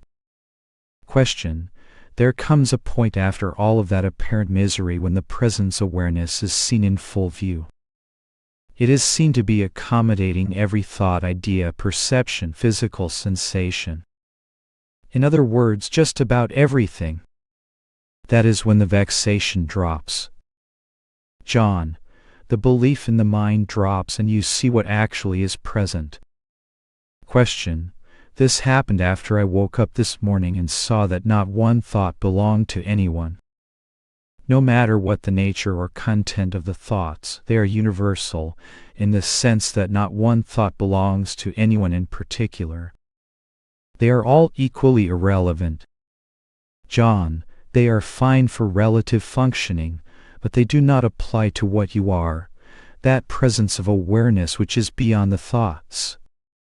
Question: why are there times when, despite the understanding being crystal clear, there is fear or suffering? I have no clue myself. John: a bit of belief goes into the reference point of the separate self, and the thoughts about that entity are assumed as true. In this, the natural state, which never departs, is overlooked. Nothing is wrong or lost at any time. You will see that with this basic insight, less and less energy is capable of going into the mind with any sustained belief. You are always the light of awareness illuminating whatever appears. Look at this mechanism of suffering until it is clear for yourself. Otherwise, you will always fall victim to it. You cannot be free of something that is not understood. So make sure all this is clear. Then the root of suffering is resolved. Remember, essentially, suffering is believing in self-centered thoughts. The radical cure is to remove through clear seeing the belief in the self-center. All other beliefs hang on the belief of that core concept. All the pieces are in place for you to see this for yourself now. Question: I will admit one question does arise at those moments. Does this happen to someone like John too? Most probably not. John: it did happen for years, until Bob Adamson was able to point out what I am trying to show you. He pointed it out, but I had to see it and understand it for myself. Question: many thanks for letting clarity shine. Chapter 67. You are with or without questions. Question: I have 2 questions and am in need of input. John: the cycling in questions can be endless because it puts all the accent on the mind. You are with or without questions. Be very clear that your natural being is not in the mind. The mind appears to you. It comes and goes. The mind can never grasp what you are because it deals with objects. Your natural state is entirely outside the mind. To whom are the questions and thoughts appearing? Question: awareness is being overlooked here by me. There is no direct non-conceptual recognition. All I am left with, it seems, are reminders, thoughts, that I am not this, I am not that, and so forth in reference to various thoughts. John: that in you which is present and aware of each perception, feeling, or thought is so evident that it is overlooked. It is what is looking. Can you deny your presence and your aware nature? Highly implausible. And is there anything conceptual or theoretical about it? Stop there and pause. In that pause you are coming into direct knowing and being of non-conceptual being awareness. We overlook it because it is so simple and obvious. Before the next thought appears, you are. That you are is what I am pointing to. Question: in reading Awakening to the Natural State, I just came across the essay in which you discuss the problems of books as opposed to direct contact with a real teacher. I have encountered this before and was not surprised. But hearing it from you really took the wind out of my sails, because your pointing is so simple, direct, and clear. If I cannot see this from reading your books, I am screwed, in other words. What to do? John: words can only point. You already are what you are seeking. That is not in any book. You may read books if you wish, but you will never find yourself in any book. Embedded in your questions and assumptions is the belief in an entity or person who stands apart from reality. There is no end to these questions as long as we do not see that the premises are erroneous. I cannot see, I am screwed, what to do? All such doubts imply the presence of some defective person apart from reality. What I am saying is that here and now you are that reality. You are not separate from being or awareness. You are that knowing presence itself. Everything arises and sets before you. You are not a person. Question that, I thought, and see its falseness. Then the tendency to believe in such concepts that revolve around the assumed I ends. All these questions arise as long as your identity is not clear to you.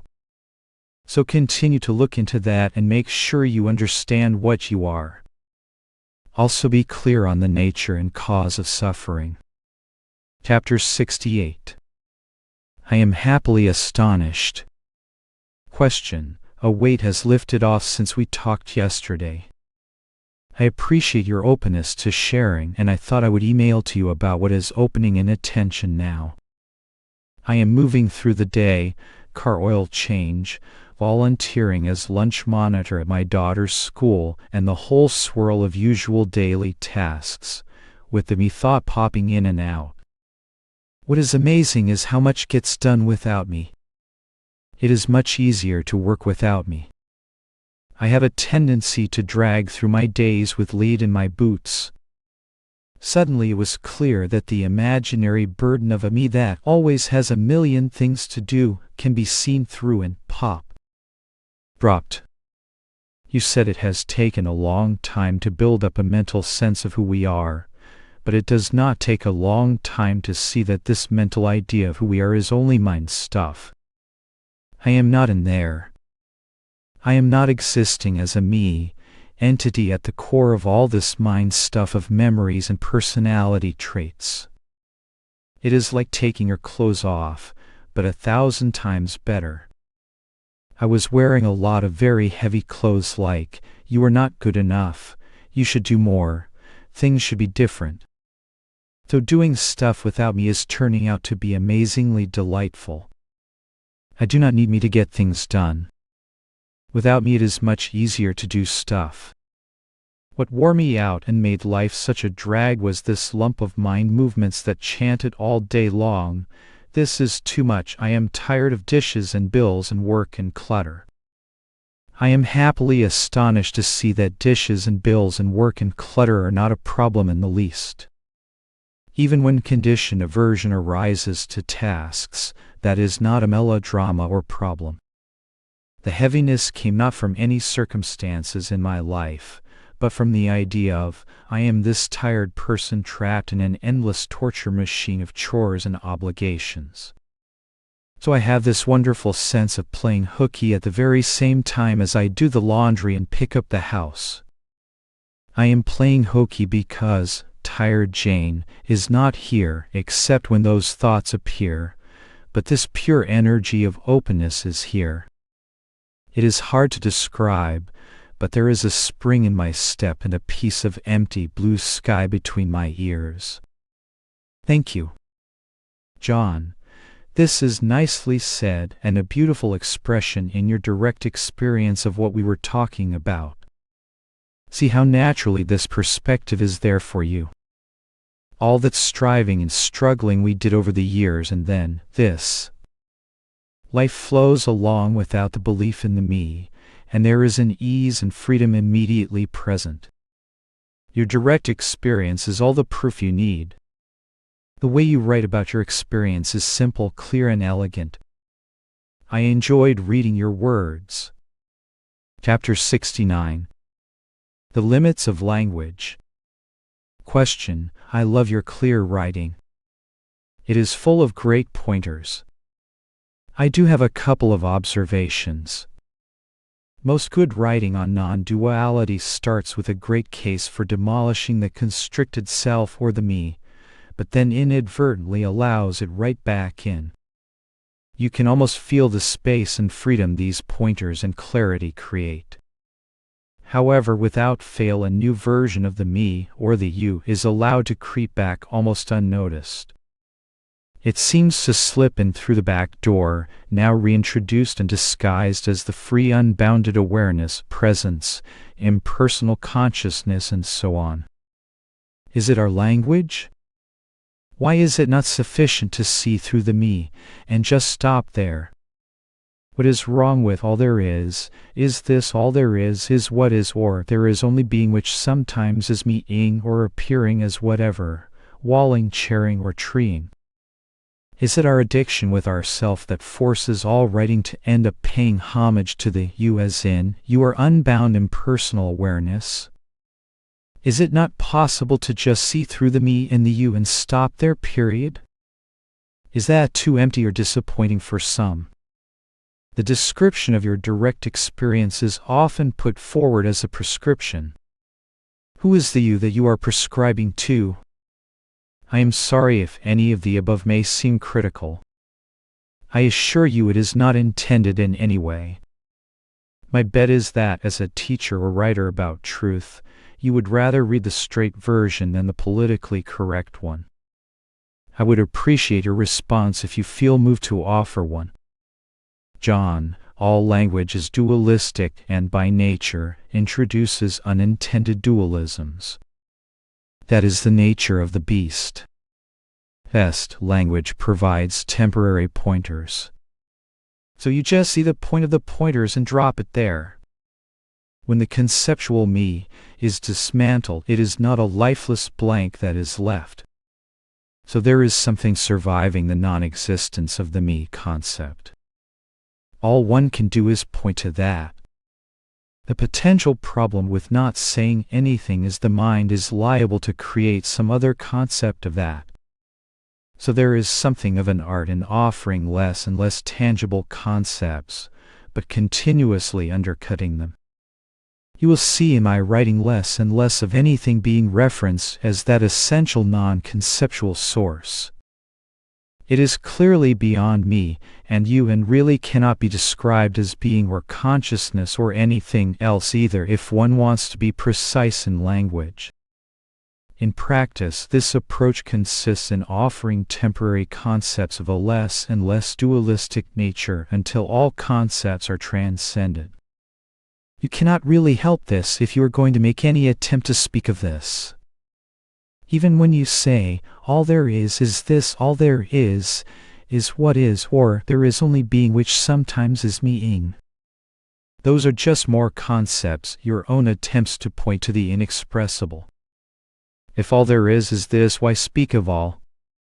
If all there is being, then how can there be a me-ing or a tree-ing? That is still a dualistic approximation in words. How can non-conceptual oneness beyond the mind and even beyond being and consciousness be framed in words at all? Your notion that all there is being is a faulty concept actually. This is not about being. That is just another meta-concept to be discarded at the right time. What I am pointing to is beyond the concept of being. Many people are clouding the waters here by oversimplifying and reifying being as the ultimate reality. This is not accurate. Being and consciousness are still subtle concepts. There is something prior to being and consciousness that is the real essence of this. If you start talking about being as reality, you will be doling out another concept. Being is the most generic and formless concept of the mind. But reality lies beyond. What you are, just a way of talking, is beyond being and non-being, beyond consciousness and no consciousness. So do not get stuck with a catchphrase like, being is all there is. That is utterly conceptual. Drop the concept of being, and what can you say? Nothing. In that nothing, no thing, lies what I am talking about. You seem to have a basic grasp of this. So I would say, find a way to use your words to point to this. You will find that everything you say is a total lie. That is the nature of language. Language is useful, but it is not final. You can criticize me if you like, but what you are really doing is highlighting the limits of language. Agreed. Chapter 70. In and Out Drama. Question. There are times when the me, ghost seems overwhelmingly real and the natural state is seemingly pushed to the background. All has been clearly seen as one. There is no separation anywhere. Yet this in and out drama continues. I know there is no way to resolve this. I just wanted to ask you, when this first clicked for you after your meeting with Sailor Bob Adamson, how did you find the resolution to this, the in and out experience? I mean, when you felt you were out of awareness and back to being a person, what snapped you out of that? This question pertains especially to situations where seeming others are present and so on. The radical cure of no person present has happened here over and over. Yet why does the clarity seem to be missing sometimes? John, the belief in the me concept, that I exist as a separate person or entity, drives all the interest and belief in the mind content based around the identity of the person. This mechanism is suffering, nothing more or less. To be utterly convinced beyond any shadow of a doubt that the me does not exist, has never existed, and will never exist is, in my view, the key to cutting the root of bondage to the self-centered concepts and hence suffering. You speak of the me as a ghost. Even that is granting it too much substance. Where is the me? Did you ever find it? If not, how can it appear as a ghost if it is absent? There were several key insights for me in getting this resolved. First, there came a clear and doubtless recognition of my identity as non-conceptual awareness. This is already attained and never lost. It has always been shining in plain view, and was never absent, because it is the very light at the basis of any and all experiencing. With this recognition came a dissolution of all spiritual concepts, such as enlightenment, awakening, practice, attainment, time, paths, approaches, steps, stages, teachers, and so on. All of those are conceptual, from the position of ever-present awareness. In spite of this recognition, suffering was still not resolved because it was not clearly understood. Bob Adamson shared the following points with me, which I was able to see. Suffering is only thoughts, nothing more. Without thoughts there is no suffering. This was understood, but suffering continued. The next insight was seeing that the suffering thoughts themselves arise and set in awareness. Awareness is never lost at any time. At this point, suffering was exposed as an illusory appearance, and I was convinced that awareness, my real innate being, was not lost in the midst of suffering. Still, suffering continued to some extent, but I now knew that it was not ultimately real. Next, I saw that suffering was not just any thoughts, but thoughts about a self, a limited being. A deeper penetration of the nature of suffering clicked in. Suffering is thoughts about me. Self-centered thoughts which are suffering are for and about the me. The me concept is the root and center of the suffering thoughts. Belief in the me is the fundamental cause of suffering and keeps the mechanism in play. Then I saw that without the belief in the me, the cause, can there be the effects, belief in self-centered thought? No. The point was hammered at repeatedly that there is no me at all. It is entirely fictional. Once this is seen, the game is over. You cannot believe in something that you know does not exist. Suffering continued, but a sense was arising that this was the end game. I noticed how all my problems and concerns were just demonstrating this basic mechanism over and over. It became clear that the direct investigation into the reality of the I entity was imperative to get things resolved. I started to look at my experience for any evidence of a limited, defective person, the one who was the owner of all the troubling thoughts and concepts.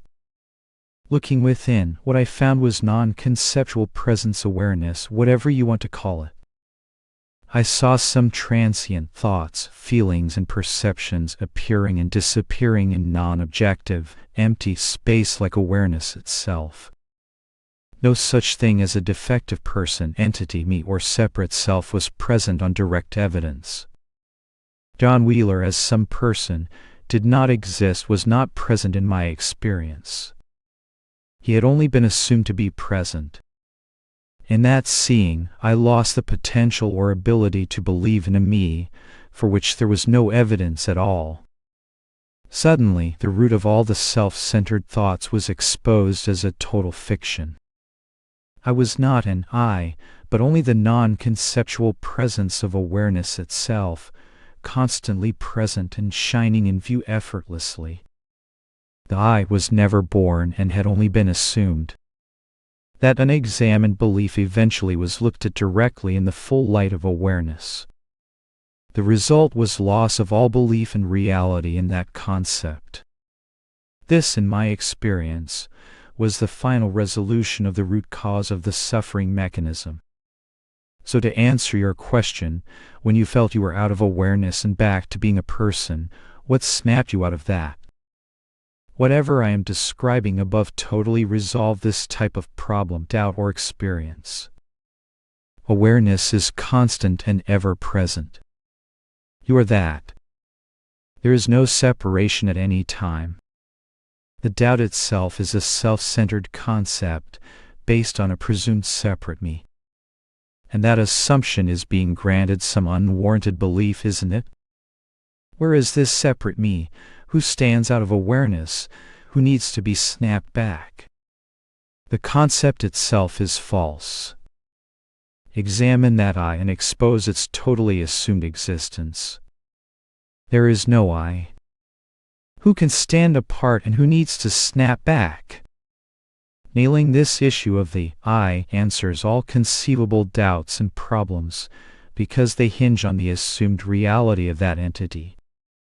The bottom line, which must thoroughly be seen and recognized, is that there is no separate self, and you are nothing but non-conceptual awareness. Confirm these facts to your satisfaction, and there is no more room for doubts or suffering. That is about the best I can point based on my experience. If there is any doubt or fuzziness on these points, there will be the potential or tendency to grant some reality to whatever self-centered thoughts may arise out of the memory banks. Without that belief, no suffering generates, even if such old relics appear from time to time, because there is no belief in them. They only appear in the light of non-conceptual awareness, which you are and which is ever free of the mind. This is just my take on it, but I think the basic principles, however formulated, are more or less the same for everyone. There may be some variations on the basic themes. Chapter 71. Is it just this simple? Question. I have been on this road a long time, John, reading so many books, listening to CDs and so on. I even made a trip to see Ramesh Balsekar in the 1980s. Recently I have stumbled upon Bob Adamson's books and then your books. It is so direct, so simple, and so obvious. No cryptic allusions to Sanskrit terminology or references to Vedanta and so on. It is very clear that the same unalterable presence consciousness that was there from my earliest sense of being is the only constant in which the rest comes and goes. It is the pervasive sameness of awareness that is common to all beings. So it is one only. Despite so many teachers talking about the great break, through that happens, the knowing that consciousness was and is always what I have always been and obviously am has not produced any fireworks here, and none are needed. John, this is the point. No shifts break, throughs or fireworks are called for. Before the next thought appears, you are and you know that you are. That is given and undeniable. Your conscious being is what is being pointed to. Question.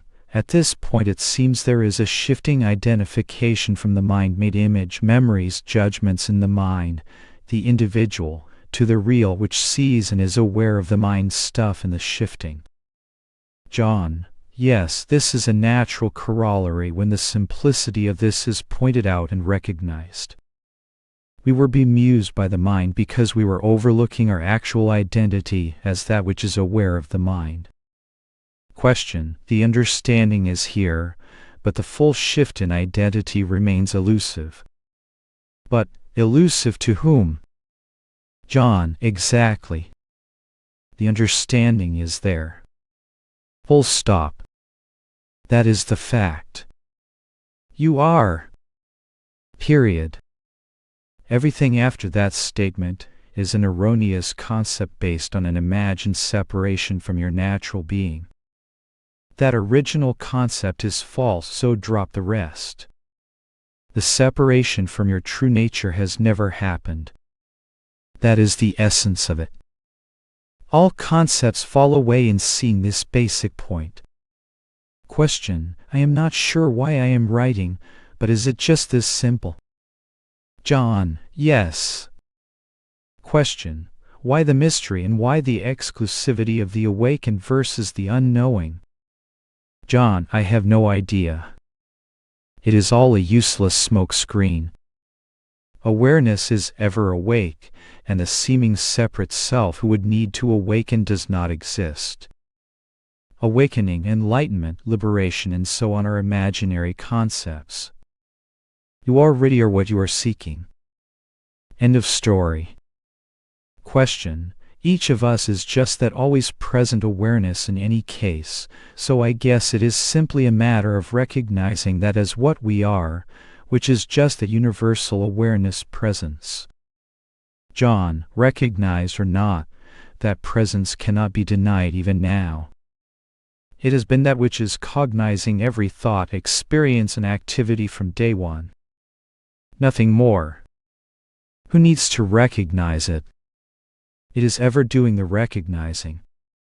Question: I may or may not call you, but I am not sure there is any point. John: just stick with the simplicity of what you are seeing here. If you already are what you are seeking and have a natural recognition of your being and its aware nature, that is enough. That is the reality to be realized. You are cognizant of that now, so the notions of a path and a special realization are redundant. Suffering is always conceptual in nature and based on the idea of being a separate person standing outside of being awareness. Can you ever? Is there ever a separation? So the basis of all suffering is annihilated. Just as a final point, the state of being conscious itself comes and goes in your presence. Sometimes awareness knows itself as being conscious, for example, in the waking state, sometimes not, for example, deep sleep. Either way, you are that non-conceptual awareness, call it what you will, which registers both. However you slice it, you are that. And that is that. So just be what you are. Chapter 72. Thinking about what you are is conceptual. Question: I start with the question, what is this I? What comes back when I pose this question are either synonyms of I or nothing, that is, no thought, a blank mind. That leads to, what do I think this I is? What comes back from that is something along the lines of, I honestly do not know. So a conclusive answer never arrives. One thing I know you say repeatedly is, the answer is not found in the mind. This certainly appears to be the case, at least for this question. I know I have to solve this for myself. I know that simply believing what you say will not do. All I know right now is that the non-answer I find has not satisfied my mind. It is certainly possible that my mind will not be satisfied.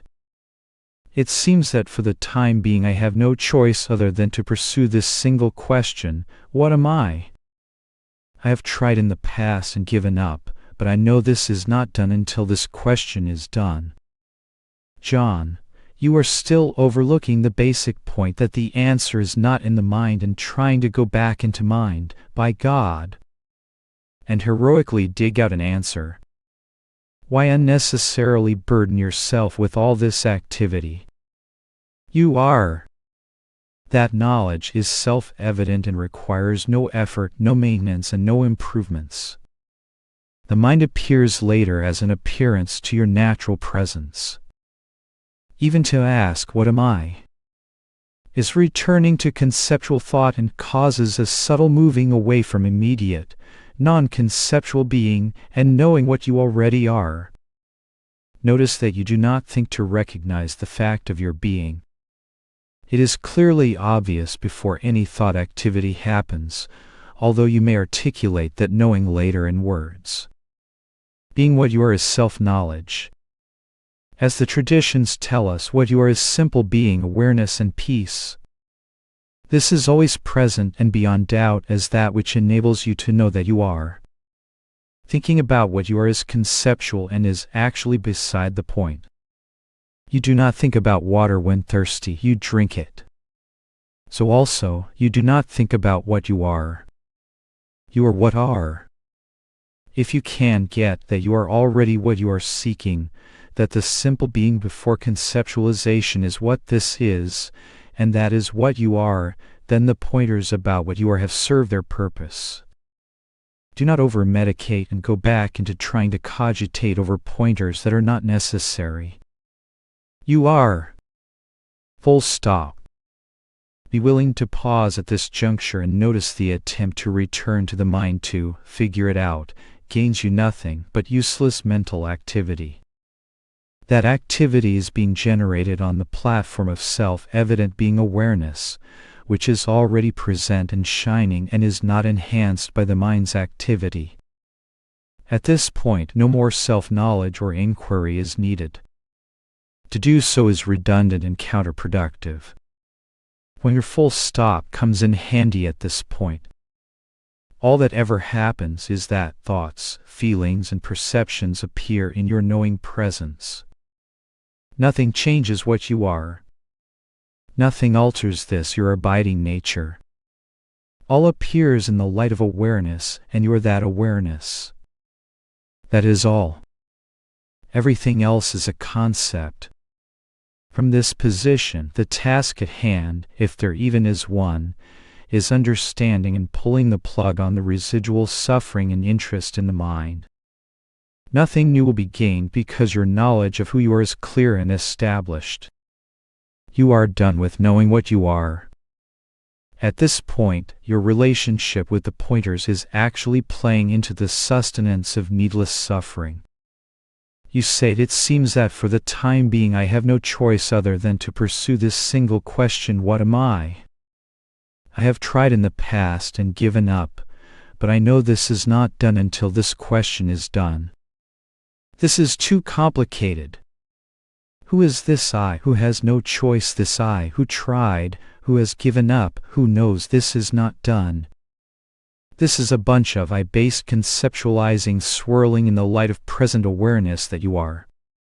Why all these thoughts for one who is reality itself? You must see that this is all conceptualizing in reference to an I that is separate, apart, unrealized. As long as that assumption is believed, a sense of reality will be given to these empty concepts. They are all empty, illusory concepts. You are already the reality. All these notions are based on the belief in the I, the assumed one who is separate from awareness or reality itself. Has this separation happened? Do you stand outside of being awareness? Does this separated I even exist? If you think it does, can you find such a thing? Nail this down and the whole production is over with here and now. This is the end game. Chapter 73. Looking deeply into the me concept. Question. Things are going well here. I have been able to see clearly that the engine driving thoughts is the core concept of a separate self. John. This is accurate and very important to see. It is vital. But it is not the full experiential depth of it. It is a pointer as to where to look, but it is not the seeing. The seeing is the clear knowing beyond any doubt at all that there is no separate self present, not now, then or in the future. I would say first of all that like all issues related to this sense of separate self, and whatever conceptual problems flow from that the problem is delusive or unfounded. There is always some assumption or idea that something has gone wrong.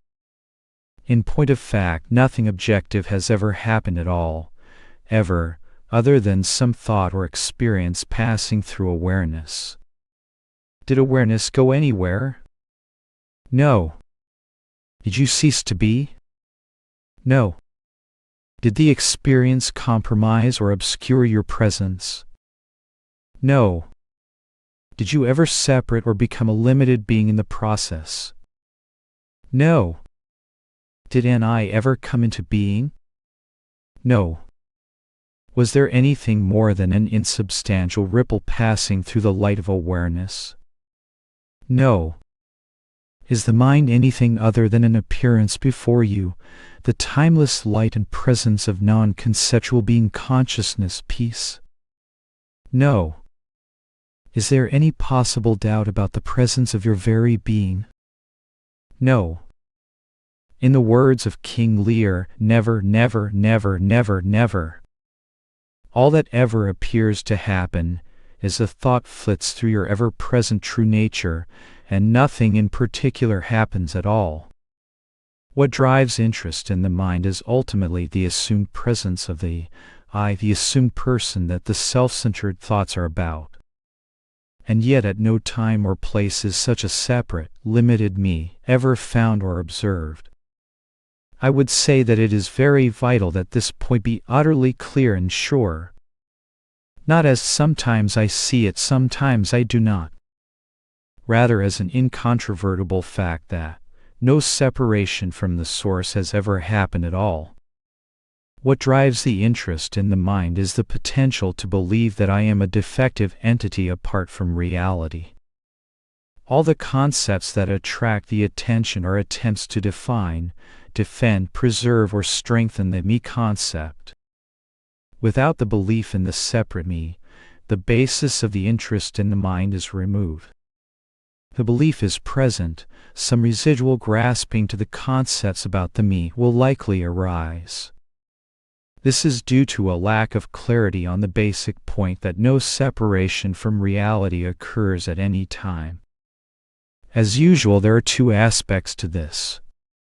The first is the clear basic truth of what you are. The second is the relinquishment of any erroneous concept taken as one's identity. From my perspective, the first point is the most important. To see yourself clearly as the non-conceptual presence of awareness or being beyond thought is the annihilation of the ability to believe in any other concept. Just like if you set an ice cube out in the blazing sun, it must disappear. Make sure this part is very clear. Your presence as being awareness is beyond doubt, and no amount of thought activity is going to change that. Also, the very conceptualizing is appearing in awareness. Thoughts prove the presence of non-conceptual awareness. Experiences and thoughts come and go as simply appearances in what you are. Nothing at all can knock you out of what you are, because for anything else to be, you must be present. And that presence is what this is about. From this rock-solid and unshakable platform, any other looking can happen, but always against a background of felt and thoroughly present freedom. This light of freedom naturally unwinds all residual grasping at feeble conceptual images, just like shadows flee before the rising sun. Without this fundamental aspect being locked down, any other investigation can subtly get us back into the now I am there, now I am not feeling, which is really a subtle concept about a someone who is not even present. Question: there is still a tiny residue of a separate self that drives the engine of thoughts in me. John, to be more accurate, there is the residue of the belief in the separate self. It is the tendency to waver on this notion and give it some credence that keeps the wheel in spin. So the question is how to knock out the belief radically, such that it is not an experience that sometimes there is the belief and sometimes not. Question: I can see at times that there is no such separate self, that it is an illusion, but like a tether ball it persists and keeps coming back. John, the at times is the hook. It is like saying sometimes I see 5 fingers on my hand, sometimes I do not. The truth of things must be crisp and solid. Is there a separate self or not? Yes or no? If it is not there, how can it come back? If there is some doubt on this, the mind will waver when the notion represents itself. There needs to be a certain and bold conviction on this point. A thorough and penetrating looking is needed, I would say. Potential for believing in conceptual thought hinges on the lingering possibility of believing in the presence of a person in the machine. Where is it? Is there any evidence at all for it? Can we find it? Drive this investigation through with some vigor and energy. Make a concerted effort to find this ghost. Be completely convinced that no such entity is found. Be so convinced of this that it is not a matter of maybe, maybe not. You will convince yourself by your own direct knowing that the ego notion is entirely assumed, and you cannot find any basis for the belief at all. Question: lately I have been looking into that and seeing that, as St. Francis said, it is in dying that we are born to eternal life. There really does seem to be an element of letting go and dying to the false image of oneself as a separate being that is key to being free of illusion and illusory thoughts. John: yes, in a certain sense this may be true. But it may be more direct to simply look for the ego rather than talking about some set of characteristics that must happen first.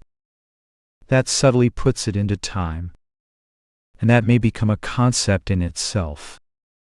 Who is letting go? Who is dying? Who is being free of the illusion? Question: also I see that there is the element of trusting in life that enables one to let go. John: I am not keen on the letting go idea. Again, who? What is being let go? You are non-conceptual freedom being awareness now. A thought may be passing through, but no actual separation has happened. There is no one there, not even to trust or let go. It sounds good, but may be bringing the sense of self in the back door. All these thoughts themselves are additional concepts. You are already the non-conceptual presence. Question: I want to be free of that merry-go-round, and yet I see that there is no me that can be free. And when I see that, there is a full stop and a sense of wholeness happens. John: ah! This is the key. Full stop.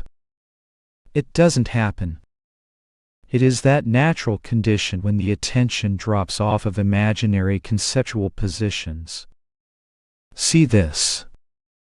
Question: but there is still some sort of snag that catches me, and I find myself having been lost in thoughts and being a separate self. John: but this is just thought emerging in wholeness. Do not buy it. Let go of the thought and be what you are. Get used to the space of awareness that is here before any concept arises and starts to weave the story of the me again. Question: is the key to just keep persisting in inner looking and inner inquiry? John: yes and no. As non-conceptual awareness, no key is needed. Before that thought just arose, you were nothing but awareness itself. Why does reality need to ask a question, since that is the case? See this and all is resolved now. If this is not seen, then who is asking the question? The question is a tacit reference to the imagined separation. The question is really, for me, who is standing apart from awareness as a separate self is the key. So have a look and see if this assumption is true. The moment you see that the first part of this sentence is false, The rest of the sentence collapses. Chapter 74. Consciousness and Awareness. Question.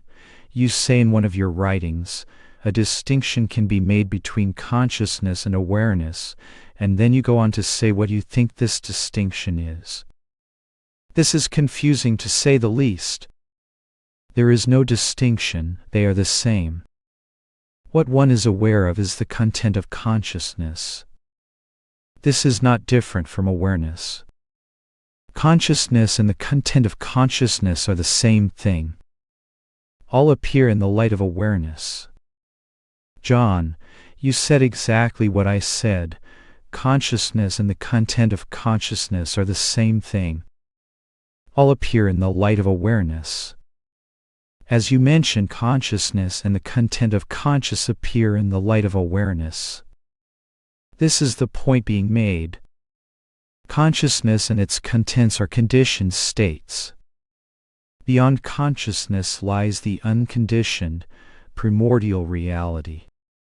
I am simply using the word awareness as a synonym for the unconditioned nature of what is prior to dualistic consciousness.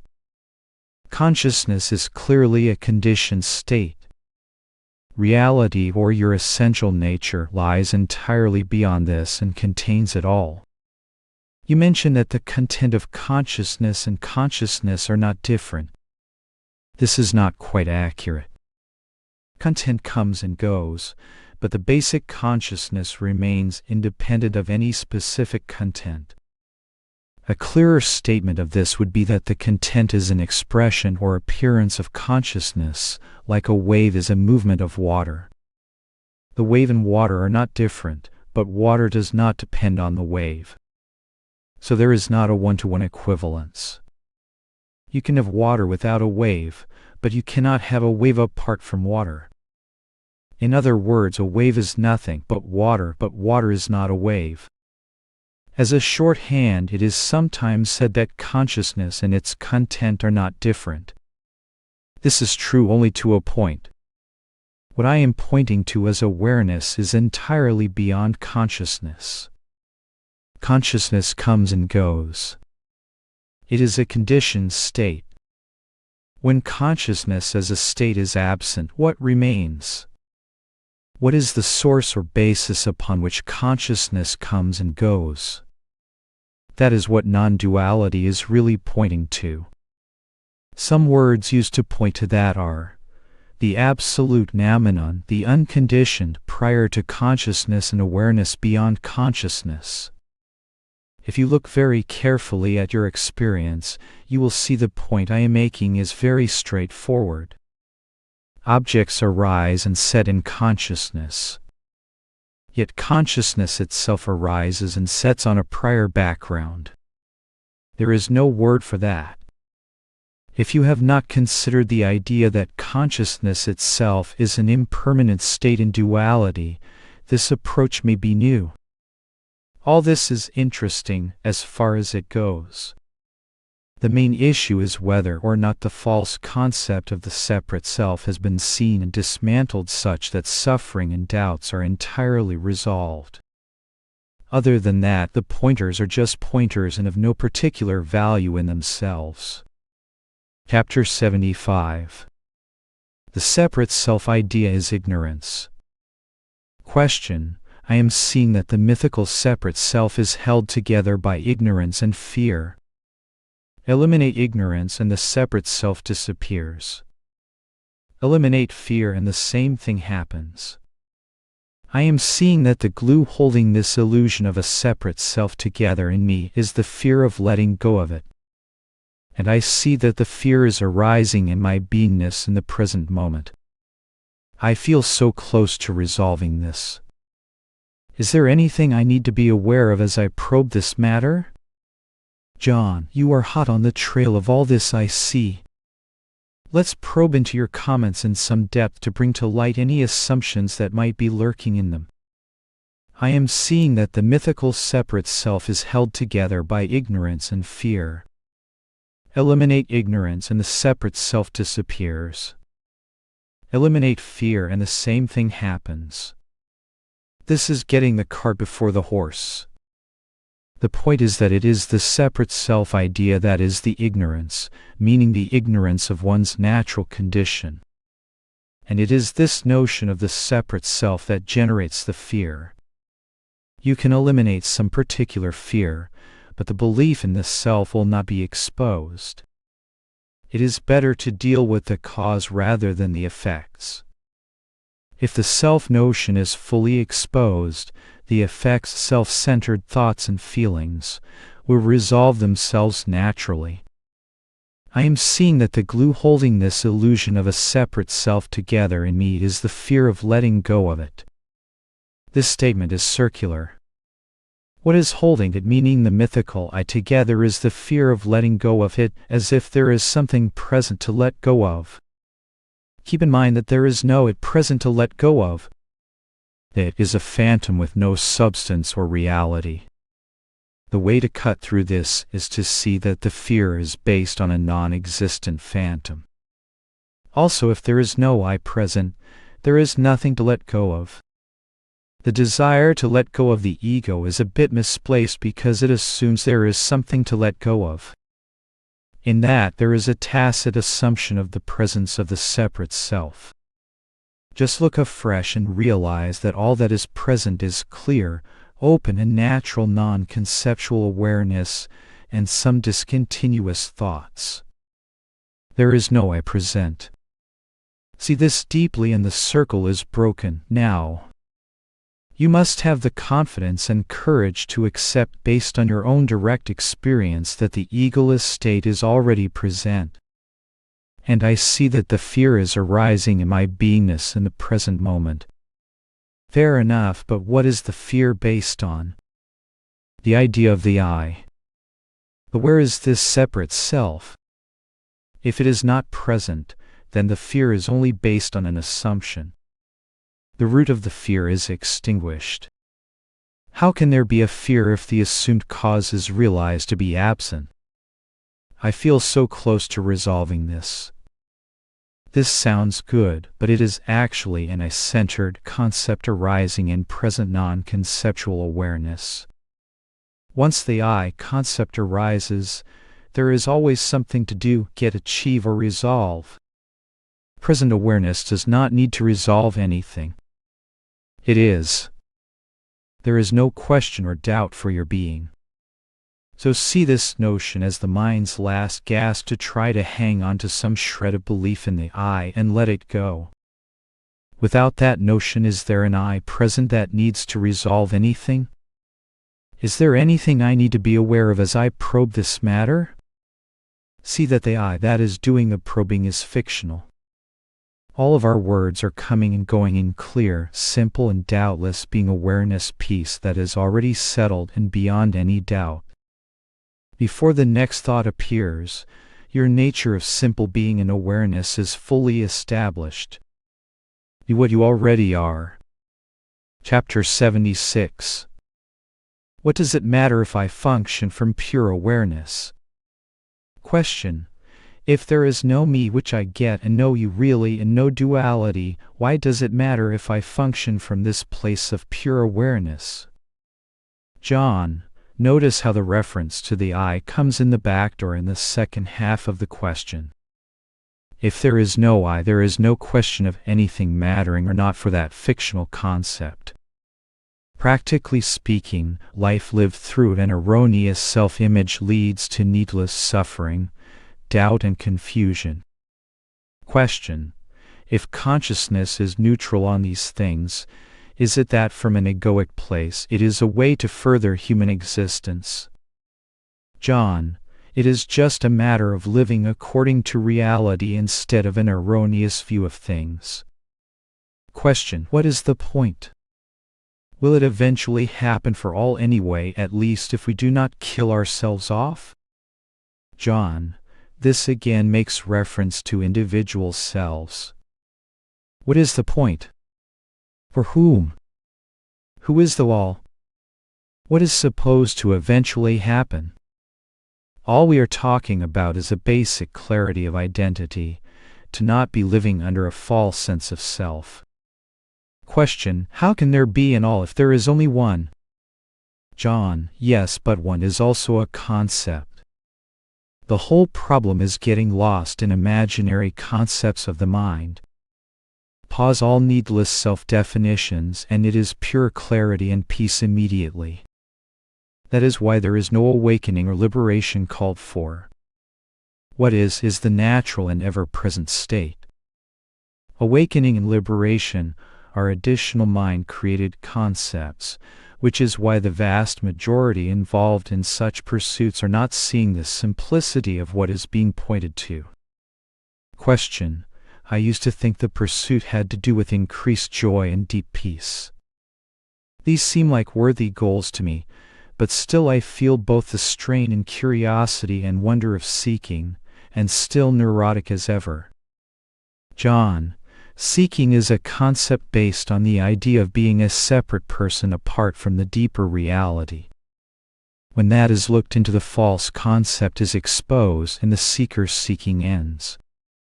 You gain nothing at all, except a clear recognition of your ever-present self and immediate freedom from needless psychological suffering based on a fictional identity.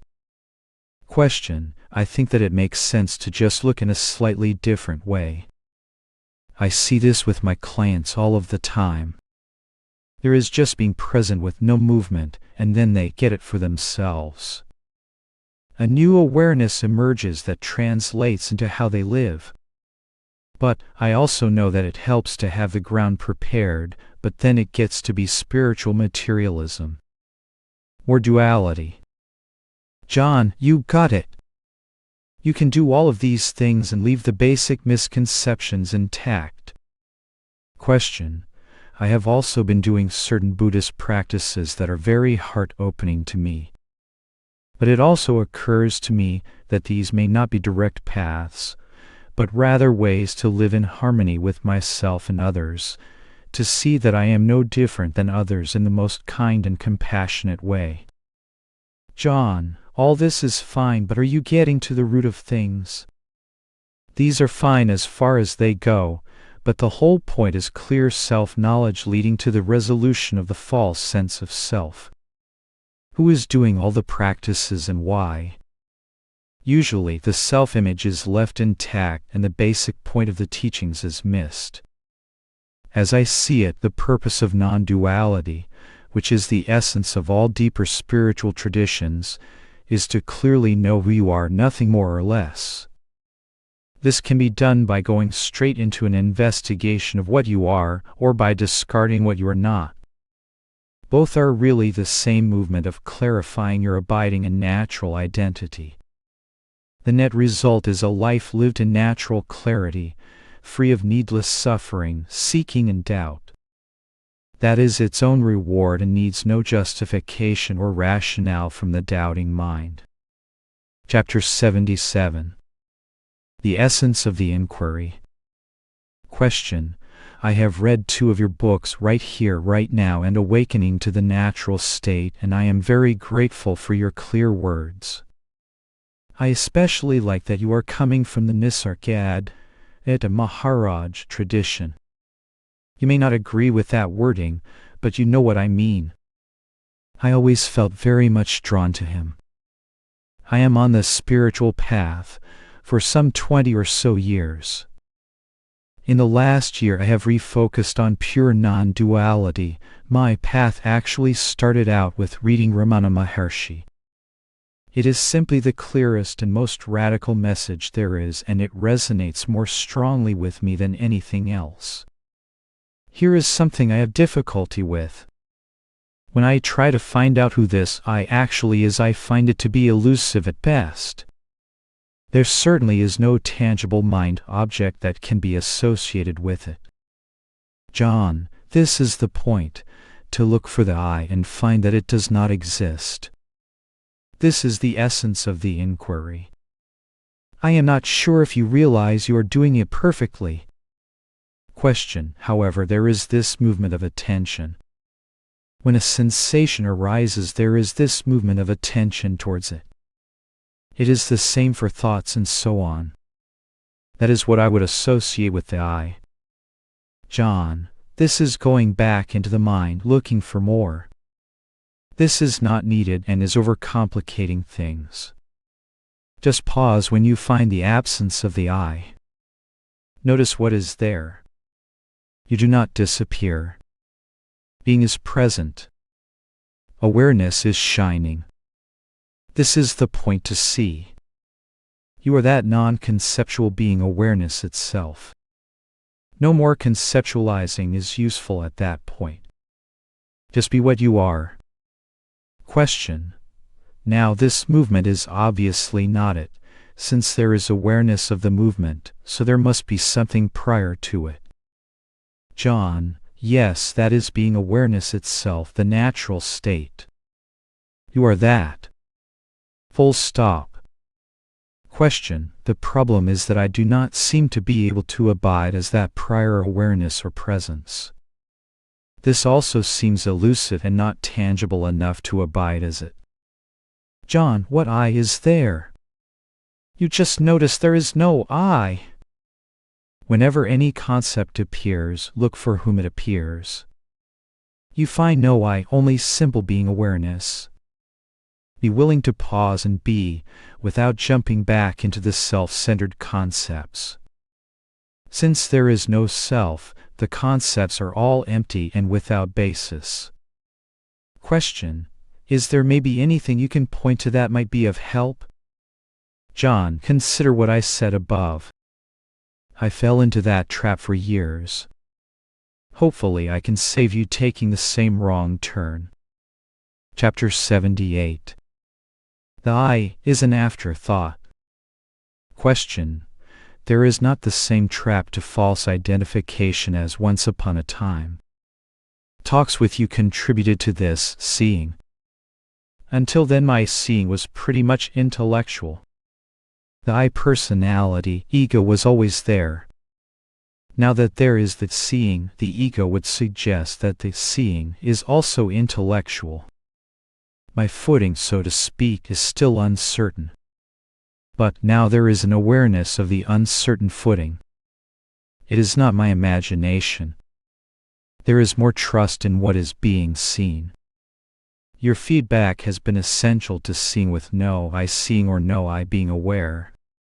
But there is just seeing and being aware now. John. Awareness and even relative seeing are never intellectual. Before thought gets into the picture, there is a natural sense of being and non-conceptual awareness functioning. The I always comes in as an afterthought. And it is literally just a thought after the seeing. The notion of me is conceptual in nature. Awareness is there whether or not the me notion appears. You are aware of the me, so your natural state is already totally free of the me. When you say, there is an awareness of the uncertain footing, notice that there is no uncertainty about awareness itself. That is clear and solid and beyond any doubt. The uncertain footing part is being introduced by the mind. Notice the phrasing, my footing, so to speak, is still uncertain. There is the subtle reference to the I, my footing. That concept arrives from the self-centered reference point. What is this me or I except an image floating through clear, open awareness itself? Where is this I other than some assumed entity? Nowhere. So the I that is on uncertain footing is a fiction. It is not present. This is what knocks any steam out of the mind's concepts. Seeing that person who is the victim of the concepts is non-existent. Still, clear non-conceptual awareness shines out, illuminating everything, even the fact of being conscious. You are that. Or drop that you reference and know there is only that. Chapter 79. Why does all this appear? Question. So far, I think I get much of non-duality writings. But I have not seen anyone answer why all this appears. Why am I apparently searching? Or apparently separate? Am I playing hide and seek with myself? John. The purpose of non-duality, as I see it, is to encourage you to clearly recognize yourself, or find out who and what you are. The questions you are asking are intelligent, but they tend to divert away from the issue at hand.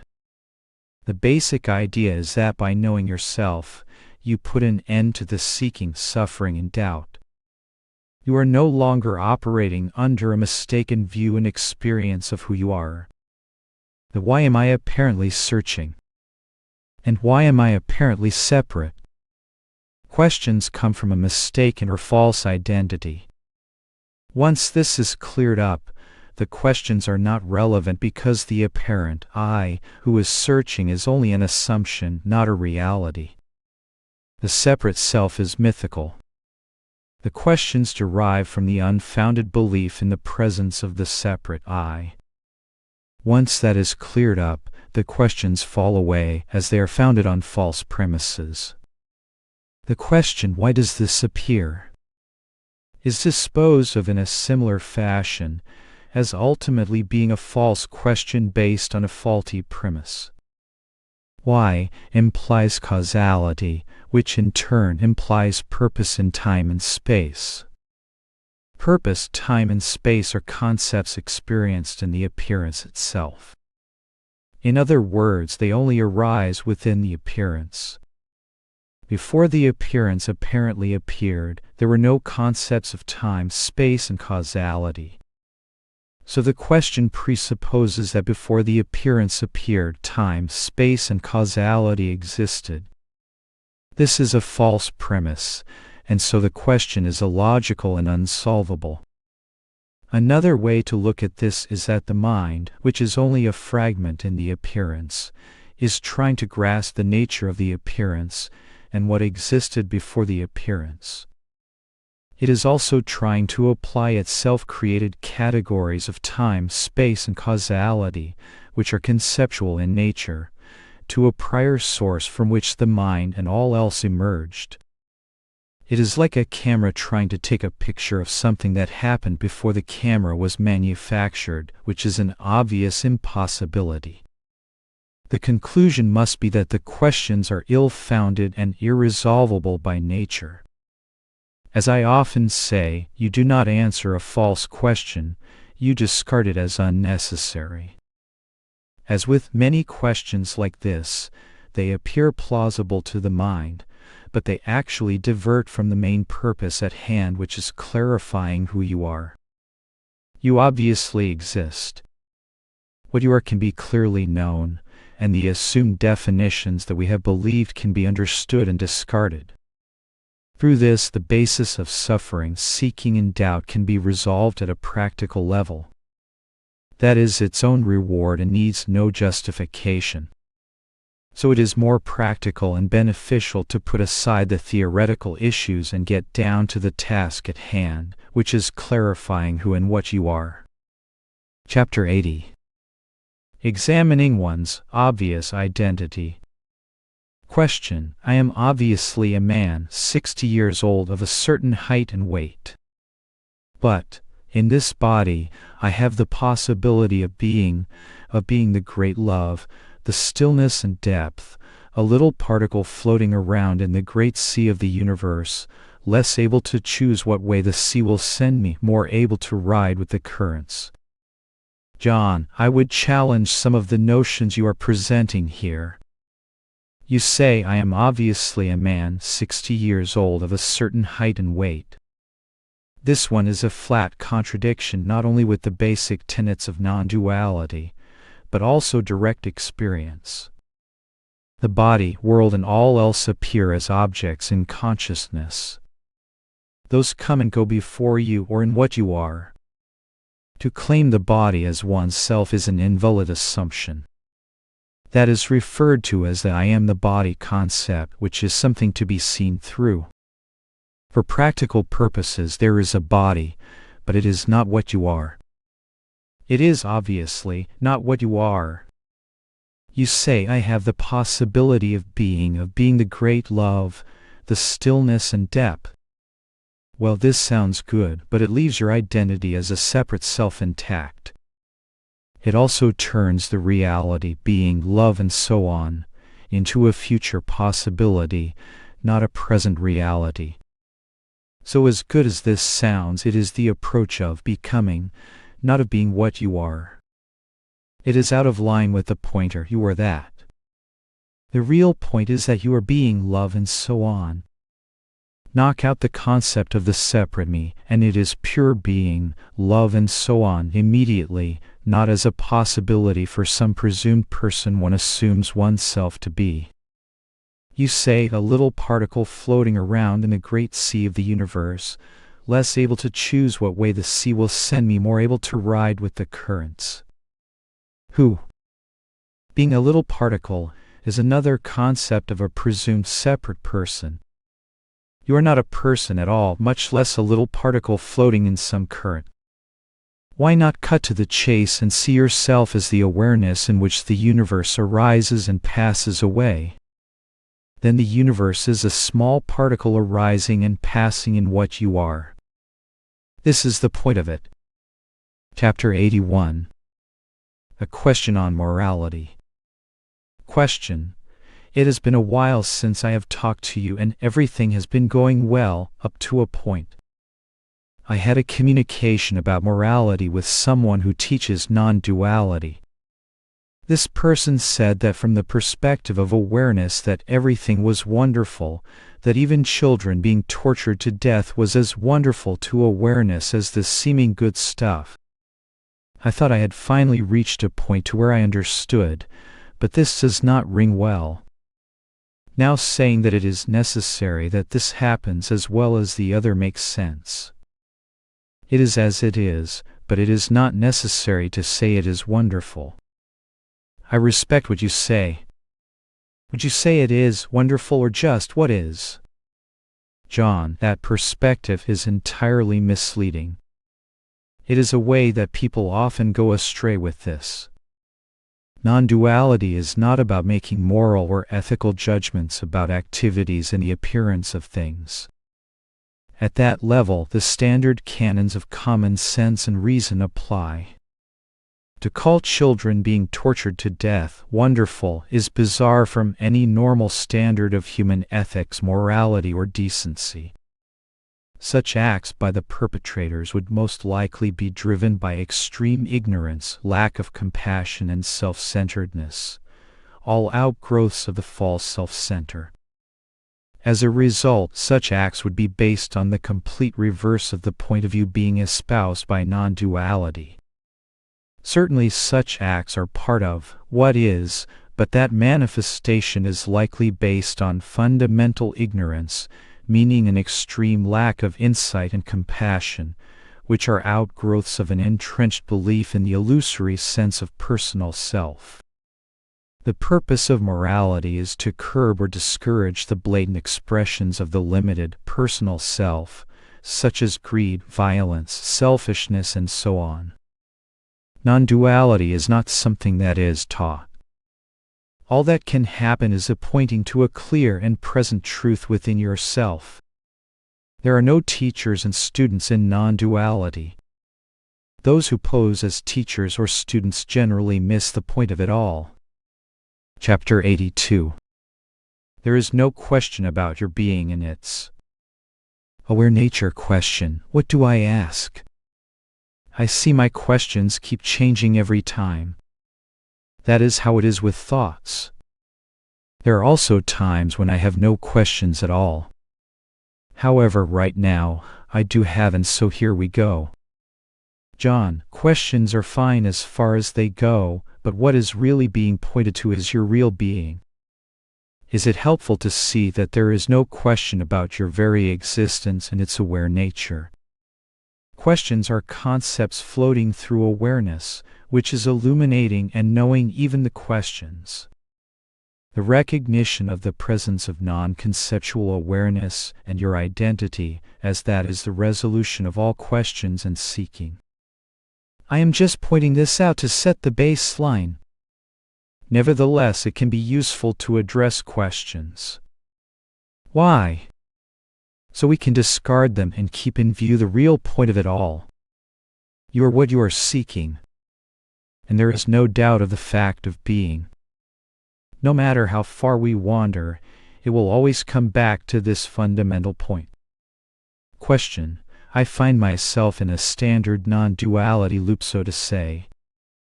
I have been cooked, if the mind may claim so. Overcooked even. John, there is still a bit too much of the I in play there. If there is no I, there is no one to be in a loop, cooked or overcooked. This needs to be noted. It is often these seemingly innocuous assumptions that muck up the works and become the basis of subsequent conceptual confusion. Question: I have clearly seen several points. Perhaps you can comment on them. First, that Rajmi is but a fictional character made of thoughts and memories. John: fair enough. Question: second, the spacious awareness is not in the least affected by any thoughts, feelings, or emotions that come up. This space is what I am because it is all there is. I have felt the vastness of this space, not just known it conceptually or intellectually. John: fairly clear. But the last sentence brings back in the I. You do not feel the vastness of this space of awareness. You are that. The awareness is not conceptual, but the I is. Notice this and it will knock the steam out of the concept. Things are much clearer when the duality of I and awareness is not supported. Question 3: the unified nature of this space. John: good. Question 4: that it is futile to try and gauge this with the mind. For after every mystical glimpse of the immensity of this space and its impersonal loving nature, come so-called mundane experiences, and the mind feels it is out of presence. John: I am not sure what you mean by mystical glimpse. We are not talking about glimpses of anything at all, just the basic, ordinary, everyday awareness that is at the basis of all normal consciousness and perception. Everything takes place in consciousness, sense consciousness and mental consciousness. Consciousness is known by a light beyond it, which is non-conceptual awareness itself. It is ever present. The mind cannot be out of presence, because it is only appearing in awareness ultimately. This is the mind's basic ignorance, which is ignoring the fact that it cannot even be present save for the presence of awareness. There, but for the grace of God, go I. On the other hand, the mind can never know non-conceptual awareness because it is not an object or thought to be grasped objectively.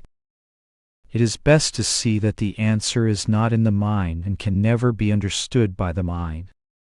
Yet you can easily recognize your presence and its non-conceptual nature of awareness. In fact, it is certain and beyond doubt at all times. Question: I still find the mind spinning in loops and loops of questions. John: but questions are all being generated in the mind, which is trying to grasp things at a mental level. Question: this obviously shows a hanging onto a sense of a separate me. John: well, it just shows a willingness to continue to look for answers at a conceptual level. This will end when it strikes home that your nature is already fully present as the light in which the mind is appearing. You do not look for a needle in a haystack when you know beforehand that there is no needle present in it. Return to the fact of your being and its presence and aware nature. There is no question of this. Also see that you are not separate from this. The separation from this never happened. Seeing this, all the looking in the mind and questions settles down. All is complete in being what you already are. Question: it is not this way all the time. A lot of these questions are abstract in nature, and mostly pure crap. I know that is labeling, but the questions really are quite nonsensical. There are times when the effect of presence is felt clearly, and all questioning, all boundaries, all dilemmas dissolve into a space of effortless ease. There is nothing very spectacular or mind-blowing about this piece.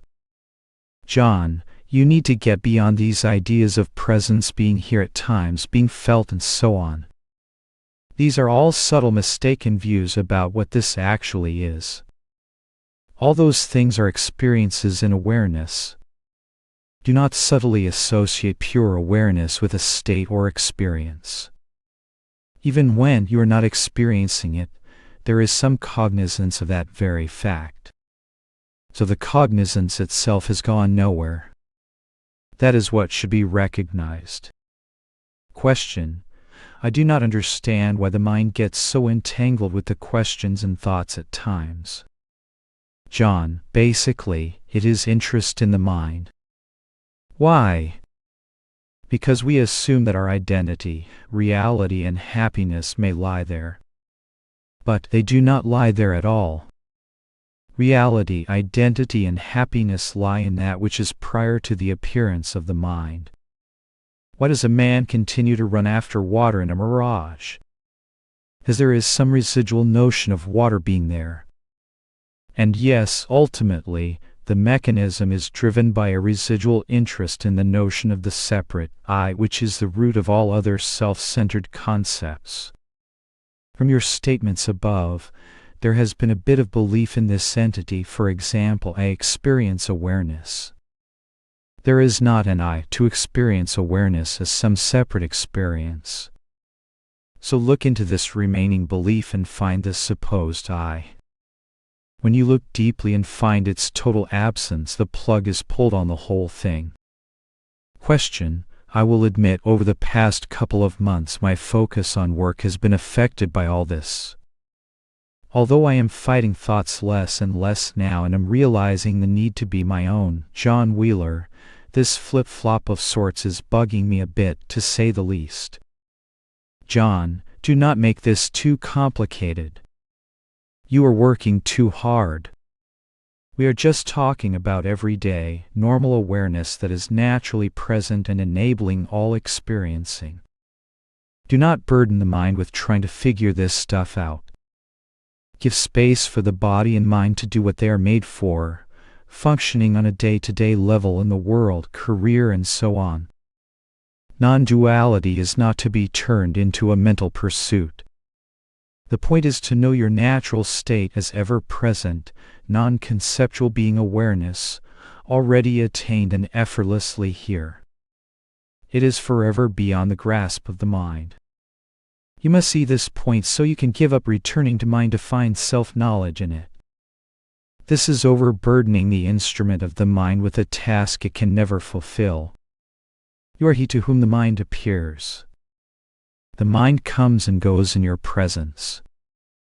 Your presence does not waver and is intuitively obvious at all times. Question: once it became utterly clear for you that the reference point is false and is the root cause of all woes, what happened when seemingly uncomfortable, confusing thoughts arose, John? John, like everything else, they are just experiences appearing in doubtless presence awareness. It is nothing more complicated than that. Uncomfortable and confusing for whom? Only the fictitious I notion. Otherwise, it is only waves and ripples passing on the surface of the lake of awareness. There is no actual problem or separation at any time. There is nothing else present except non-conceptual presence awareness. The I had been investigated and seen as non-existent. That pulled the plug on the belief in separation from source. Question: I deeply appreciate all your help. Every time I feel stuck, yours and Sailor Bob's pointers are what I turn to, simply because you are living this truth. And also because you do not come across as spiritual gurus, but people who are living the effects of this realization in normal everyday life. John, Nisargadatta Maharaj, saw this stuff and he pointed things out to Bob Adamson. Bob pointed it out to me, and I am pointing it out to you. It is all the same. If they understood this, you can and will do so also. There is no doubt about it. Chapter 83. Consciousness, Presence, and Your True Nature. Question. What I seem to find is that in the space between thoughts all there is a generalized sense of awareness. But when one looks a little closer at that or feels one's way into it, there is somewhere in the middle of it all, at least this is how it feels, a sort of coarse sense of a me that feels more like presence, a sort of observer, if you like, that seems untouched by the things it is aware of. But this center is clearly not the David Williams that I always took it for. In fact, it does not seem to have any qualities at all apart from this sense of being there and at the core. It does require more attention to notice it, though. Does any of this make any sense? John, this impersonal sense of being, presence or consciousness is the space in which thoughts and all else appear and disappear. It is also often spoken of as consciousness or the witness. It is not a me as such, meaning a limited, isolated person or entity.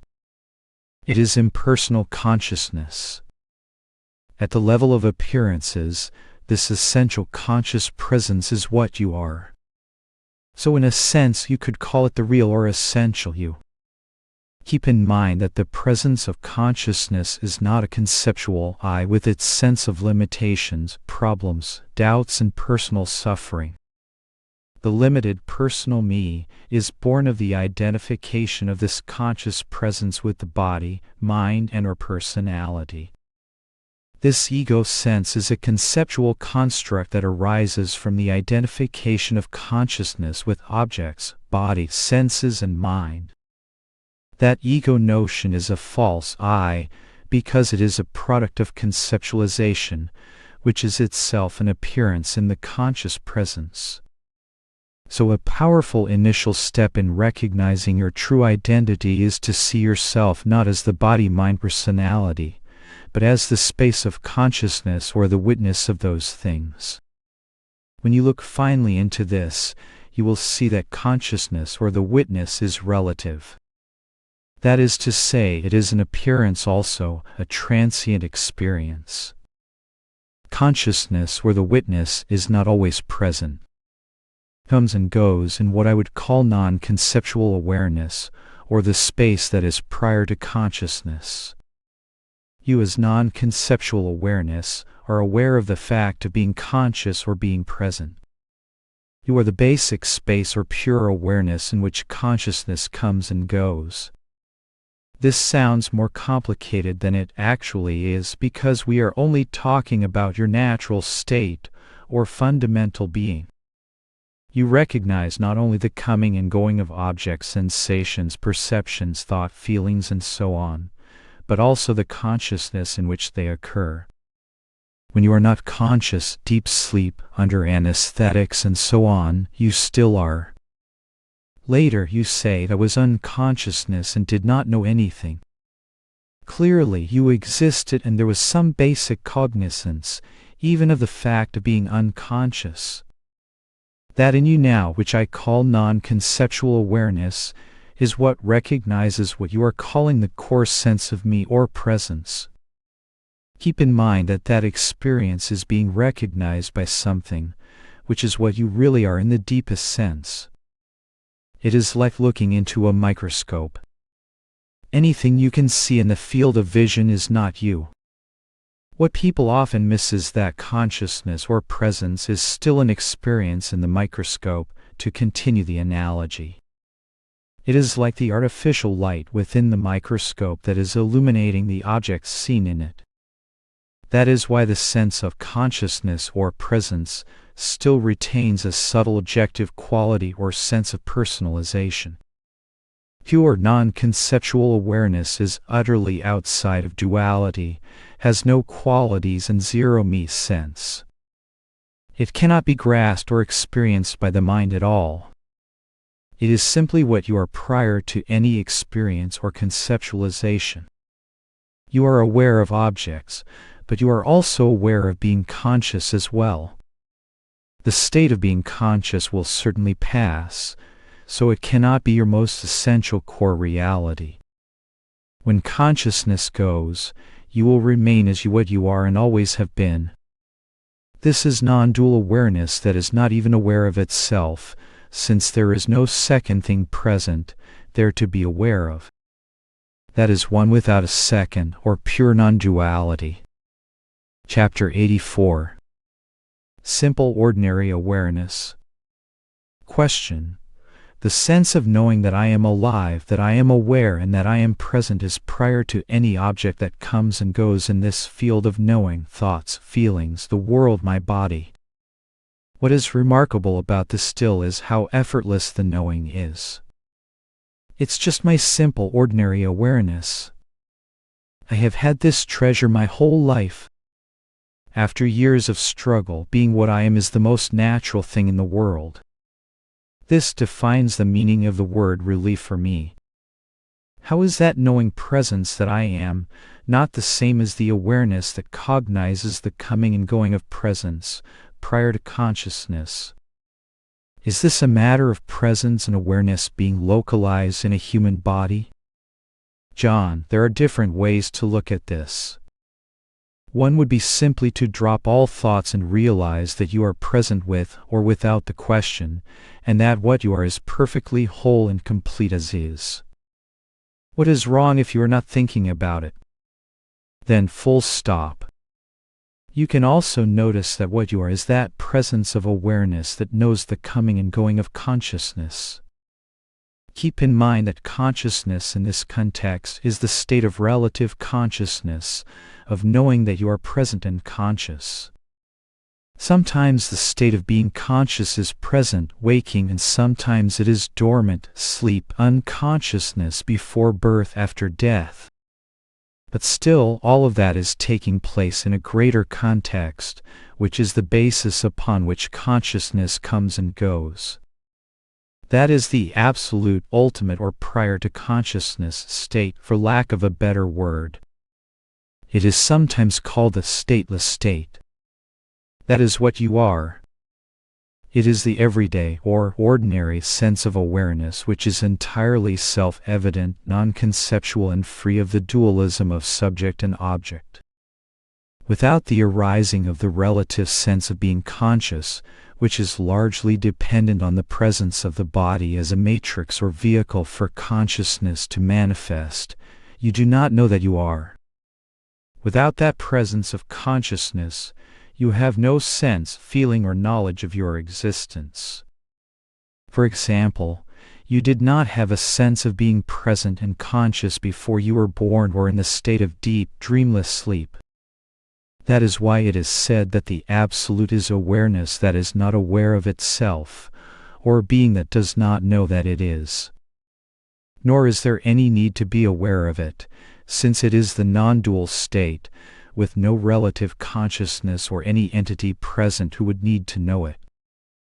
It is only after consciousness dawns, and the concept of a separate entity appears in conceptual thought, that questions of knowing or attaining the Absolute come into the picture. The Absolute, which is really your own natural condition, is not some future state that you attain in the future when the mind is still or consciousness disappears. It is the basis of present experiencing and knowing even now.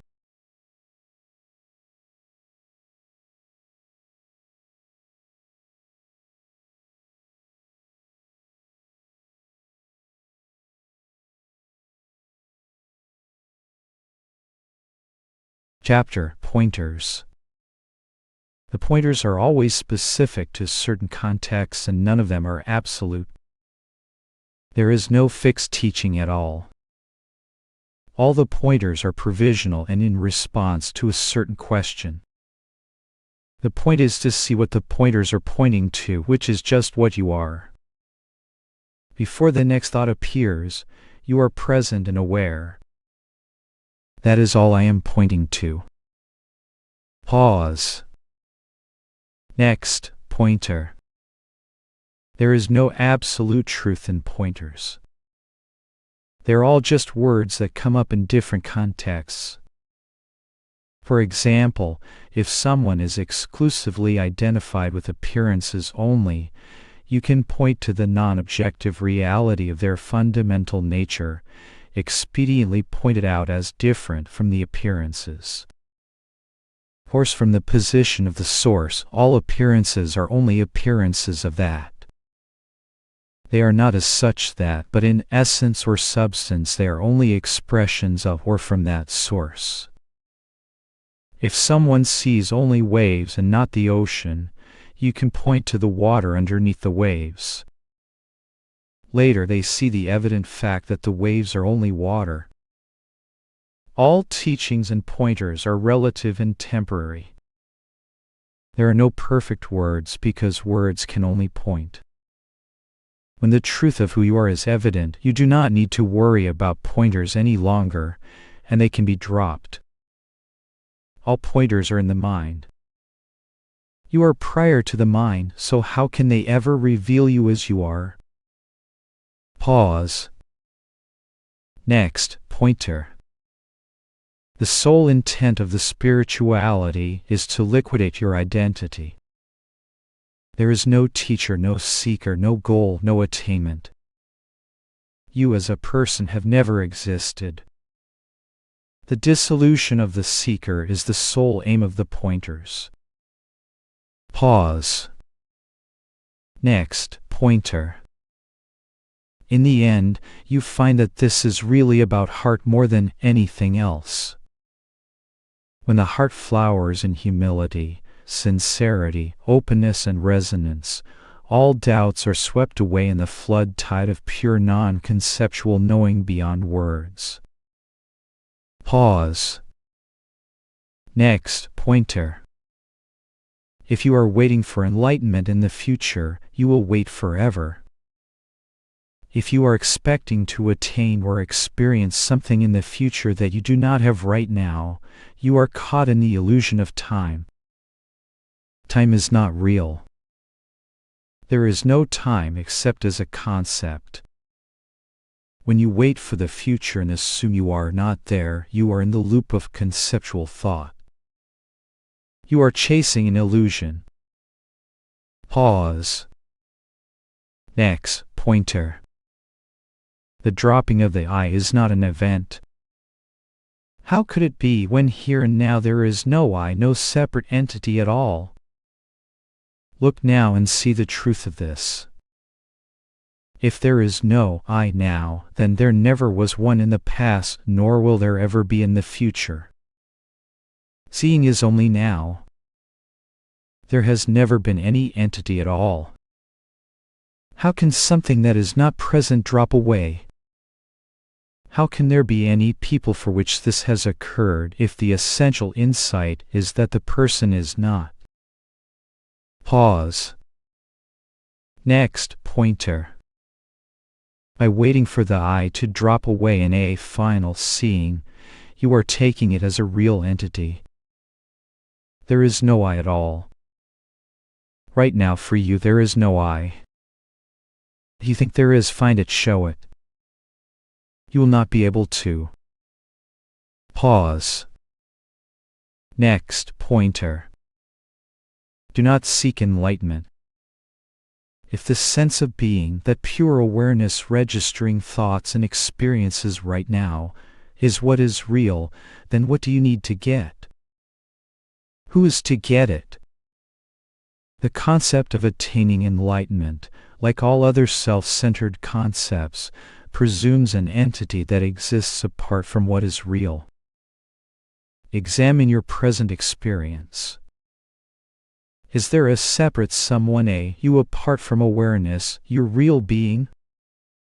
What are you right now?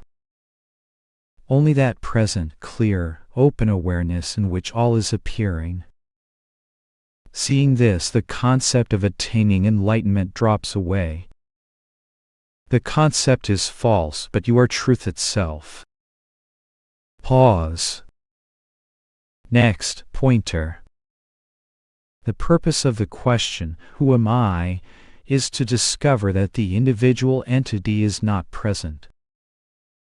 All problems arise from the belief in the presence of that entity. Seeing that it is not present, everything resolves. If there is not a person present who has a problem, there is only clear present knowing and being. Pause. Next pointer. In true spirituality, the assumed seeker disappears. What is left is just this undeniable, clear knowing presence. That is all. Pause. Next pointer. You can never leave what you are. That true nature shines continuously and clearly, ever untouched and unaffected by phenomena. It does not matter what appears or arises. The sky does not care what clouds arise and pass through it. An empty sky is not better than one filled with clouds and thunder. The sky remains as it is. A better analogy is the ocean and waves. The waves do not disturb the ocean at all. You can also see that the ocean and the waves are only the water. The one substance of water appears as both ocean and apparently separate waves. In this analogy, the waves stand for phenomena, the ocean stands for consciousness, and water stands for pure non-conceptual awareness. Pause. Next pointer. Once the seed is planted, the flower of knowing blossoms forth, not because you see it or I see it, but because we are dealing with undeniable facts. Your being and its presence as awareness are facts. Seeing that fact is what works, not what you or I do. The mind throws up a few doubts, but do these doubts change the fact of what is? Doubts come and go, but you as that presence of awareness are. This is beyond doubt. No doubts can change your being into non-being. No doubts can change awareness into non-awareness. No doubts can alter your identity as awareness here and now. You cannot even have doubts without those doubts being illuminated by your knowing presence. Understand that your nature of awareness is completely beyond any doubt, even now. Let the doubts go and be what you are. Everything is clarified in this basic understanding. Pause. Next pointer. When the belief goes out of the false identity, appearances return to a sense of harmony and balance.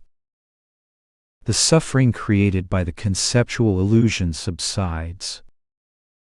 Still, all the normal functioning arises in awareness, just without reference to separate, defective me concept. Pause. Next pointer. Your true nature is oneness. Oneness is unity, non-division. Some people call it love. Whatever I am, you are. Whatever you are, I am. When you look inside to find what you are, you find being which is present and aware. So do I.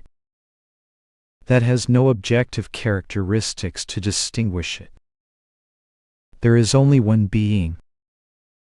Beyond thought, there is no time or space or appearances. Whoever goes there disappears as a separate entity. Only that remains. There is no word for it, but it is. Pause. Next pointer. In trying to search for it, we miss it, because any search must be objective and in the mind. We are looking off in the distance trying to find it. But it is not out there. It is what is looking. See that concept as false, and in that seeing the energy going into that mental loop drops. Ask yourself, where am I right now? Is being here now or not? Is its capacity of awareness functioning now or not? If so, then know that you are face to face with this fact of being, or awareness, or whatever you want to call it. The word is not important. Pause. Next, pointer. You cannot lose this understanding, because what is being understood or pointed to is your own natural being. You cannot lose your own being. That presence shines wherever you are in all thoughts, feelings, perceptions, and experiences.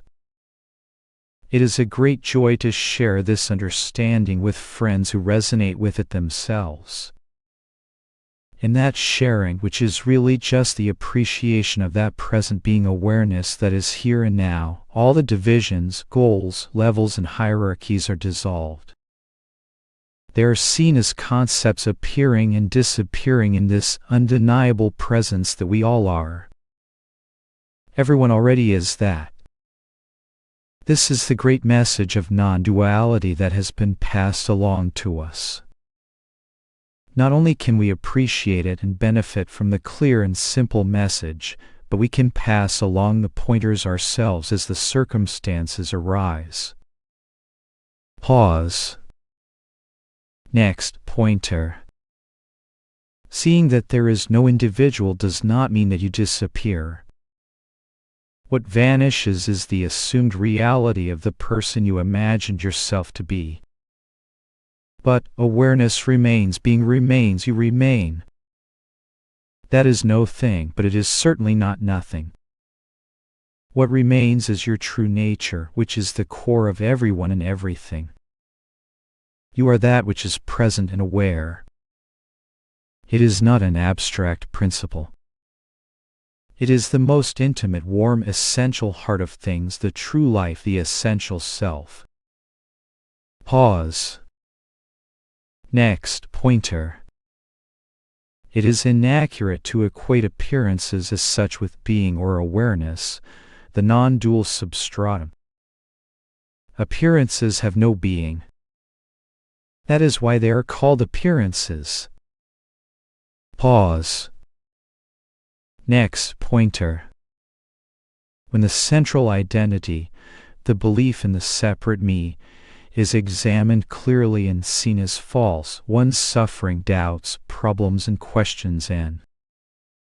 This is because those things are all dependent on the assumption that we are separate, limited, and incomplete. To assert that suffering, doubts, and problems continue on just as before, even after knowing one's true nature, only shows that the basic point being made is not yet clear. Pause.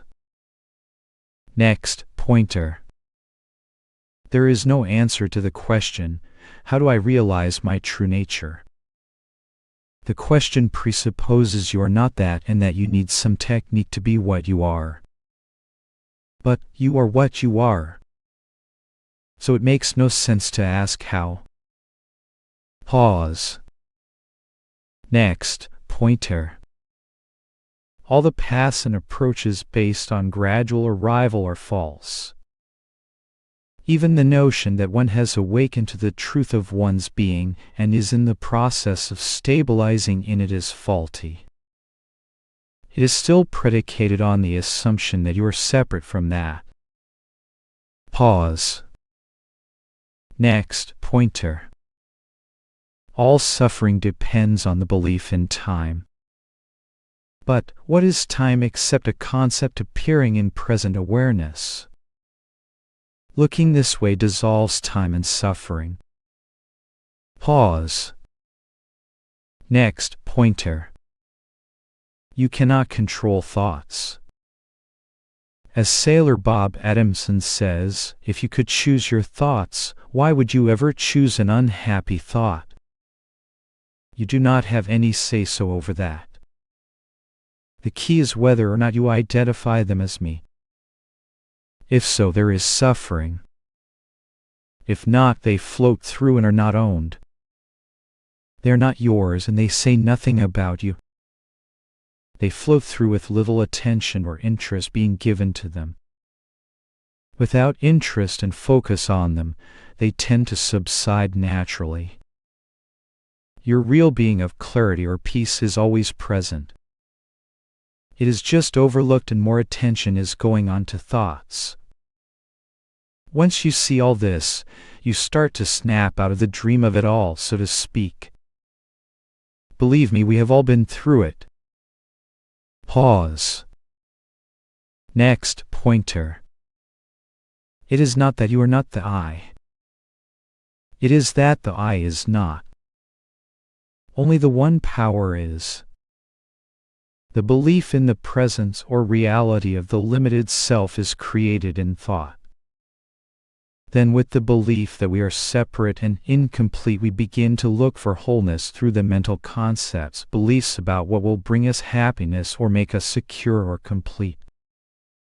The belief in the reality of the I, which is where the belief in separation begins, keeps the mechanism spinning. It is just a habit of thought, a false belief, an error of understanding. In knowing your true nature, everything comes into its proper balance. Abstain from the notion that you are separate or incomplete. Surrender the notion of the I itself. Then what remains is perfectly whole and complete, and the conceptual machinery is undermined at the root. Pause. Next pointer. The basic points in a nutshell are as follows. Awareness is present. Thoughts, feelings, perceptions arise spontaneously. Thinking, deciding, choosing happens. Suffering is generated in thought in reference to the idea of a separate me. The me is a concept. I am not that belief. The belief is untrue. Seeing a belief to be false, the energy drops out of it. With less energy going into conceptual, self-based thoughts, what is present is undeniable awareness, perfectly at ease. Pause. Next pointer. Even letting go, relaxing, and doing nothing are still too much work if these are in reference to a supposed I who is doing them. That me itself is just another belief. As that is seen, the energy of belief drops away. What is left is what is always there, which is the natural state of what is, free of conceptual thoughts based on the assumed separate self. It cannot be an attainment because it is never lost, and there is no one to attain it anyhow, because the separate one is a myth. It is simply a matter of understanding the facts due to them being pointed out and naturally understood rather than anything we do. Pause.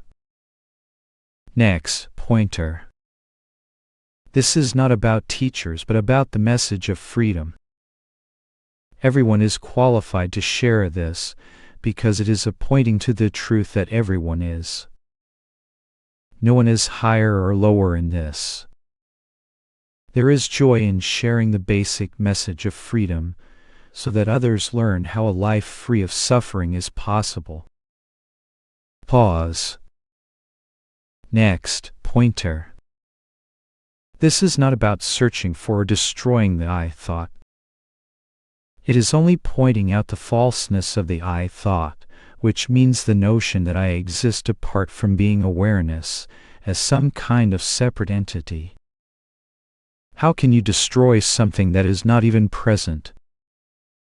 Again, this is simply a matter of understanding only. This may be frustrating to the mind, which is habituated to a path and doer-oriented. That approach leads to an interminable and frustrating search for something that is never really obtained. How many spiritual seekers are at peace? None. Because the seeker is still under the concept of separation and on the hunt for an ever-elusive goal. Pause. Next pointer. Why not start from the position that you are already free? Try that on for size and begin to look at your experiences from that perspective. All troubles, doubts, and strife are conceptual in origin and based on the assumption that you are a limited being. But are you? Are you really anything different than present being awareness itself? If so, what is the problem from that vantage point? Pause. Next, pointer. Your being does not disappear in sleep. The mind is quiet. But if a dream or thought appears, it is registered. Awareness is there. The instruments of the mind and body are dormant. You can see this clearly in present experience. Thoughts come and go. As they pass and disappear, your being does not disappear. The mind and its contents appear and disappear before you. You know the presence of a thought as well as its absence. But in truth, the whole issue of sleep is more theoretical than practical. The mind diverts off onto these topics and looks away from awareness, which is vivid, clear, and alive in our direct experience beyond any doubt here and now. Pause. Next, pointer. The I is just a thought. Normally, we take it to refer to a someone, but in direct looking there is really no one there, only pure awareness itself. The person to whom the I thought supposedly refers is not really there on direct evidence. Pause. Next, pointer. Regarding the I am sense. The I am is not the absolute state. It is not the real you. The I am sense appears and disappears, but you are prior to that. For example, the I am sense subsides in sleep. There is no one there, a subject, to see or know anything, an object. The I am is a signpost or pointer to that ultimate state which is prior to all experiencing or knowledge in the objective sense. Recognize that there is some deeper knowing in you that registers that I am sense. The I am is sometimes referred to as the thought or feeling that you are. But you are still present prior to that, not as a person, but as that pure being or awareness prior to consciousness. Pause. Next, pointer. In truth, there is no practice at all. Practice is always in reference to an entity that feels it needs to get something it does not have, and feels it is separate from what is true and real. This approach is only a pointing to what is clear and obvious in you, or in other words, a clarification of your real being. This may be, if necessary, coupled with a deconstruction of false beliefs and identifications that are based on a wrong view of ourself. If you must cast it in terms of a practice or what do I do? Approach, I would say just get very clear on your identity. With this clear recognition, all the false beliefs and concepts are naturally abandoned, and you remain as what you are and always have been, pure awareness itself, the natural state. Pause. Next, pointer. Just pause thought. In that space, do you disappear? What is there in that space? Obviously, you are there. You are quite present and aware. That is all. You are, and you know you are. There is both the sense of being or presence and a knowing capacity. Is that awareness over there while you are here, or are you that which is aware? Realize that you must be the presence of awareness that remains in the gap between thoughts. It is so easy, effortless, and simple that we miss it. It is not an attainment or goal. It is. It can only be pointed to as a present fact. It sounds simple, but this is all it is. Everything else is a passing appearance in your natural presence. That is not a body, mind, person, or any other object. You are none of those things. Do not go back into the conceptual mind and pick up a thought. Just abide as you are. Pause. Next, pointer. Your natural being is pure clarity, peace, and completion from the start. Simply cease following concepts. Of course, the most important thing is not to alight on the notions about the separate I. Doing that is the very definition of what suffering is, belief in self-centered thoughts. See straight through the mechanism of that. Then you see that what you are and always have been is the pure, lucid space of knowing or intrinsic awareness itself. It is not an attainment, but a recognition of something completely present and available. Pause. Next, pointer. Drop all conceptualizing and be what you are here and now, pure awareness. There is no goal because you already are what you are seeking. There is no living the teaching because there is no person to do any such thing. Once you pick up that notion, you are back in dualism. What is wrong with right now if you are not thinking all this? Do not create unnecessary imagined problems and then get stuck in them. There is no long, slow journey to liberation. That implies a distant goal, time, and a person to do all that. It is purely conceptual. Your true nature does not need to return to the appearance to ensure that the body and mind are expressing the understanding. This is a dualistic notion that keeps the seeker pinned into the conceptual mind, believing that lasting freedom will arrive in the future. If you accept that judgment, you are bound to get a sentence of at least 5 to 10 years of hard labor in the prison of conceptual thought. It is amusing that people willingly and eagerly sign up for such a doubtful proposition. Would a free man voluntarily give his time and money in order to go to jail? Question such dubious beliefs. Drop the concepts of awakening, liberation, embodiment, enlightened teachers, paths and techniques and, most importantly, your assumed identity as a limited self and simply be what you are. Pause. Next, pointer. The notion that we control events is utterly false.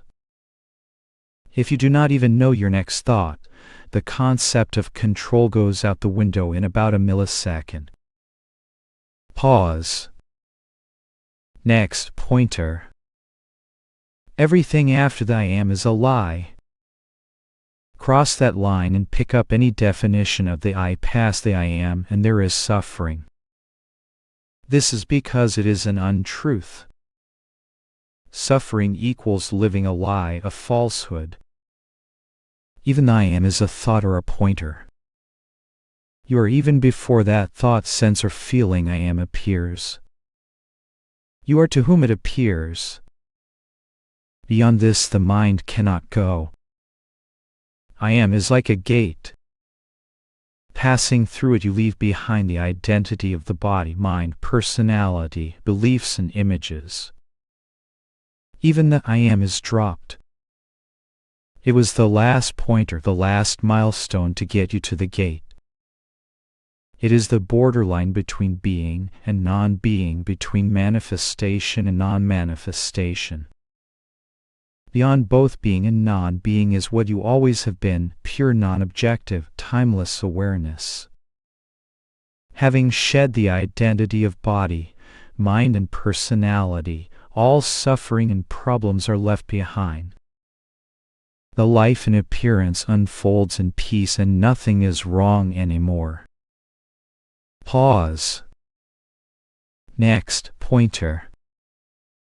Seeing the false is what cuts the belief in identification with what appears. If you try to suppress, modify, or correct what appears, that is only from the position of someone with an agenda. that is based on other conditioned concepts, so you are back in the belief being a limited, separated self or person. Without such belief or energy being invested in the thoughts and concepts, the natural functioning returns. It is natural living not dominated by self-centered images and assumptions. You remain free like the sky or space, not attaching to anything. But you are not forcibly detaching either. That would be more mental stress and positioning. None of that is needed. Just be free and easy. See a thought or identity as an image with no substance and let it pass. You remain as you are. Pause. Next, pointer. Do not mix up levels of discourse. On the absolute level, there is no person. On the relative level of appearances, functioning happens. That functioning can be intelligent, purposeful, and not run through limiting beliefs. There is no contradiction or problem. No person is implied. When Krishna advised Arjuna to fight, or when Nisargadatta Maharaj said to do your work and live your life with full zest, they were not speaking to a person. Pause. Next, pointer. Spiritual concepts and beliefs are just more thoughts. For a time we think they are better or more noble. But in the end, it is just more conceptual images. The spiritual identity is just as much a false identity as the so-called worldly identity. Pure awareness is neither spiritual nor worldly. It is the doubtless presence in which all thoughts and images appear. In the end, spirituality as a conceptual system or framework falls away, because it is recognized to be just another thought construct. You are not a thought. You, your true nature, is what is being pointed to. Pause. Next, pointer. Things which are objects all have a beginning, a middle, and an end. Can something that is not an object have a beginning, a middle, or an end? Do you have any evidence that awareness ever began or started other than as a speculation on your part? Some have called it no thing or emptiness. But it is not an inert, lifeless void. It is emptiness that has the capacity of knowing. Pause. Next, pointer. All the penny-dropping talk is conceptual because your being is already present. Nothing needs to happen to be what you already are. Pause. Next, pointer. 99% of all popular spirituality is just playing spiritual roles and wallpapering high-sounding statements over the unexamined identification with the body-mind while continuing to give belief to the notion of the separate self. There is often no real interest in self-examination or basic looking at all. Most are intoxicated with the great teacher, the events, the progress, the story of insights and awakenings, hoping to be a teacher or whatever, but it is all beside the point. It is all talking in terms of that entity which appears to be apart from the one awareness. But there is no such thing. The whole dance is based on a false assumption, and the false assumption is being vigorously defended as true. There is no enlightenment, no wake teacher, no path, nothing to do, nothing to embody, nobody present to do anything, just simple being awareness right here and now. Pause. Next, pointer. Things seemingly appear and disappear, but what has happened ultimately? Water appears in a mirage. Where did it come from? Where does it go? Was it ever there? Seekers are pursuing water in a mirage and talking of all the wonderful experiences they have with the water. They are getting closer to it, bathing in it, studying about it, studying with those who have it, and so on. But then the question must be asked, is there anything really there at all? This is not a popular question. It is disrespectful, not tactful, crude, low-brow, not fit for an appreciative student, so they say. Before the water seems to appear and after it seems to disappear, we are, not as a body-mind, but as that presence that is silently and effortless registering it all, completely untouched and self-complete, no thing. It is so simple and obvious that nearly everyone overlooks it. Pause. Next, pointer. When appearances are negated, what remains? Did you disappear? The notion I is seen as a thought. But still you are there. Aren't you present and aware? That awareness is your real abiding nature. You cannot negate that. It is the abiding essence. You do not have to try to identify as that. That would be conceptual. You are naturally and effortlessly that. You cannot deny your presence, your being, and its aware nature. There is no subsequent process. After negating the appearances, you are still left. To try to go forward from there would only be going back into thought. Just pause in that gap and notice that you are already what you are seeking. Pause. Next, pointer. Thoughts and feelings come up in the natural awareness that you are. It is that simple. You are already that natural and effortless awareness. What else can you be?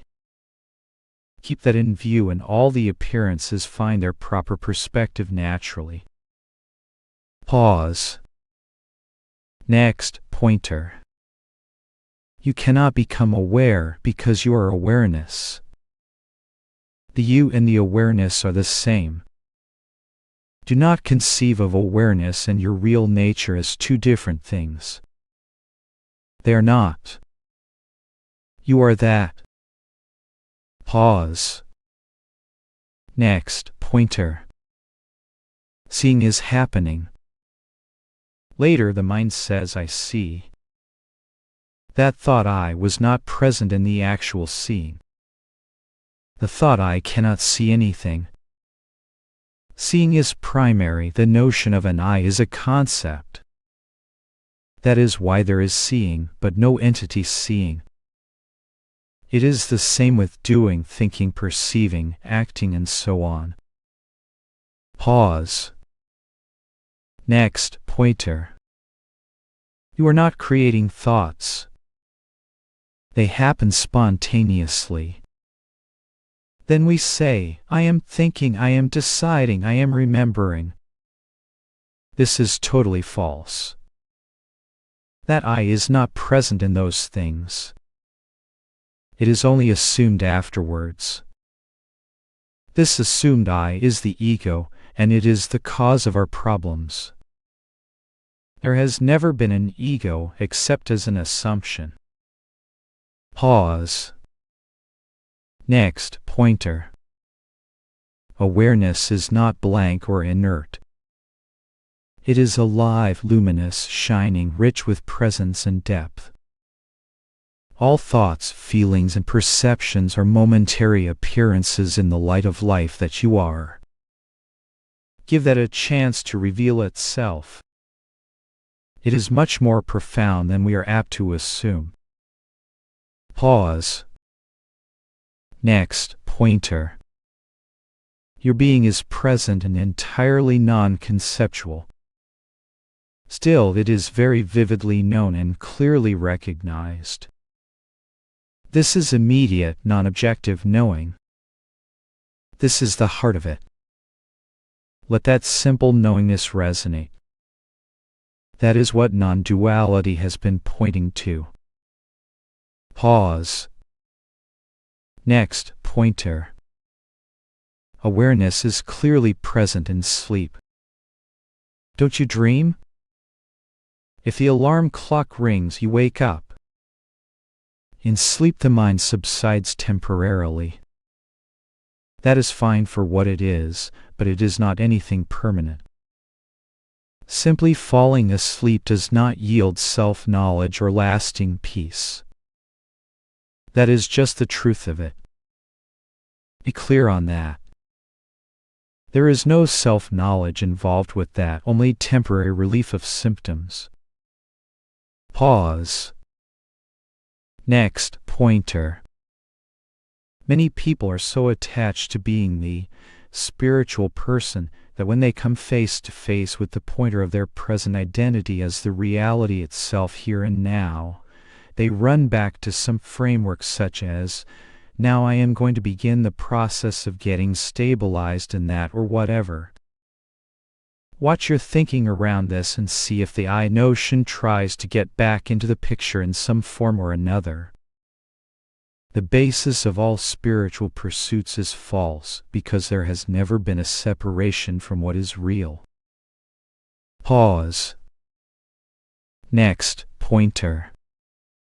You are and you know you are. Everything the mind may say is subsequent to this basic fact. In fact, there can be no thinking without your aware presence. You are before the next thought arises. That is why the mind is useless for knowing the fact of your being. Pause in this knowing of your present being and see what this is. It is not a thought, a perception, or a thing. Yet it most tangibly is. Just appreciate that in this recognition, you are coming face to face with your original nature. Pause. Next, pointer.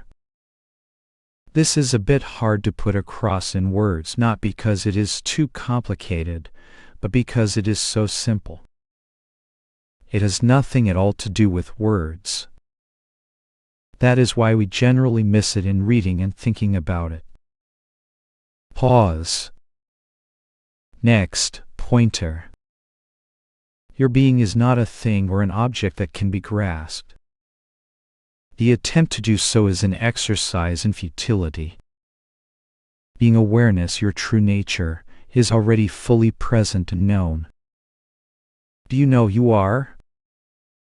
Yes. Is awareness present now? Yes. This is all this is. This is about something so simple and clear that we are apt to overlook what is really being communicated. Once we start to look for it, we have already gone astray, so to speak, because there is an assumption that we do not see it or know it. This is completely fallacious. Pause. Next, pointer. You are completely, utterly, and finally free at this moment. The nature of what is real is simple being awareness. It is here and now. It cannot be denied. Your identity as that cannot be doubted or contradicted. Thoughts, feelings, and perceptions in no way change this fundamental fact. Nothing can move you from your nature of being awareness. There is absolutely nothing needed for this. No awakening, no embodiment, no liberation. There is no separation from Source. Therefore, there is no person even present who needs any of those things. There is no time, space, or separation in your nature of timeless being awareness. There is absolutely no deepening, stabilization, or processing involved at all. Even now, you are what you are seeking. Abide as you are, for all is complete. Do not grant the energy of belief to imaginary spiritual and psychological stories of a separate I that never existed. Pause. Next, pointer. All that you need is constantly with you. Your natural and undeniable being is here presently and clearly in view. We may have overlooked the simplicity of this, but when it is pointed out, something resonates and we can directly recognize this for ourselves. Pause. Next, pointer. This is not a top-down approach. It is a democratic model. The beauty of it is that anyone who sees the basics of this can certainly point others back to the fact of who they are. It is not a special attainment, and it is not about the so-called qualifications of the one doing the pointing. Who is there to have qualifications or be ready to do so? Everyone is already that, so who is not able to point to the obvious and simple fact of being what we already are? It is about a simple pointing to the fact of one's present being and the non-separation from that. There is no need to talk about readiness. The pointing may be done seemingly well or crudely, but that is not particularly relevant because it is not about the pointing, but what is being pointed to. It is like drinking water from a cup. It is not the cup that is the issue, but the water in the cup. In the same way, it is not about the one doing the pointing or even how well or what is said as such. It is about the essence being pointed to. Because everyone is that, each one has all the qualifications he or she needs right from the start. Pause. Next, pointer.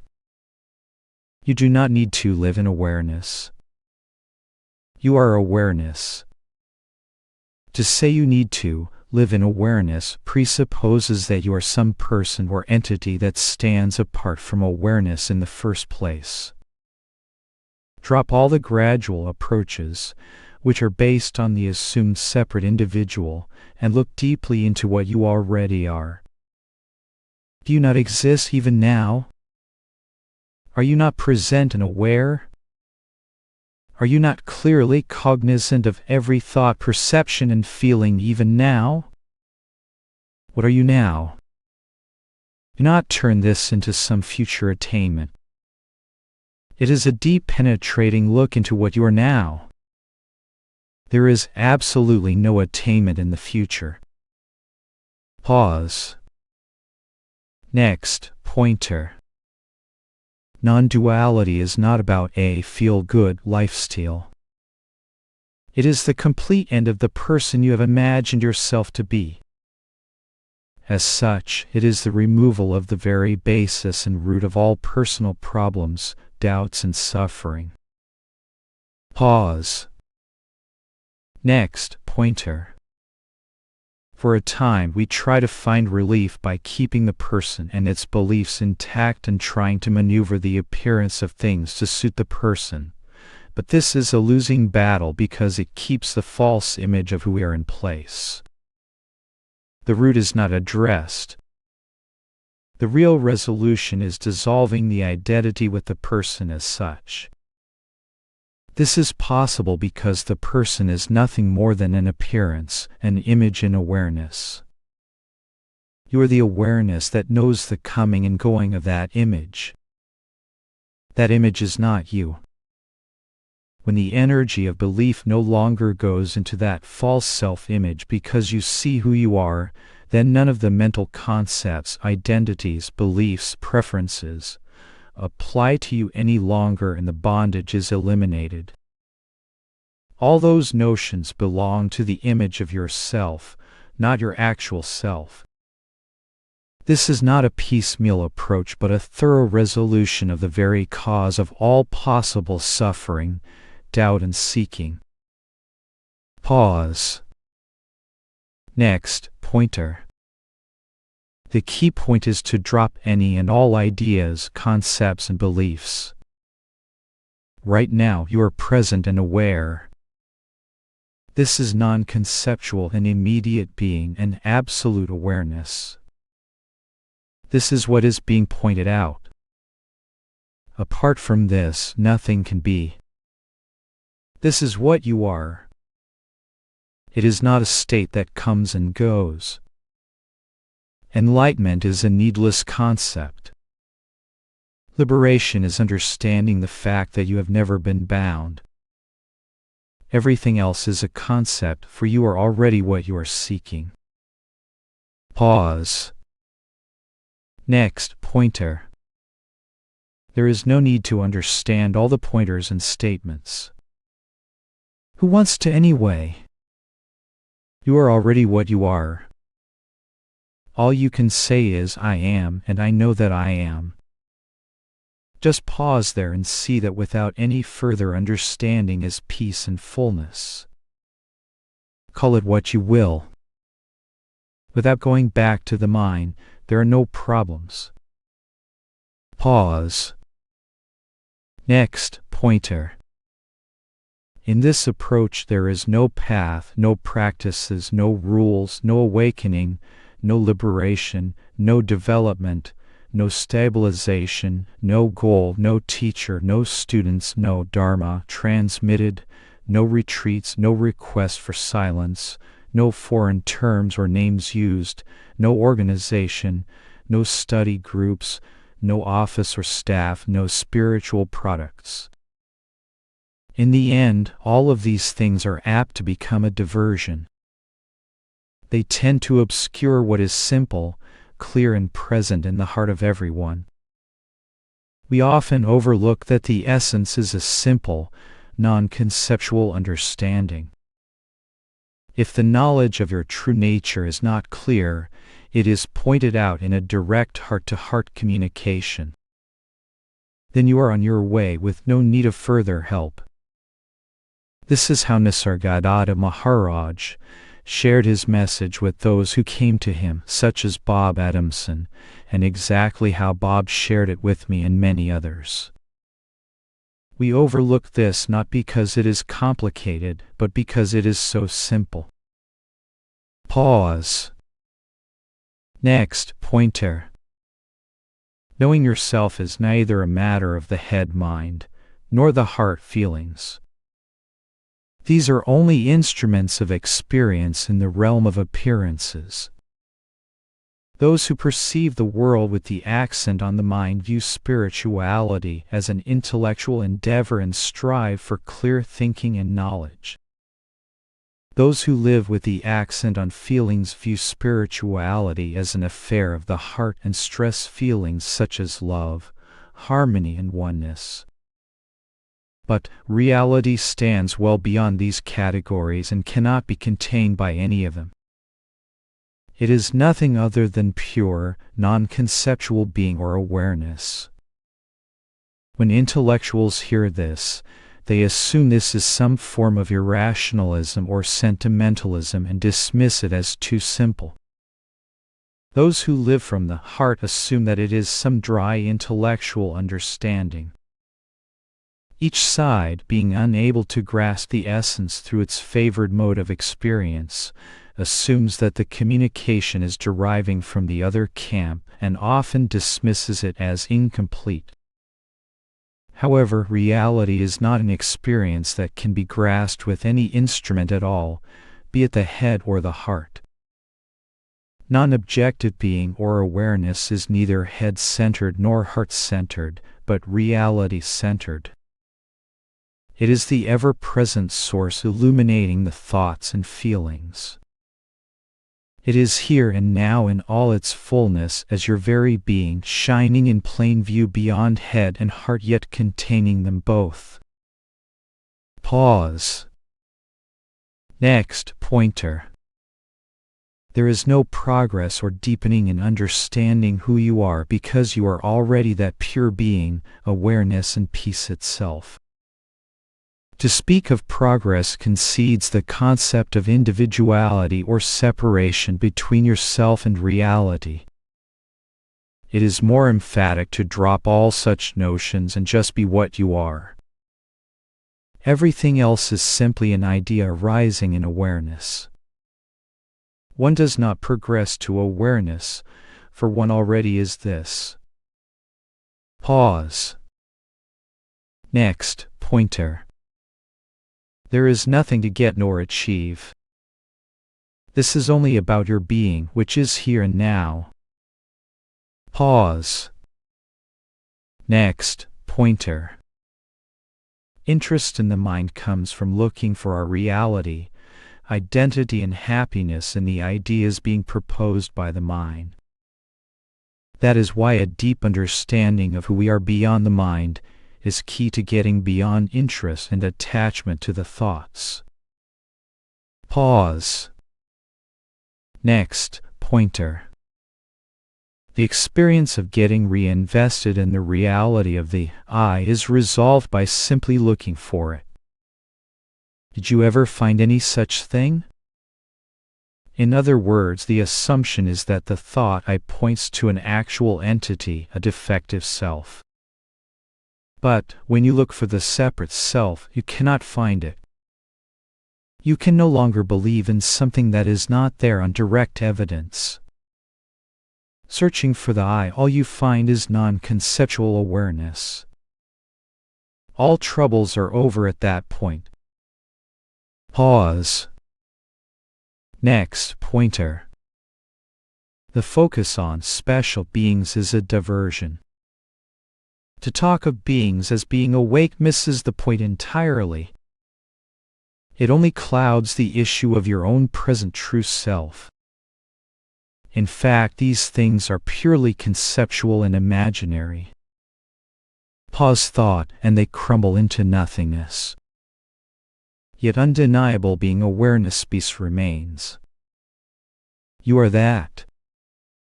There is nothing more to say beyond that. Talking about gurus and awake beings takes one away from the utter simplicity of this.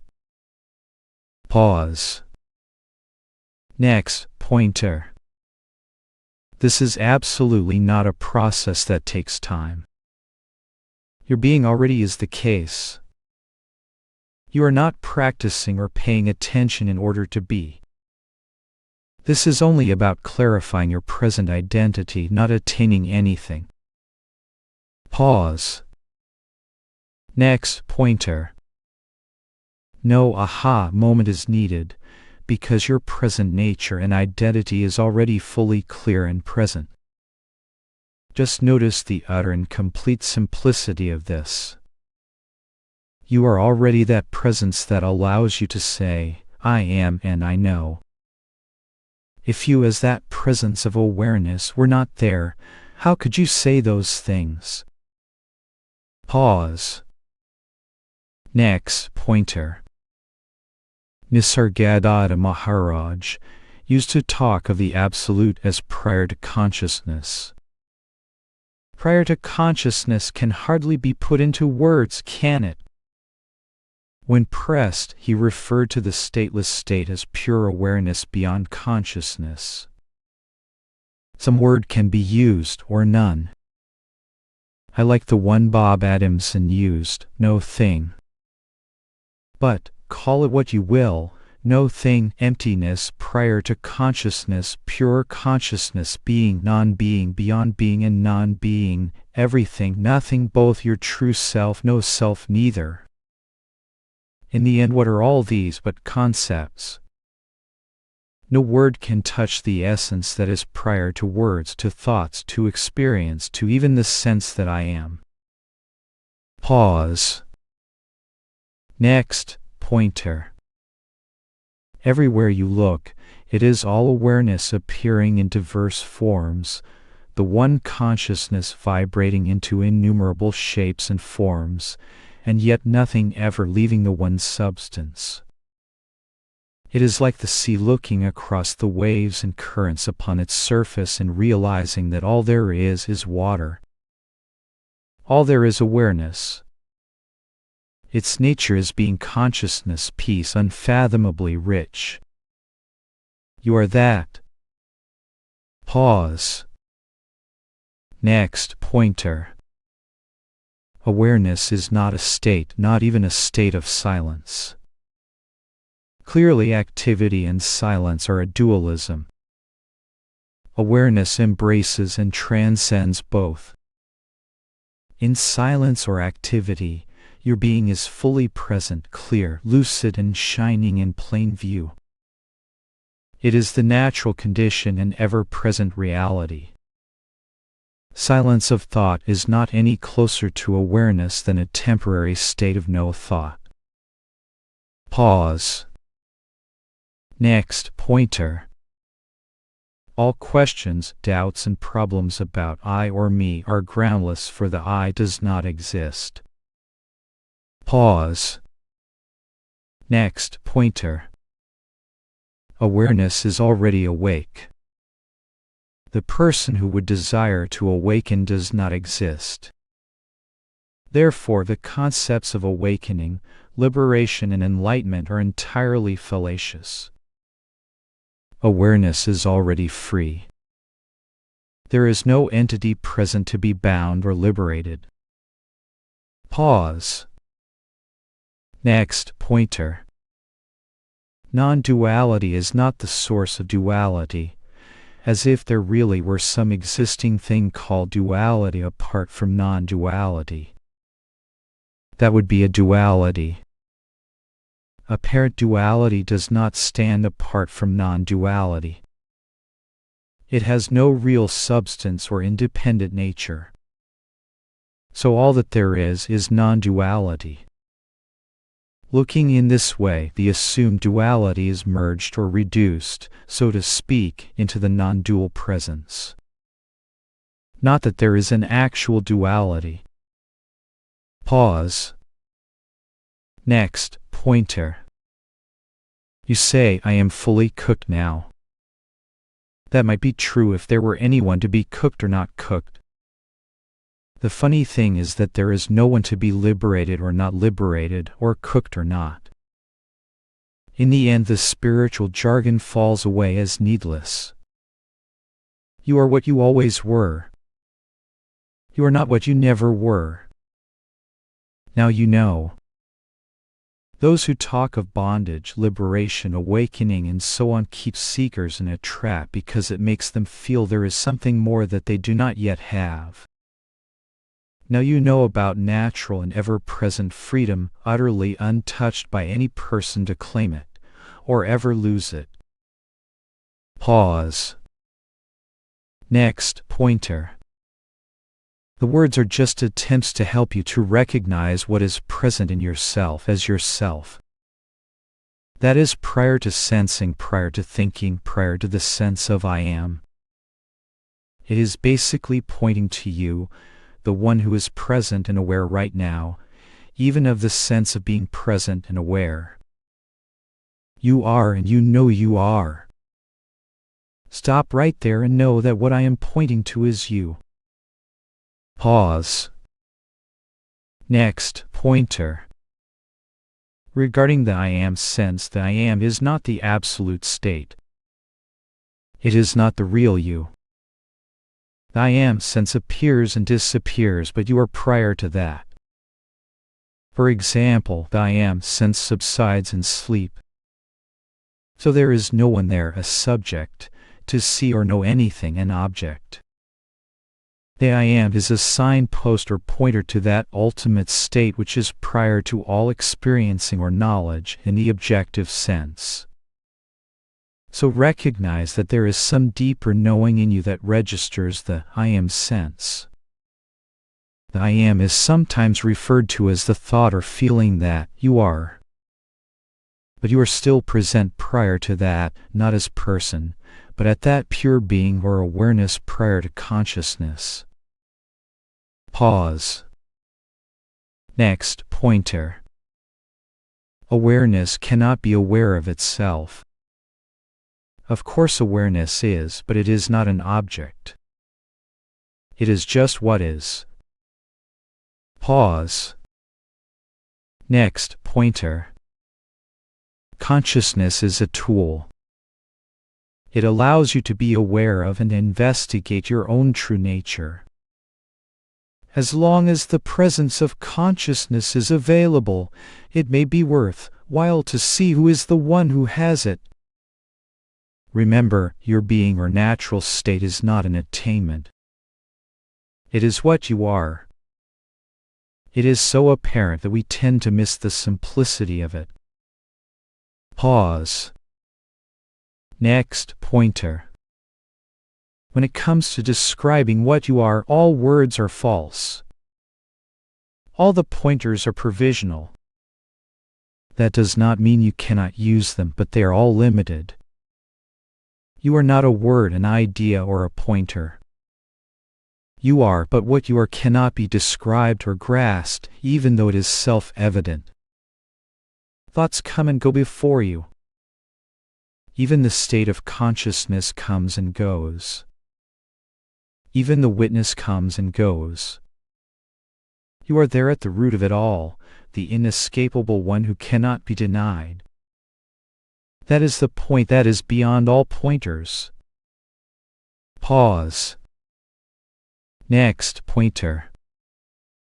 All the questions, seeking, doubts, and suffering are resolved by a clear and direct recognition of your real nature. Those problems are all conceptual. They reside in thought and are generated by an unexamined or partial view of who we are. This causes us to take ourselves to be something we are not, an apparent limited self apart from the source or reality. Your real nature of non-conceptual awareness or being has no questions, doubts, or problems. It is life itself. Life has no questions or doubts about life. Life expresses for a time and then returns to its source. All is resolved and in harmony, like day and night, summer and winter. Your being and identity as that life itself is self-evident and cannot be doubted, for it is your undeniable existence, which is always present in all experiences and states. It is important to have a very clear and direct sense of this. Your being is not in the mind. You are that which is prior to and aware of the mind. Pause. Next pointer. Basically, there are appearances, objects, the states of being conscious or unconscious, for example, waking and sleep, and then you, to whom all that appears. Sometimes that is called the pure awareness beyond consciousness. It is the ultimate principle behind waking, dreaming, and sleep, that is, all states of consciousness. It is the one for whom all those appear. What you are cannot be a person, because a person is a conceptual construction appearing in the waking state. You are not a person, nor are you the consciousness which arises in the waking state and illuminates the person. You are beyond both, as the absolute reality, underlying the person, the world, and the consciousness in which they both appear. Pause. Next pointer. At some point along the way, the seeing returns to its source. This is the presence of awareness that has been here all along. You know that, and you are what you know. Such was the pointer of the ancients who said the nature of reality is being awareness, and you are that. It is so simple and self-evident that we overlook the obvious. How can there be anything without your presence and its aware nature? Everything appears in awareness. That is not a void. It is rich with life and love. So the ancient pointer was Sat Chit Ananda, or being, awareness, and happiness. You are that. It is wonderfully elegant. You are what you were seeking. In seeing this, all comes to rest. Pause. Next pointer. Awareness is awareness is awareness. One does not develop awareness. No technique is required to be the knower.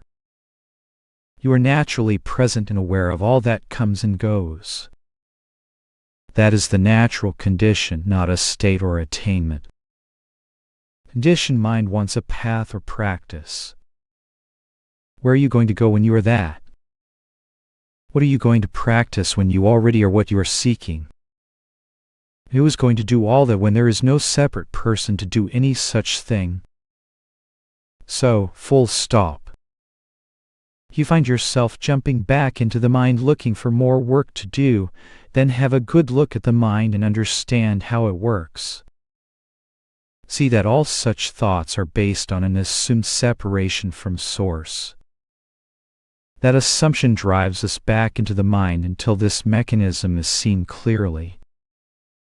Is the basic assumption that you are separate true?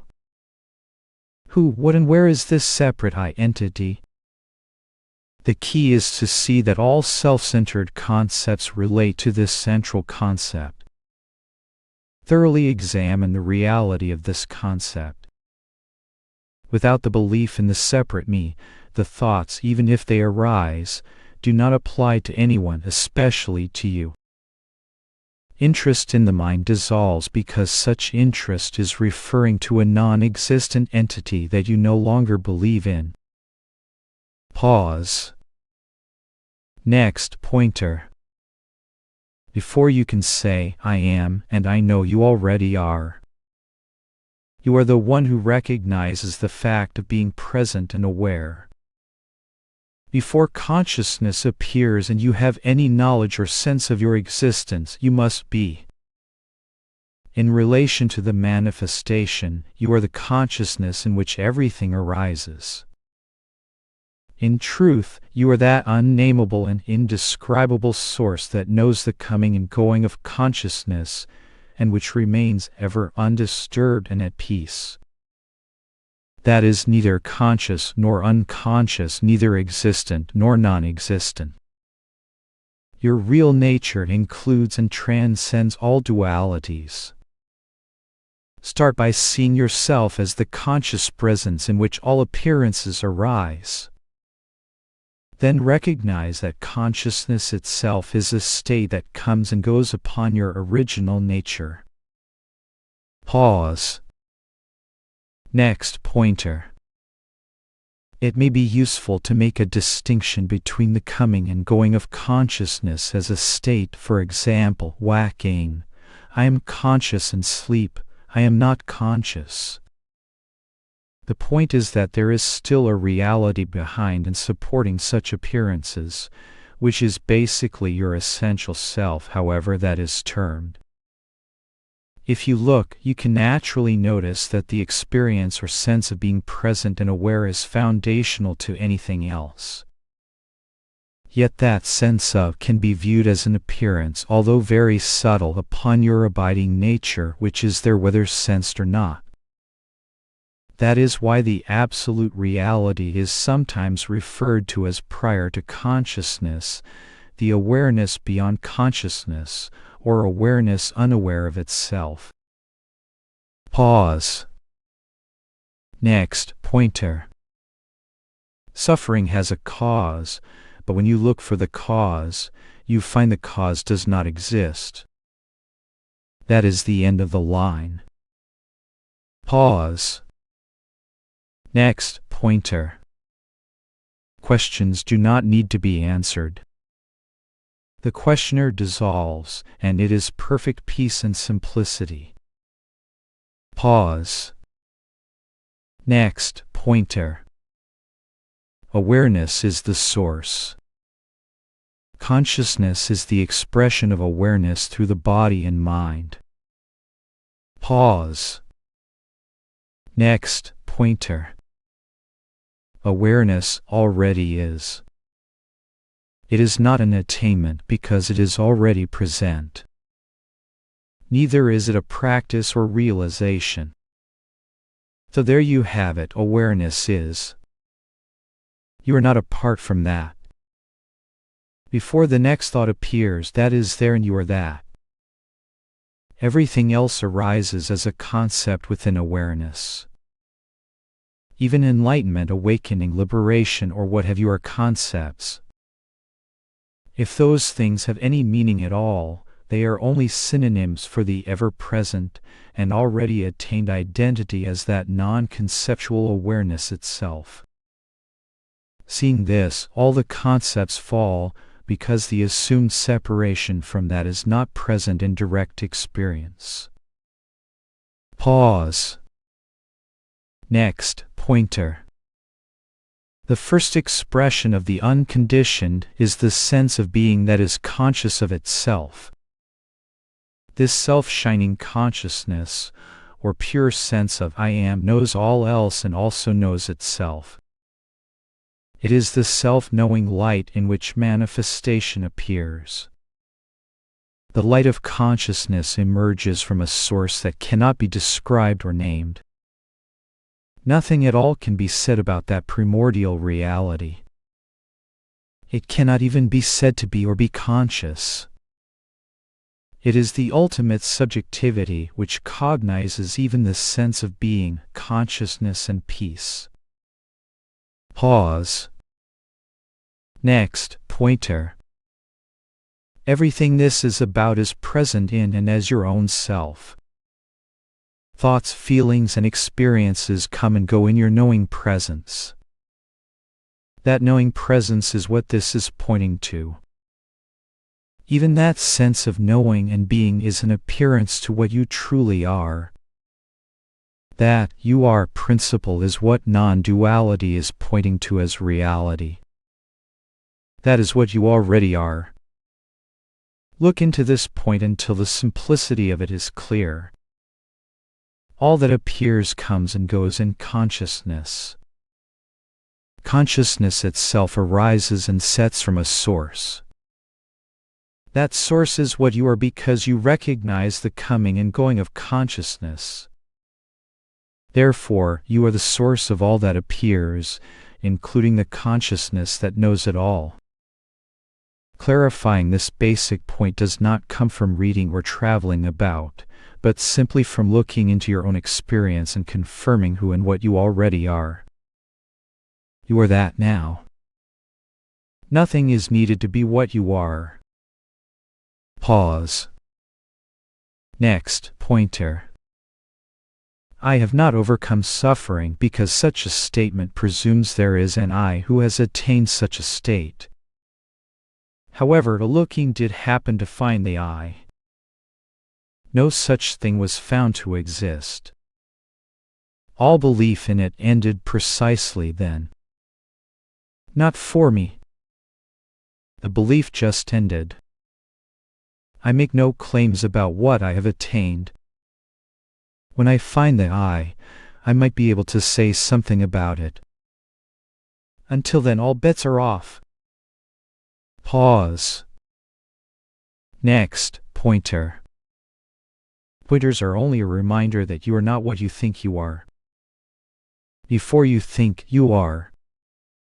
And that is perfect from the start. Pause. Next, pointer. The resolution of suffering through seeing there is no self is only a subsequent and optional investigation once your actual nature is clear. In all of this thinking and conceptualizing, did your being disappear? And how can all of this thinking appear if there is no consciousness to witness it? Forget the body and mind, they are irrelevant to knowing who you are. What is aware of the body and mind?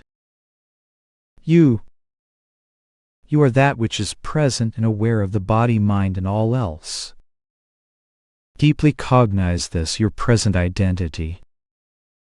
Do not be quick to dive back into the mind and doubts. That leads to confusion and uncertainty. Is the fact of your being confusing or uncertain? The answer is not in the mind, because what you are is not in the mind. Make sure this is clear. If not, you will be forever cycling in the thoughts and doubts. This is not about getting mental answers and working it out in thought. Before thought appears, you are.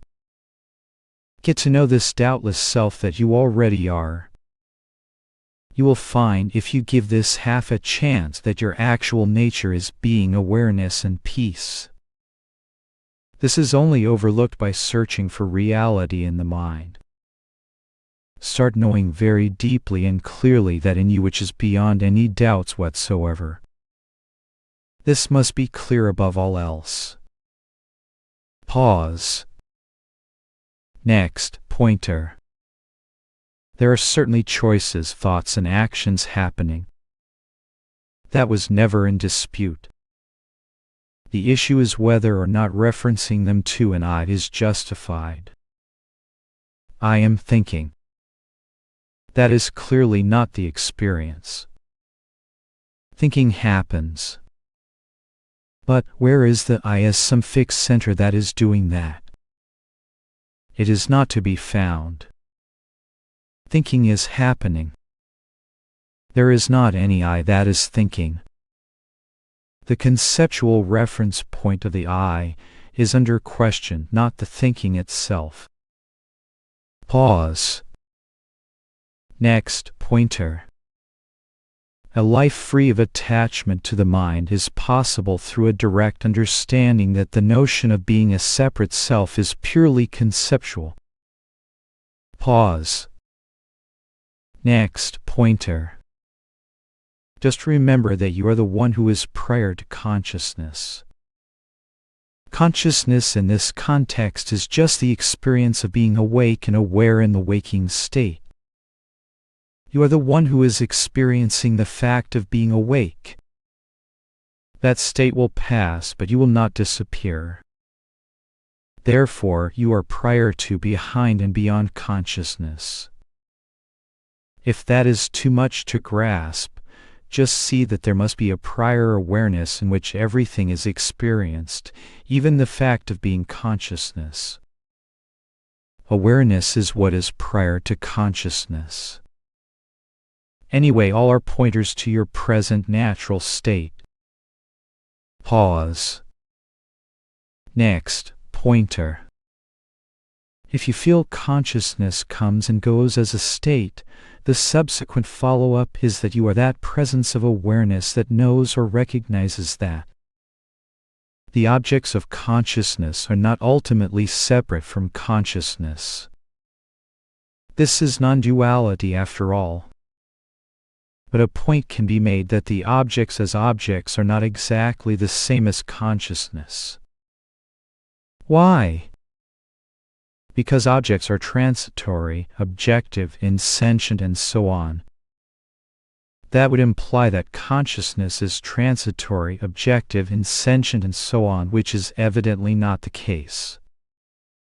A clearer pointer on this is that objects are a manifestation or display of consciousness. In essence, they are that, but not as they appear. Keep in mind that consciousness itself arises from and merges into a deeper or prior source. Pause. Next, pointer. You may have all types of insights, such as, I am consciousness, I am presence, I am not my thoughts, I am awakened, and so on. But, if there is still an I who has all these attributes, then the sense of being a separate I is still being believed. The false identity is in full swing. This is how beliefs, even those related to non-duality, can be taken on board and actually reinforce the personal identity rather than expose its absence. Pause. Next, pointer. The main thing is having a clear knowledge of your real nature. Any other looking should come from this platform. The looking for the I is just a way to understand and resolve needless suffering that may be in play after you have a clear sense of who you are. If who you are is not clear, then that basic confusion will likely color and distort any other looking or inquiry. Is your being and its nature crystal clear for you at this point? It is helpful to be solid on this. Pause. Next, pointer. Non-conceptual awareness, which is the source of consciousness and all else, is clearly not a separate you. First, consciousness appears. At that level there is no you involved. It is just a space of knowing in which events are appearing. Later, the mind creates the you notion and then tags it on to various parts of the appearance, body, mind, thoughts, and so on. You are not that idea you. Nor are you any of the appearances. Nor are you even the very consciousness itself that rises up as a transient appearance.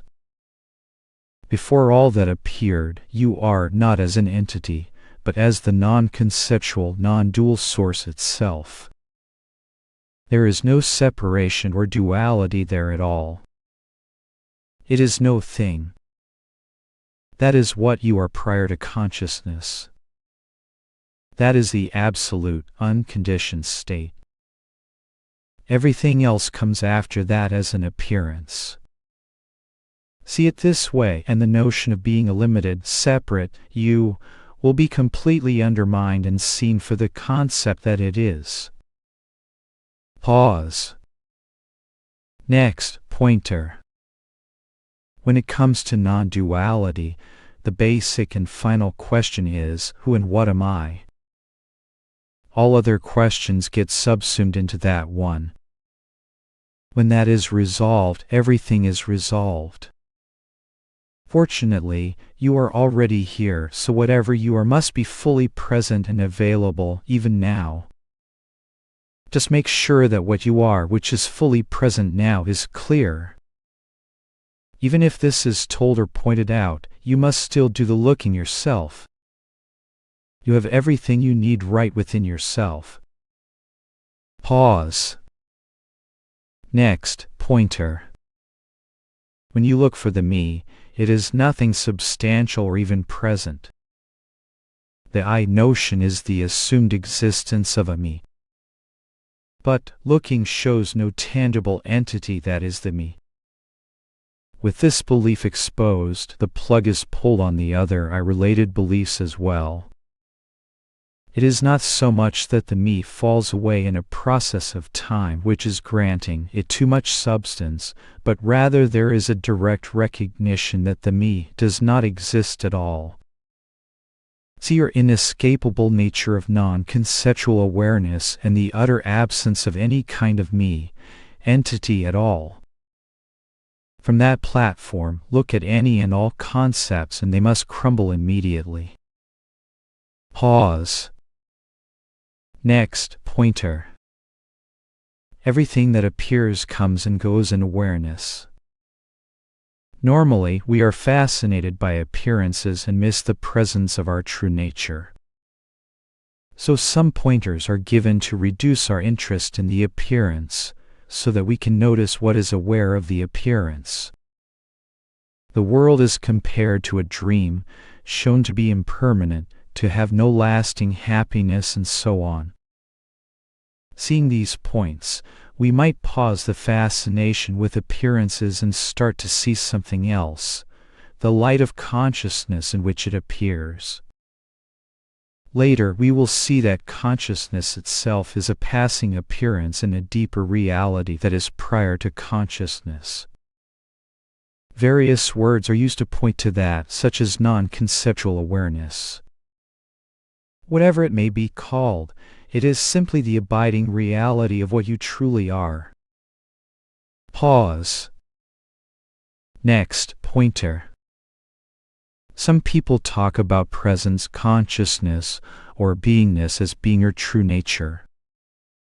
But what you really are is prior to those things, for they are all experiences also. This is generally overlooked. Pause. Next, pointer. The best meditation is to do nothing at all. Experiences come and go. Let them be and do not do a thing. Everything passes. So whatever it may be, just leave it alone.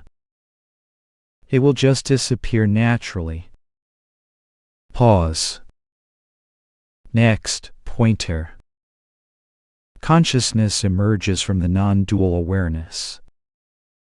It is a mere flickering image and appearance. And yet the whole universe appears in that.